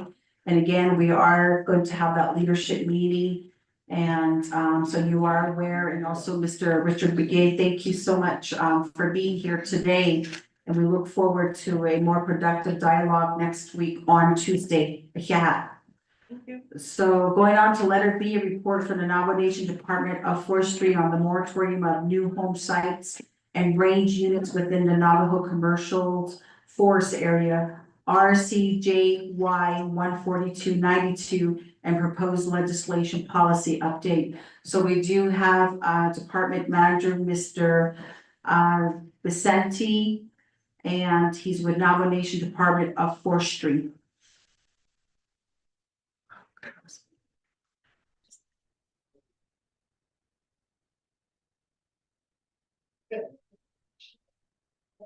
So Mr. Vicente, we'll go ahead and allow you 20 minutes for your report. Starting at 3:05 PM. Do we have any handouts? No, I didn't know that. Okay, Rodney, colleagues, Rodney had emailed out his presentation here that he's gonna do before RDC. So for those showing to go to your email, the report should be there. So you may go ahead and proceed when you're ready.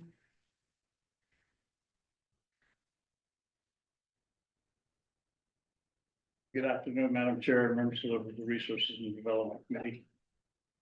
My name is Alex Vicente. I'm the Department Manager for the Navajo Forestry Department. My section is long 22 Bashishini. I'm here to provide you a report regarding the homesite moratorium RCJY 14292, which was approved by the Resources Committee back in July of 1992. Which covers the approvals of new home sites, new range units, any associated construction that would occur within the boundaries of the Navajo Forest. Attached to the report that was emailed out yesterday is a map of what we are looking at in regards to the forest boundary.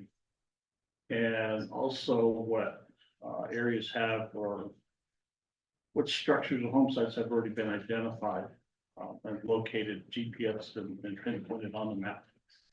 I've also attached, well, that particular map that was included with the report kind of got a little busy with really cluttered and thick lines. So I sent the clearer map out this morning. So you should have two maps that are essentially the same,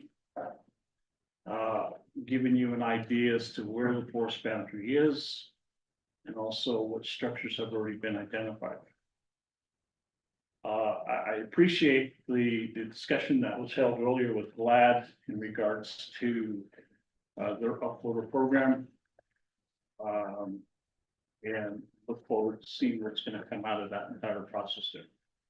But back to the report provided to you, the purpose of RCJY 14292, as mentioned, that was approved by the Resources Committee back in July of 1992, was to essentially put a stop to homes that were being constructed or mobile homes that were being moved into the forest during the planning period of then the forest management plan.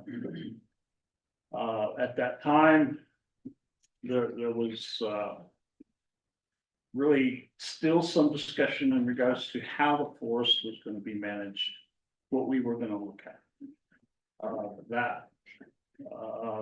I was not initially a part of that planning team, but eventually became part of it. And so our former leadership of the department decided to work with the committee, the Resources Committee at that time, to develop the legislation to put a stop to home sites in the forest. Simply to again, get a better handle on how many acres we have, what are we gonna do with those acres? And so through the planning process, we were able to develop the land classification table 1 in the report. We had a total acres identified in the forest of 596,725. And through the process of planning, we started to make deductions for various resources in various areas.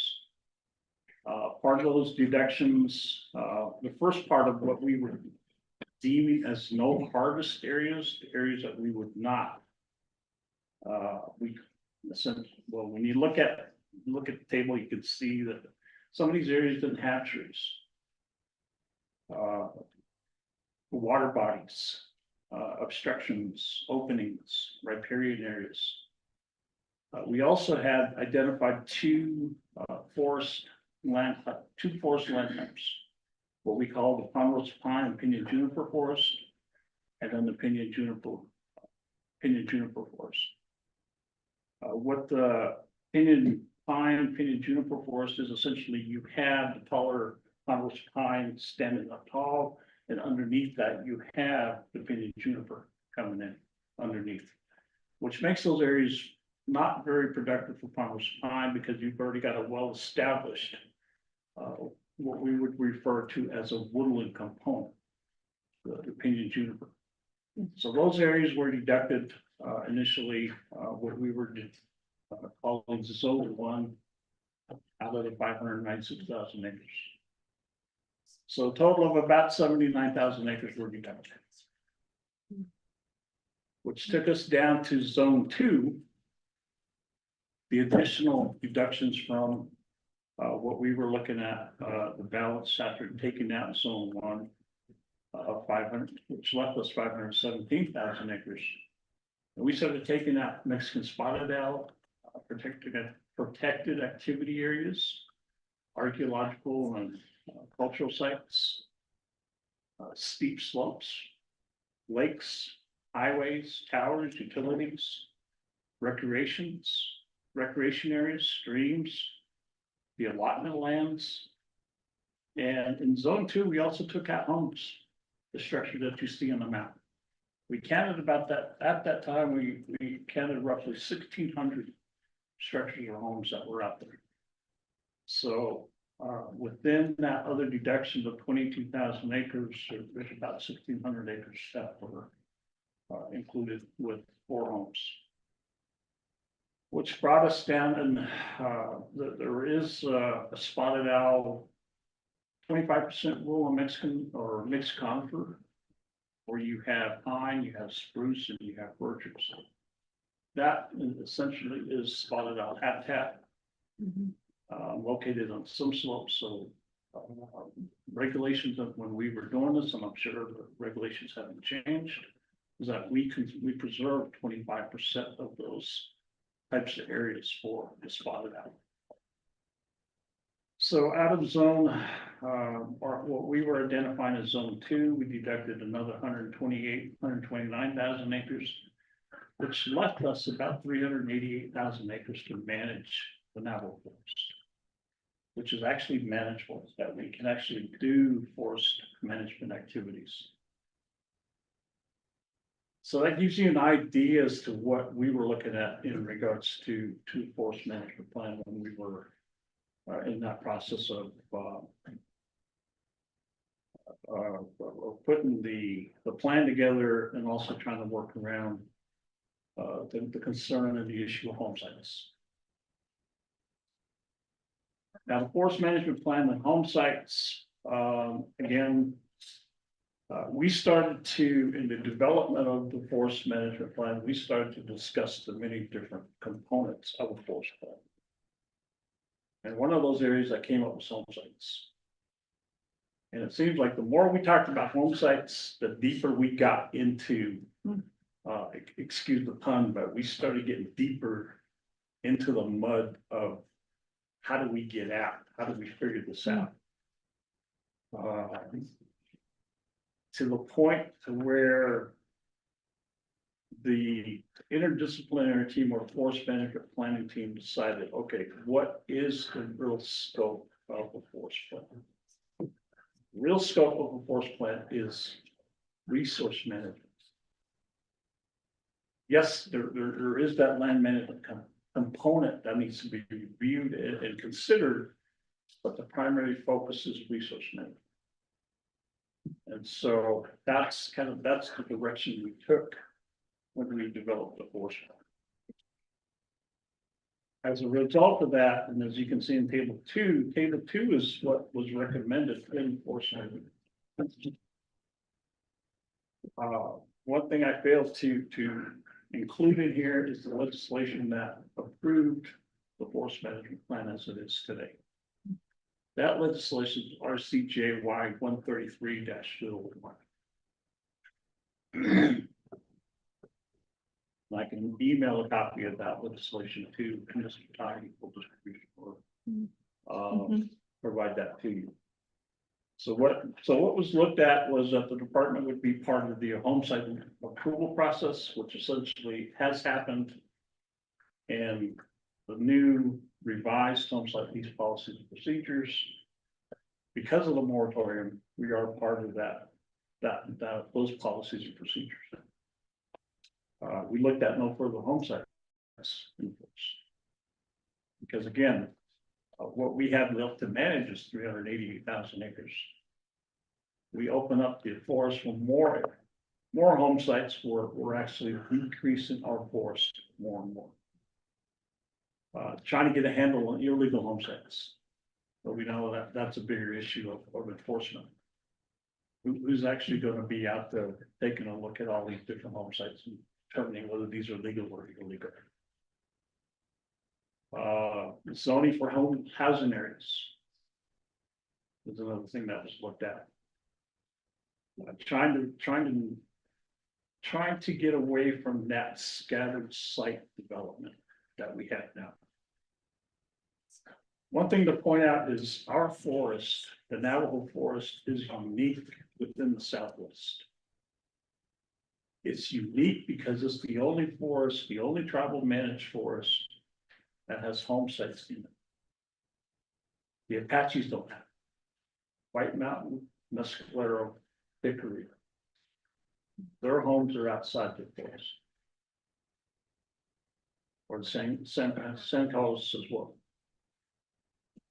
So out of the bigger tribes in the Southwest, we're the only ones that have homes that are inside our forest. Again, all these other tribes don't have it. Even the Pueblos don't have it, the smaller tribes. Their homes are located, their communities are outside on the edges of their resource. We're actually living in ours. Which creates, and I'll get to that, which creates some discussion when we're working with individuals on a case by case basis. We took a look at buffering critical areas for wildlife, for riparian areas. He saw the deductions in zone 2 that we were looking, part of zone 1. Determining maximum capacity of these areas. And really taking a look at, again, at that time, the existing home site policy. So from a forest management plan standpoint, that's what we were looking at. Through the moratorium, we in the forest management plan, we have developed internal procedures on how to work with individuals. As I mentioned, we work with individuals on a case by case basis. Someone wants a home site, we get, if not the applicant themselves, we'll get information from the land department to say, okay, this person wants a home. And so what we end up doing is requesting documents from the applicant to say, okay, where is this location? What that allows us to do is to be able to also have a record, our record to say, okay, these are all the homes that we're that are being proposed. A site visit is scheduled with the applicant to go determine and pinpoint that location and utilize the GPS system to pinpoint that with the mapping system to say, okay, are we in or outside the green line? What side of the green line are we on? In being the left, out being the right. Some of these, surprisingly enough, fall borderline. Right on the border to say, okay, the green line's right here. Half your home's there, half your home's here. Can you kick a rock and say, okay, let's move it to the right? Moves to the right, it goes out the forest boundary. Okay, we're good. We'll issue a letter to, after our site visit, we'll issue a letter to the land department, home site lease agent, wherever that is, whether it's in St. Michael's, whether it's in Chinle. Say, okay, this is our decision. And based off our CJY 14292, if we are fully within the green line areas, we'll essentially say no, we'll recommend a no. But at the same time, telling the applicant, you have options. It's not a hard no, you have options. The other thing we take a look at are structures that may be on that proposed area already. A lot of these places already have homes that have been built there. That are being utilized. In some cases, some of these structures aren't being utilized, but there's still a structure there. And there's still ties to them. And so through that process of what we refer to and what DOJ at one point in time referred to as the grandfather clause. Structures predate 1992. And so we say, okay, we have structures there that predate 1992. Our recommendations, okay, this home site lease can proceed. But if there's nothing there, it's bare ground, it's now getting started. But that's one area, again, we will recommend no, but once again, the applicant has options. To say, okay, you can go before RDC, seek a sponsor, go before RDC and get your requests waived. And I'm guessing that's why we're here today, because you're being presented with people who want home sites to say, I need this, I want it, I've been here for this long. And we've seen a lot more requests as of late because of our utility lines, water lines, bathroom additions. Those type of activities that have surfaced and have piqued the interest of individuals more and more. And which is, again, for us, it's something that we can work with. It's just a matter of us being out there on the ground to figure out what do we do and getting people to understand. If it's a new location, we go through presentations on what could happen. Wildland fire is the biggest component or the biggest danger that we have. So our technician, actually our forest officer is the one who's doing all these checks. And so he goes through and does that fire prevention type of presentation with the applicant to say, okay, these are the dangers you could face. This is what you need to be looking for. The other thing is, winter. When we do get the big snow and there's a house out there, you're spending a lot of resources trying to get out to that location to check on families that may be there. That's another consideration that these individuals are taught to about. And I think, the last time, I can't recall the last time we had a very large amount of snow that occurred in the forest. They were actually using helicopters to drop care packages to families. At the same time, they were trying to figure out how did we get the snow cats with dozers, with graders. So we go through a series of discussions with them to let them know some of the threats that we'll be facing, some of the issues that will be coming.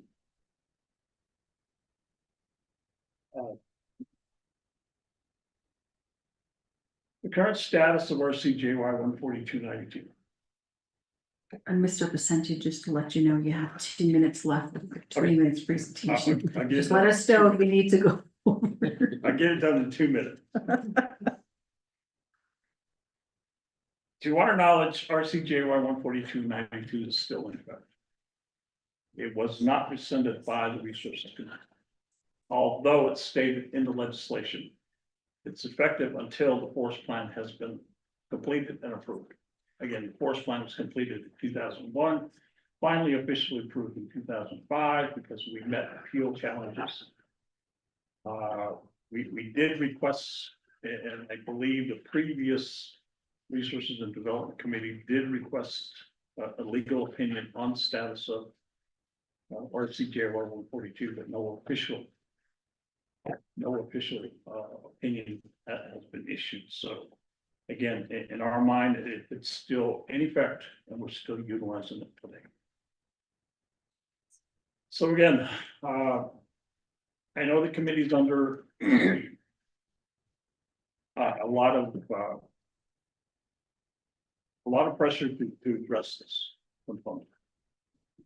More like, I guess, taking a look at rescinding our CJY 14292. But you got to remember you got to develop the pros and cons of what that action is going to take. You lift it, you create more homes, they're going to be creating, I mean, we just discussed it. They're going to be creating more trash. People are going to be hauling more trash out there. There's going to be even more roads that will be created. You're going to be impacting wild habitat, creating that fragmentation of habitat. You're also going to be increasing the wildlife human interaction. And I'm sure you've heard presentations from Fish and Wildlife in regards to livestock damage. So those are some things to consider and think about. I mean, we're certainly open to working with, and we have been working with the land department to begin addressing a lot of these home site lease issue concerns. We're in their policy. We are working to try to get the forest plan updated. So again, I know it's longer than 2 minutes, but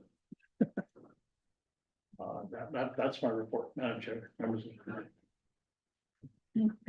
Thank you so much, Mr. Vicente. Members of the committee, may I get a motion? Motion. Honorable Claude, may I get a second? Second. Honorable Simpson. Colleagues, do we have any questions for Mr. Vicente?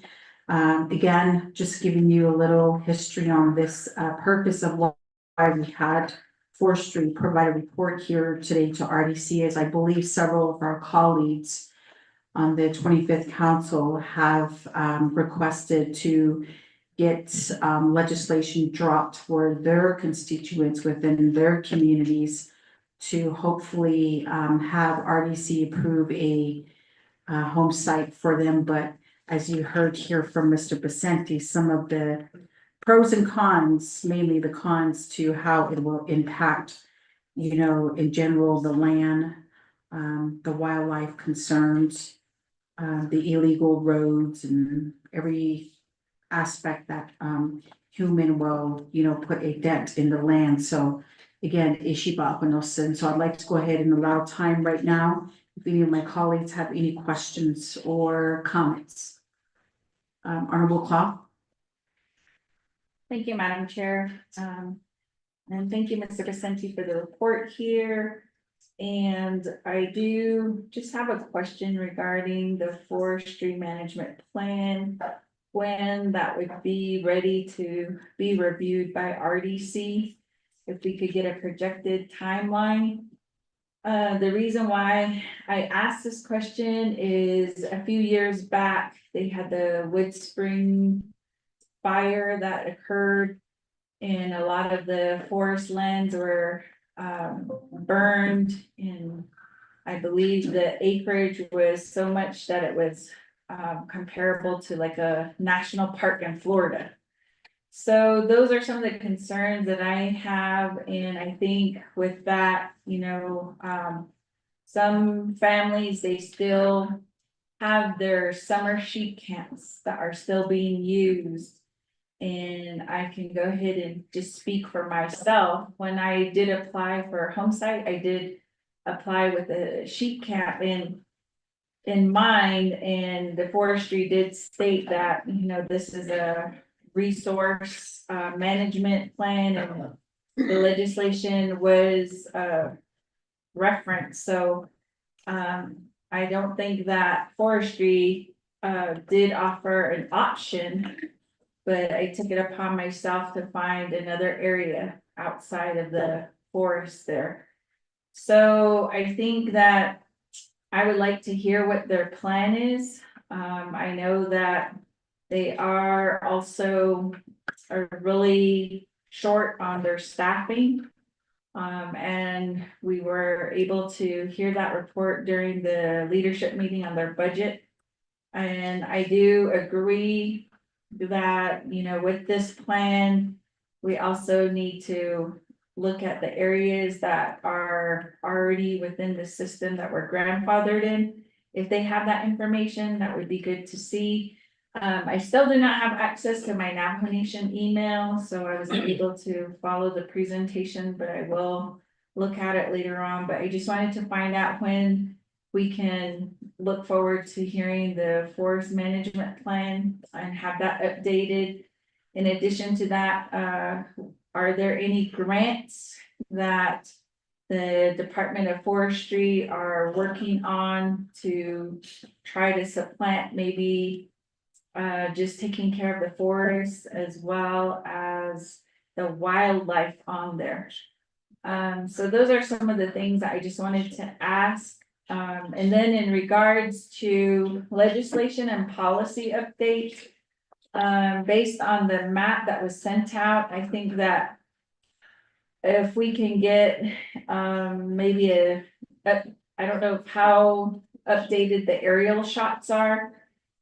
We see a lot of trees that are affected by bark beetle as well. And so those have depleted a lot of our forest lands.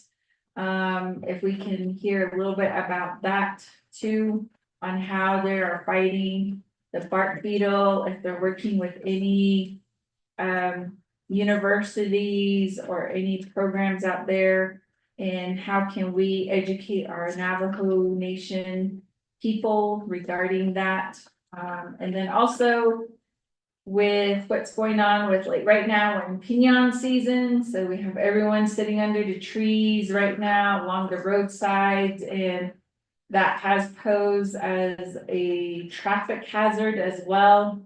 You know, every day I commute from Chinle to Winter Rock, and to go through the forest area there, and sometimes I see people pulling in and out, and the traffic is going really fast, and there's been near misses on accidents along the roadside as well. So, and then also just people that live in the area where they are territorial and they don't want Navajo Nation people as well, like our elders and children are out there.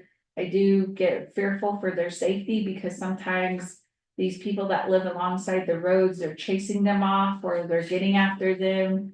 But just as we heard from Mr. Vicente, these are resources that are entitled to everyone on the Navajo Nation. We're also coming upon our wood hauling season. I would like to hear a little bit more about where people are able to get their permits. With the closure of the mines, I've seen the increase in wood haulers.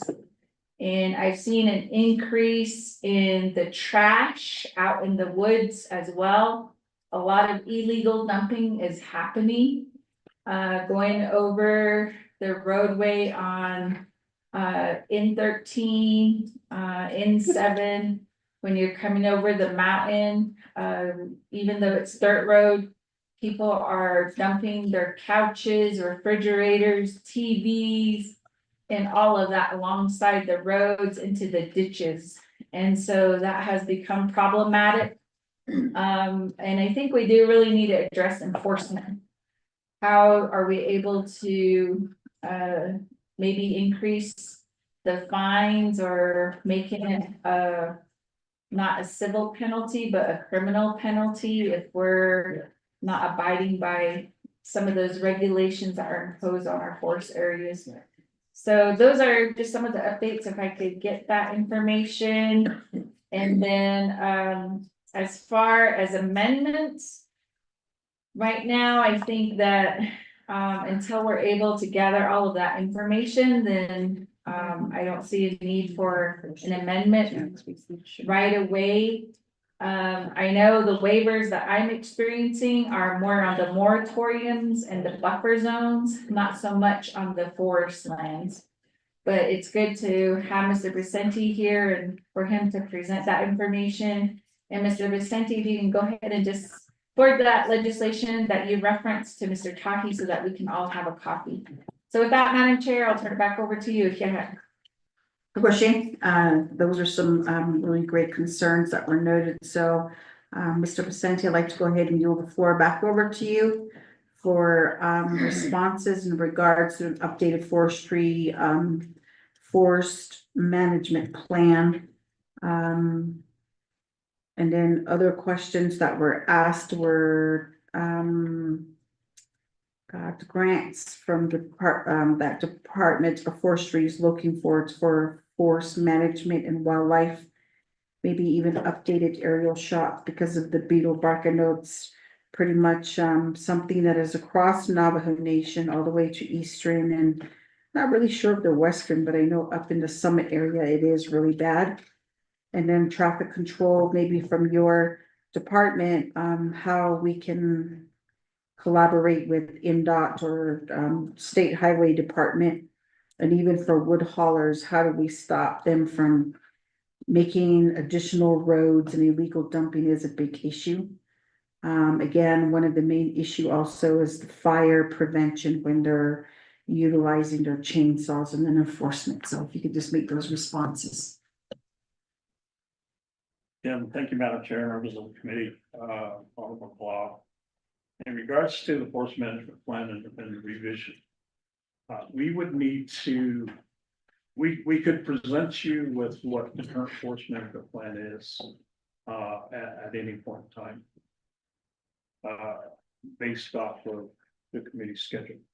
Okay. As far as the revision goes for a forest management, the new forest management plan, we would have to complete an inventory of, we have over 600 permanent plots located out in the forest. We would have to inventory those, run those through a computer modeling program to determine what composition look, the force composition looks like, what the growth rate looks like, what the mortality rate looks like, and what the potential volume is out there. All of those rolled up, or all of that information rolled into one, it would become your force management plan. We started the process just as COVID was getting started in 2019, 2020, in inventorying these locations. We got to a certain point, but we needed to get these areas checked. But again, in COVID, our federal partners, the BIA, were unable to come out and do some quality control activities on the plots that were measured. And so those are some things we have to work through with our federal partner. We have more than likely looking at having to reinitiate that. We call them the continuous forest inventory plots, or CFI for short. We have to be looking at reinitiating that process to get all those plots inventory and look at that again. Again, that'll be a discussion item that we'll have to have with the BIA to see what we can do and how we can get that done in a timely manner. Previous inventories have taken us 2 years to do, because again, the number of plots and the amount of data that's being collected. Because we are going, again, as you can see the map that was provided, everything in the green is everything. Plots land within that entire area. There's some plots up on top of the hill that need to be walked up to, crawled up to in some cases. And just really getting out there and getting that done. So again, in regards to review the forest plan, we can provide you an update, or we can provide you a presentation on what we currently have. And then continue that process forward to developing a new a revised or a new force management plan. In regards to grants, we haven't really looked in this, have not really looked at seeking out additional grants for force management activities. I know there are some grants out there. But again, as I mentioned before, and as you pointed out, Delia, our staff is limited. And so with what we have in regards to funding, 98% of our funding comes from the BIA. So we're tied into the work that we have to do with the BIA, which leaves the other 2% to figure out how do we figure out what can be done outside the BIA. Not saying we can't do it, but we will take a look at that, the process of seeking out grants. There are some reforestation grants that are out there that we're looking at to operate our greenhouses. So we'll continue to do that.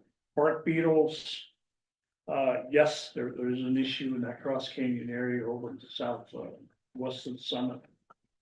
It basically is pretty much reservation wide.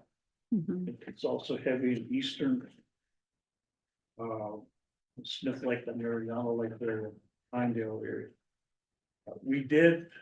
Our department did generate a report because of the requests from Sheriff Jesus, I believe also Ronnie, wanting to know what we're going to do with about these areas. The report was completed, was sent to the division for the division's input and review. Apparently that hasn't been completed. But I can send you what I have. Please. And what I developed, so that you can take a look at it. It does talk about us working with, on the west side of the Cross Canyon area, working with BIA, Navajo Region Branch of Fire Management. We've set up and we've identified a project area.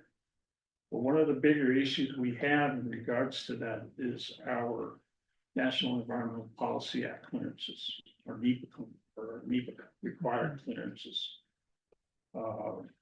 We are working with the Navajo Nation Fish and Wildlife Department, their heritage program.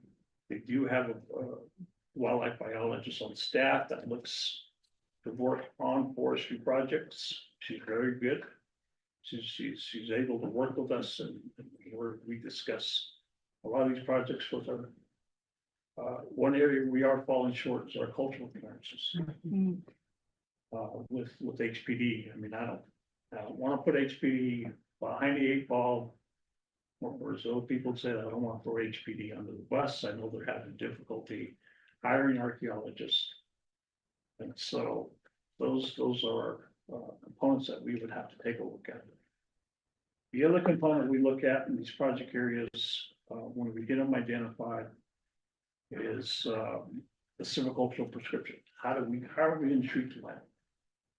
As I mentioned before, it's like when you go to the doctor with a cold or some type of sickness, they give you a prescription to go pharmacy. That essentially is what a prescription does for us. How are you going to treat it? We get somebody, a tree doctor, I guess in this case, a silviculturalist, to be able to sign off on that and prove it and say, okay, here you go. This is how you're going to treat that one piece of property. And so, again, over on the west side in Cross Canyon, we do have an area that we have identified that we want to treat. That we're trying to figure out how are we going to get that cultural component, that cultural resource inventory and compliance form completed, so that we can take a look at, begin implementing that project. The other component about bark beetle is, again, it's very hard to, and I'm sure it's doable, but to determine where this is going to happen. And bark beetles are up to what we're experiencing now because of the drought. The droughts, prior droughts.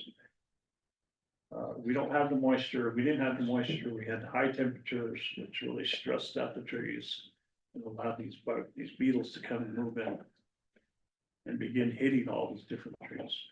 Well, not all the different trees, but all these different areas. What we're experiencing right now really is more the painted bark beetle. Our pine, our upper elevations have been able to, I guess, stave off this invasion of the bark beetle. So most of the die-off we're looking at right now is our pinyon juniper or our pinyon areas. And again, taking a look at when working with that in regards to the project areas we have out on western. We're also the west part of Summit here. We're also looking at establishing the same type of project over in Eastern Agency. In that Mariana Smith Lake area. But I think we all know the issues we have in the Eastern. We get into land status concerns. Because of that checkerboard component, we have to be very careful in regards to how we're going to do that. But we are looking at areas that are being located on trust land so that we can be able to go in there and get those areas addressed. Pinyon season, travel, people picking, people getting chased off.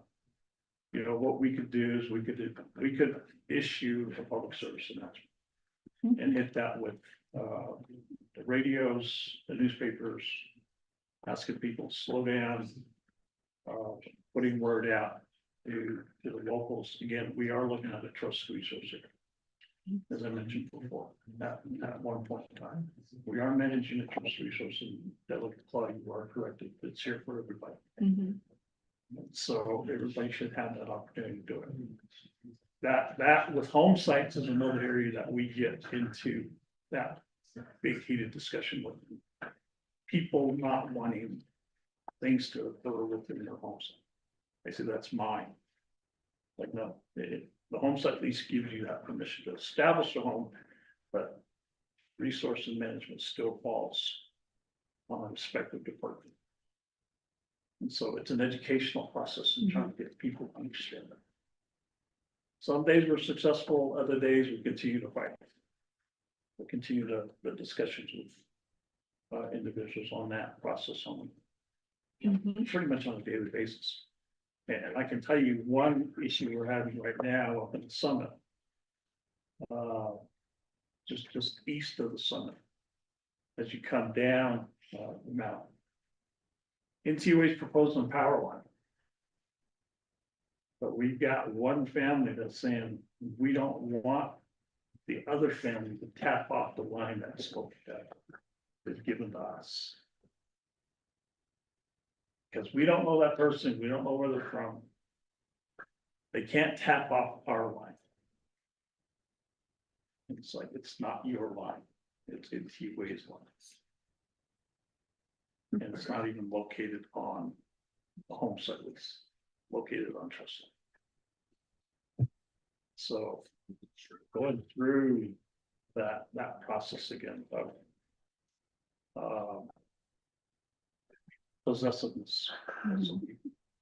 That's where we've got to continue, that's where we continue our education, but we work with them, we talk to them. And again, some days we're successful, other days we've got to figure out how to be really good. But like I said, in addressing opinion picking, opinion season, opinion pickers, the traffic, parking, we can certainly put a public service announcement out to the radios, to the newspapers, so people slow down, watch for people on the road. Traffic, don't be pulling out in the middle of vehicles that are going on 264. All off the way. We can make contact with ADOT and see what if ADOT would be willing to assist us, maybe with the marquee, the mobile marquee signage. I'll have one of my staff take a look at that. Wood hauling, again, kind of tying that into, like I said, as I mentioned, the project we have over on the west side of Summit. Yes, there has been an increase of wood hauling. We have 40 outside of our office. We have 46 locations. Of those 46 locations, 45 of those are chapters. Or senior centers that someone can get a wood hauling permit from. And Chinle Mini Farms chapter can issue a permit. Chinle chapter can issue a permit. Over in Eastern Smith Lake, I believe. It got the ability to issue permits. Mariana Lake's got that ability. Up in Northern, we have Shiprock chapter. Said propane issued permits on our behalf. That's the lone business that's outside the government. We have permitting offices in Western Agency. Tuba City chapter. And so we have them scattered. A lot of it is at the discretion of the chapter or the senior center themselves. They want to help their constituents. We want them to help their constituents. Rather than coming the way it used to be years ago, coming before defiance or wonder up to get a permit. So we've been able to branch out, and what we work with and what we request chapters to do is just give us a letter of interest, a resolution. Give us the name of the individual that's going to be responsible for the issuing permits. We orientate them on what that process is, the different types of permits there are. Once they complete that orientation, which is about 4 hours, we turn them loose. So again, we have permitted offices scattered across the reservation. Or the nation as it is right now. Again, another public service announcement that can be issued in regards to trash. Again, that too, again, is a nationwide issue. We've had our fire, the Navajo Region Branch Fire Management chasing a lot of trash fires earlier this year over in Pinyon area. Most of those fires were trash fires, human caused fires. And so that is a big issue. And it's something I think collectively the nation would need to take a look at. Navajo EPA, community development. The Division of Natural Resources to determine how do we really start taking a look at addressing this issue. Transfer stations are available. I know some chapters have those large trash trailers that are available. That most times it's people picking opinions, people calling firewood. I lost my bag of trash somewhere. They know where they looked at. Mhm. And so, it's just a matter of being able to make people more aware they shouldn't be doing that. When our officers come across that, they actually sift through they find a trash bag, they'll sift through. They'll look for a name, an address, telephone number, whatever they can find. They find it, they bring it back, letters to the individual. Telling that individual, you have so many days to go back and pick this up, clean it up. Show us a receipt that you disposed of it properly. Hmm. Then we won't issue a citation. If not, citations issued. Then it becomes it becomes an issue with the judicial process. Mhm. And that's the area we've been having some issues with. We can issue the citations, but more than not, it's the prosecution of those citations. So right now, in most cases, in regards to somebody who's hauling wood or selling wood without the proper permit, we're confiscating firewood. And when we confiscate that firewood further down the road, somebody's asking for donation of firewood. We have it. So that's our current process because of the issues we're having with the judicial portion of trying to get that citation. We're having more success in donating firewood than we are having somebody pay their citation. Hmm. And again, certainly our CJY 13301, which approved the force management plan as it is today, and certainly forward that over. Madam Chair, Dr. Delegate Weil, I answered all your questions and your concerns. Bushy, thank you, Mr. Vicente. Honorable Claude, do you have any follow-up? Just one last statement. I just want to say thank you to Navajo Nation Forestry Department for all of the work. Thank you for working with the communities on the wood hauling. And in your public service announcement, one other thing I just want to have you put out there is that make sure to encourage everyone to put out their fires, their campfires. And I think people should know by now that Navajo Nation has restrictions on open burning. But I came across my summer camp and somebody had built a fire in the fire pit and didn't put it out. So I know there's hunters that are out and about, pinon pickers, and then those that are just out there on recreation with their families, but we really need to encourage everyone to put those fires out. So that's it. Thank you. Bushy, thank you, Honorable Claude. Honorable Simpson? Thank you, man. Here, Mercy, specific report. I'll be mine very quick.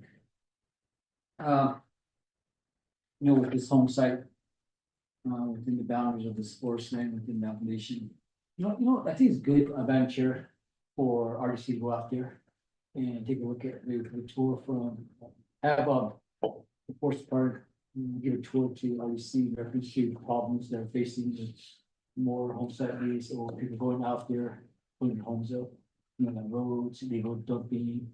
And, and we can use a press person why we want to keep this moratorium in place.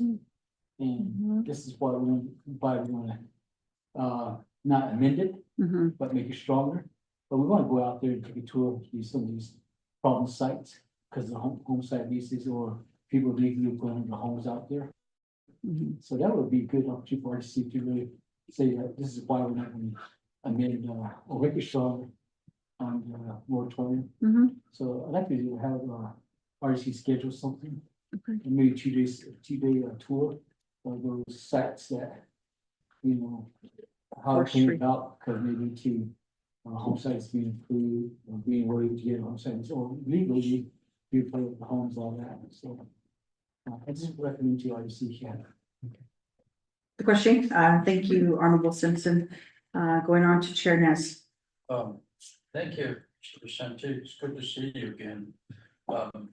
My question is, with that, with the home site concerns and all that, and the legislation that was passed by previous council as far as the forest carbon credits, and having more home site leases being approved, will it affect that project?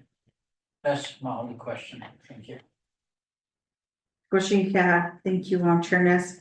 So going back to Mr. Vicente to answer Chair Ness's question. Thank you, Madam Chair, member of the committee, Delia Nez. We are taking a look at that component. I know I heard that question before in regards to, and I believe it was from Chair Jesus. When we initially talked about wanting to present on the home site lease moratorium, how that would impact our carbon credit initiative. Again, with the decrease in acres, it certainly would have some impact. If RCJY 14292 were to be rescinded, and more homes being developed and more homes being created or being built out there, that certainly would decrease the amount of acres I would be looking at in regards to urban offset component. To give you an update in that, we will be having, we just completed, let me back up, we just completed the verification portion of the inventory. There are two inventories that took place for that initiative. One was an initial inventory to take a look at and verify what we presented to the consultant. At that initial stage of the initiative. So they themselves created roughly another 600 plots out there that they visited, I believe back in July, or earlier in July, to verify that information we provided them. Now, more recently, they had a third-party verifier, a third-party inventory crew come out and take a look at a sub-portion of their inventory. They say, okay, are these numbers good?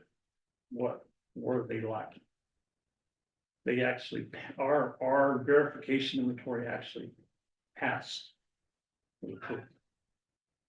So now what our consultant is doing is running all of their inventory data through their models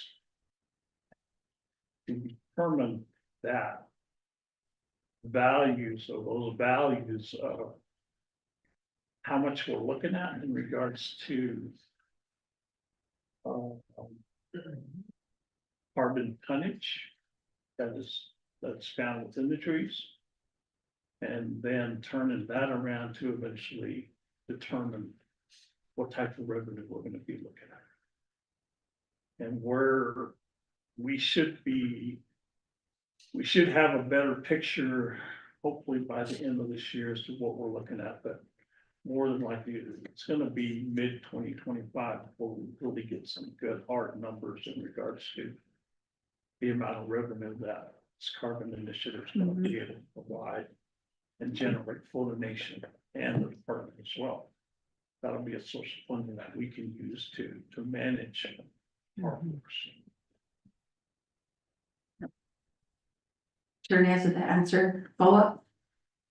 Yes, Chair, perhaps we could request a separate report on the forest carbon credits at some point and see where everything's at. Thank you. Question? I do have that noted.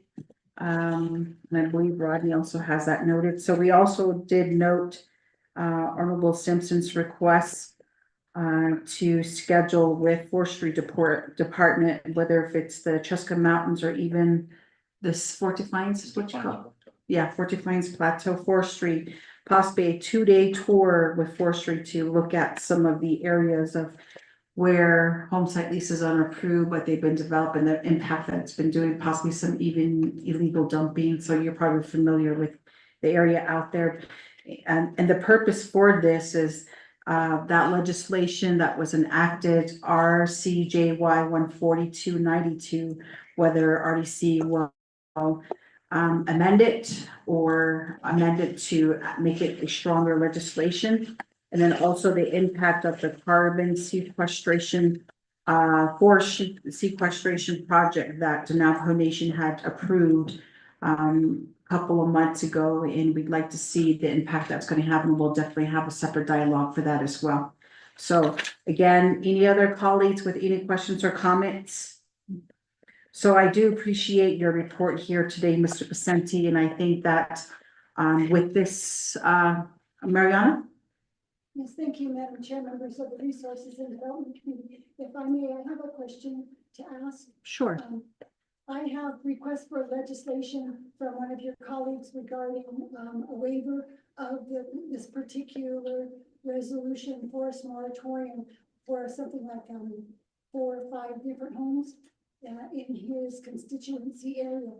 And in those packets, there's a standard letter from the Forestry Department describing what he had said, that special permission a waiver must be obtained from the Resources and Development Committee to get a home site lease there.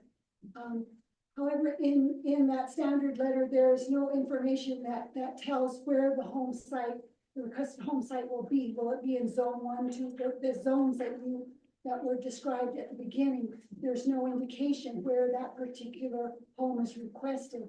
And so just in terms of making an informed decision, it might be helpful for the Forestry Department to put that kind of designation on where the person wants to put that home, in which of these types of zones. That's what I suggest for each in the standard letter, giving the information that he described, but there's no indication of what type of area that the request is being made for. Thank you, Madam Chair. Bushy, thank you, Ms. Khan. And so Mr. Pacenti, with what you have heard from our legal counsel, I know that with Navajo or Fish and Wildlife, they have the blue and the red zone that they usually have identified on their map. And maybe going forward, that would be one area, but when that particular legislation should come before Resources and Development Committee, that's the information that we would need and identifying what is zone 1, 2, and 3, so that we could have a general understanding of how we're looking at, these on a case by or legislation by legislation basis. So that would help also our legal counsel to understand, is level 1, kind of okay, or 2 is like definitely no, 3 is like don't even ask, so. But we just need that direction from you as Forestry, because again, you are all the author of that forest management plan, so we would need your direction. But again, RDC would like to go on that 2 days tour just to get really an out there. And I think I have an understanding because it's happened. We cleaned up the site right there, South Summit turnoff. We got rid of the couch. We had to even chop that couch and load all that stuff and took it to transfer station. Not even 2 weeks later, someone went and dropped another dead carcass out there. And bottles of her liquor that they drink, and it's really bad. So we're planning on putting up a gate towards my grandparents' sheep campsite. And but that was really sad to see. So I have a general understanding of what you're talking about, Mr. Pacenti. So those are not those to the colleagues, I believe we have our next steps in what we also, Mr. Vicente? Just a comment or a couple of comments. One, to address Delegate Claus' statement of fires. The fire restriction has been lifted. But we will still put that notice out. We have people put out their campfires. I know the Navajo Region Branch Fire Management came across a lot of campfires that feels camp area that are still burning. So I'm sure it's still ongoing. Yep. But we'll go ahead and issue the public service announcement to indicate that. Two, we certainly understand, excuse me, the concern and the disappointment of cleaning up an area. Back in I want to say 2010. But I would need to dig back and figure out when exactly it happened. We had an initiative going in regards to cleaning up recreational areas within the forest. Our first attempt was Sawmill Picnic Area. And so we cleaned that up. We picked everything up off the ground. And as you mentioned, couches. Whatever you could find, whatever you could think of was located out there. I mean, our inside joke was people want homes in the forest, they just take 5 pieces of plywood out there. 4 walls and a roof, because you'll be able to find your couch, you'll be able to find your table, you'll be able to find your bed, you'll be able to find your TV. And in some cases, you'll even find a gaming system out there that people just discard. But back to the Sawmill project, Sawmill Picnic Area, we cleaned that up. I think it took us about one good day. We were able to load up at least 4 trailers, about 4 tons of trash that we disposed of at the landfill in Gallup at our expense. And you know, for staff to participate and to feel good about themselves, they felt really good that they were able to do this. We even blocked off back roads to that picnic area. Well, we thought we did. The next day, we had an employee drive by and came back in. He's shaking his head. He said, they're dumping trash again. He checked that back road, they had pulled out the barricades. And so it was like ultimate. We also did Bowman's Park. I think Bowman's Park, we did about 2 trailers. We had 1 trailer dedicated to bottles and cans. So, again, I know the frustrations there of trying to clean up and trying to get people engaged. Helping keep the forest clean. When you do something like that, you feel good about yourselves and turn around the next day, it starts up again. It's tough. And so I think, again, collectively, we have to take a look at that, the solid waste management component. At some point in time, and really get serious about how we fix it. But with that, again, Madam Chair, and members of the committee, is certainly appreciate your support. We will do and continue to work in the best way we can to manage that forest and the staff we have. Okay, so once we get carbon initiative process up and running, we will be taking a look at building capacity to try to get them back to where we used to be. As of right now, we've got less than 30 people. We have less than 30 people on staff, which includes at least 6 temporaries. 24 regular status employees. We used to have 30 or 40. So again, just through the process of budget cuts, it's become, we're more than that. We're doing what we do. So again, I appreciate your time, your attention, your comments, questions? Thank you. Question? Yeah, and Chicago, Mr. Vicente, for the report that you were able to share here today and the responses that you've made in regards to some of the questions that were posed by colleagues and also by our legal counsel. So we definitely want to still continue this dialogue. So we will be having a future discussion on this and looking at the month of October to really look at that 2 days tour, Rodney. The reason why is if legislative council is being requested a legislation for a waiver on home site lease in these moratorium areas, I really think that we need firsthand understanding and visually seeing for ourselves some of the impacts that it's making, you know, to wildlife and just the landscape out in these areas in the forest. So we'll definitely get that schedule. And so just you know, put that on your radar, Mr. Vicente. And again, thank you to you and your team there. You said you have a staff of 30 here in Chicago for continuously, you know, tirelessly working, you know, with the minimal resources you all have. And again, let's continue to work together. And as leadership, we're here to work alongside you to make any policy changes, amendments, you know, even the support. So so with that, I do have a motion by Honorable Claw and a second by Honorable Simpson for accepting the report from the nomination Department of Forestry at this time. With no more questions, I'd like to go ahead and take this to roll call vote. Madam Chair, members of RDC, this is roll call vote for receiving reports. Item B, Honorable Shannon Cloud, you vote? Green. Honorable Shannon Cloud votes green. Honorable Casey Johnson, how do you vote? Excuse, Honorable Ricky Nez, how do you vote? Honorable Ricky Nez votes green. Honorable Danny Simpson, how do you vote? Honorable Danny Simpson votes green. Honorable Otto, how do you vote? Excuse, Madam Chair, there's 3 in favor, 0 opposed, Madam Chair not voting.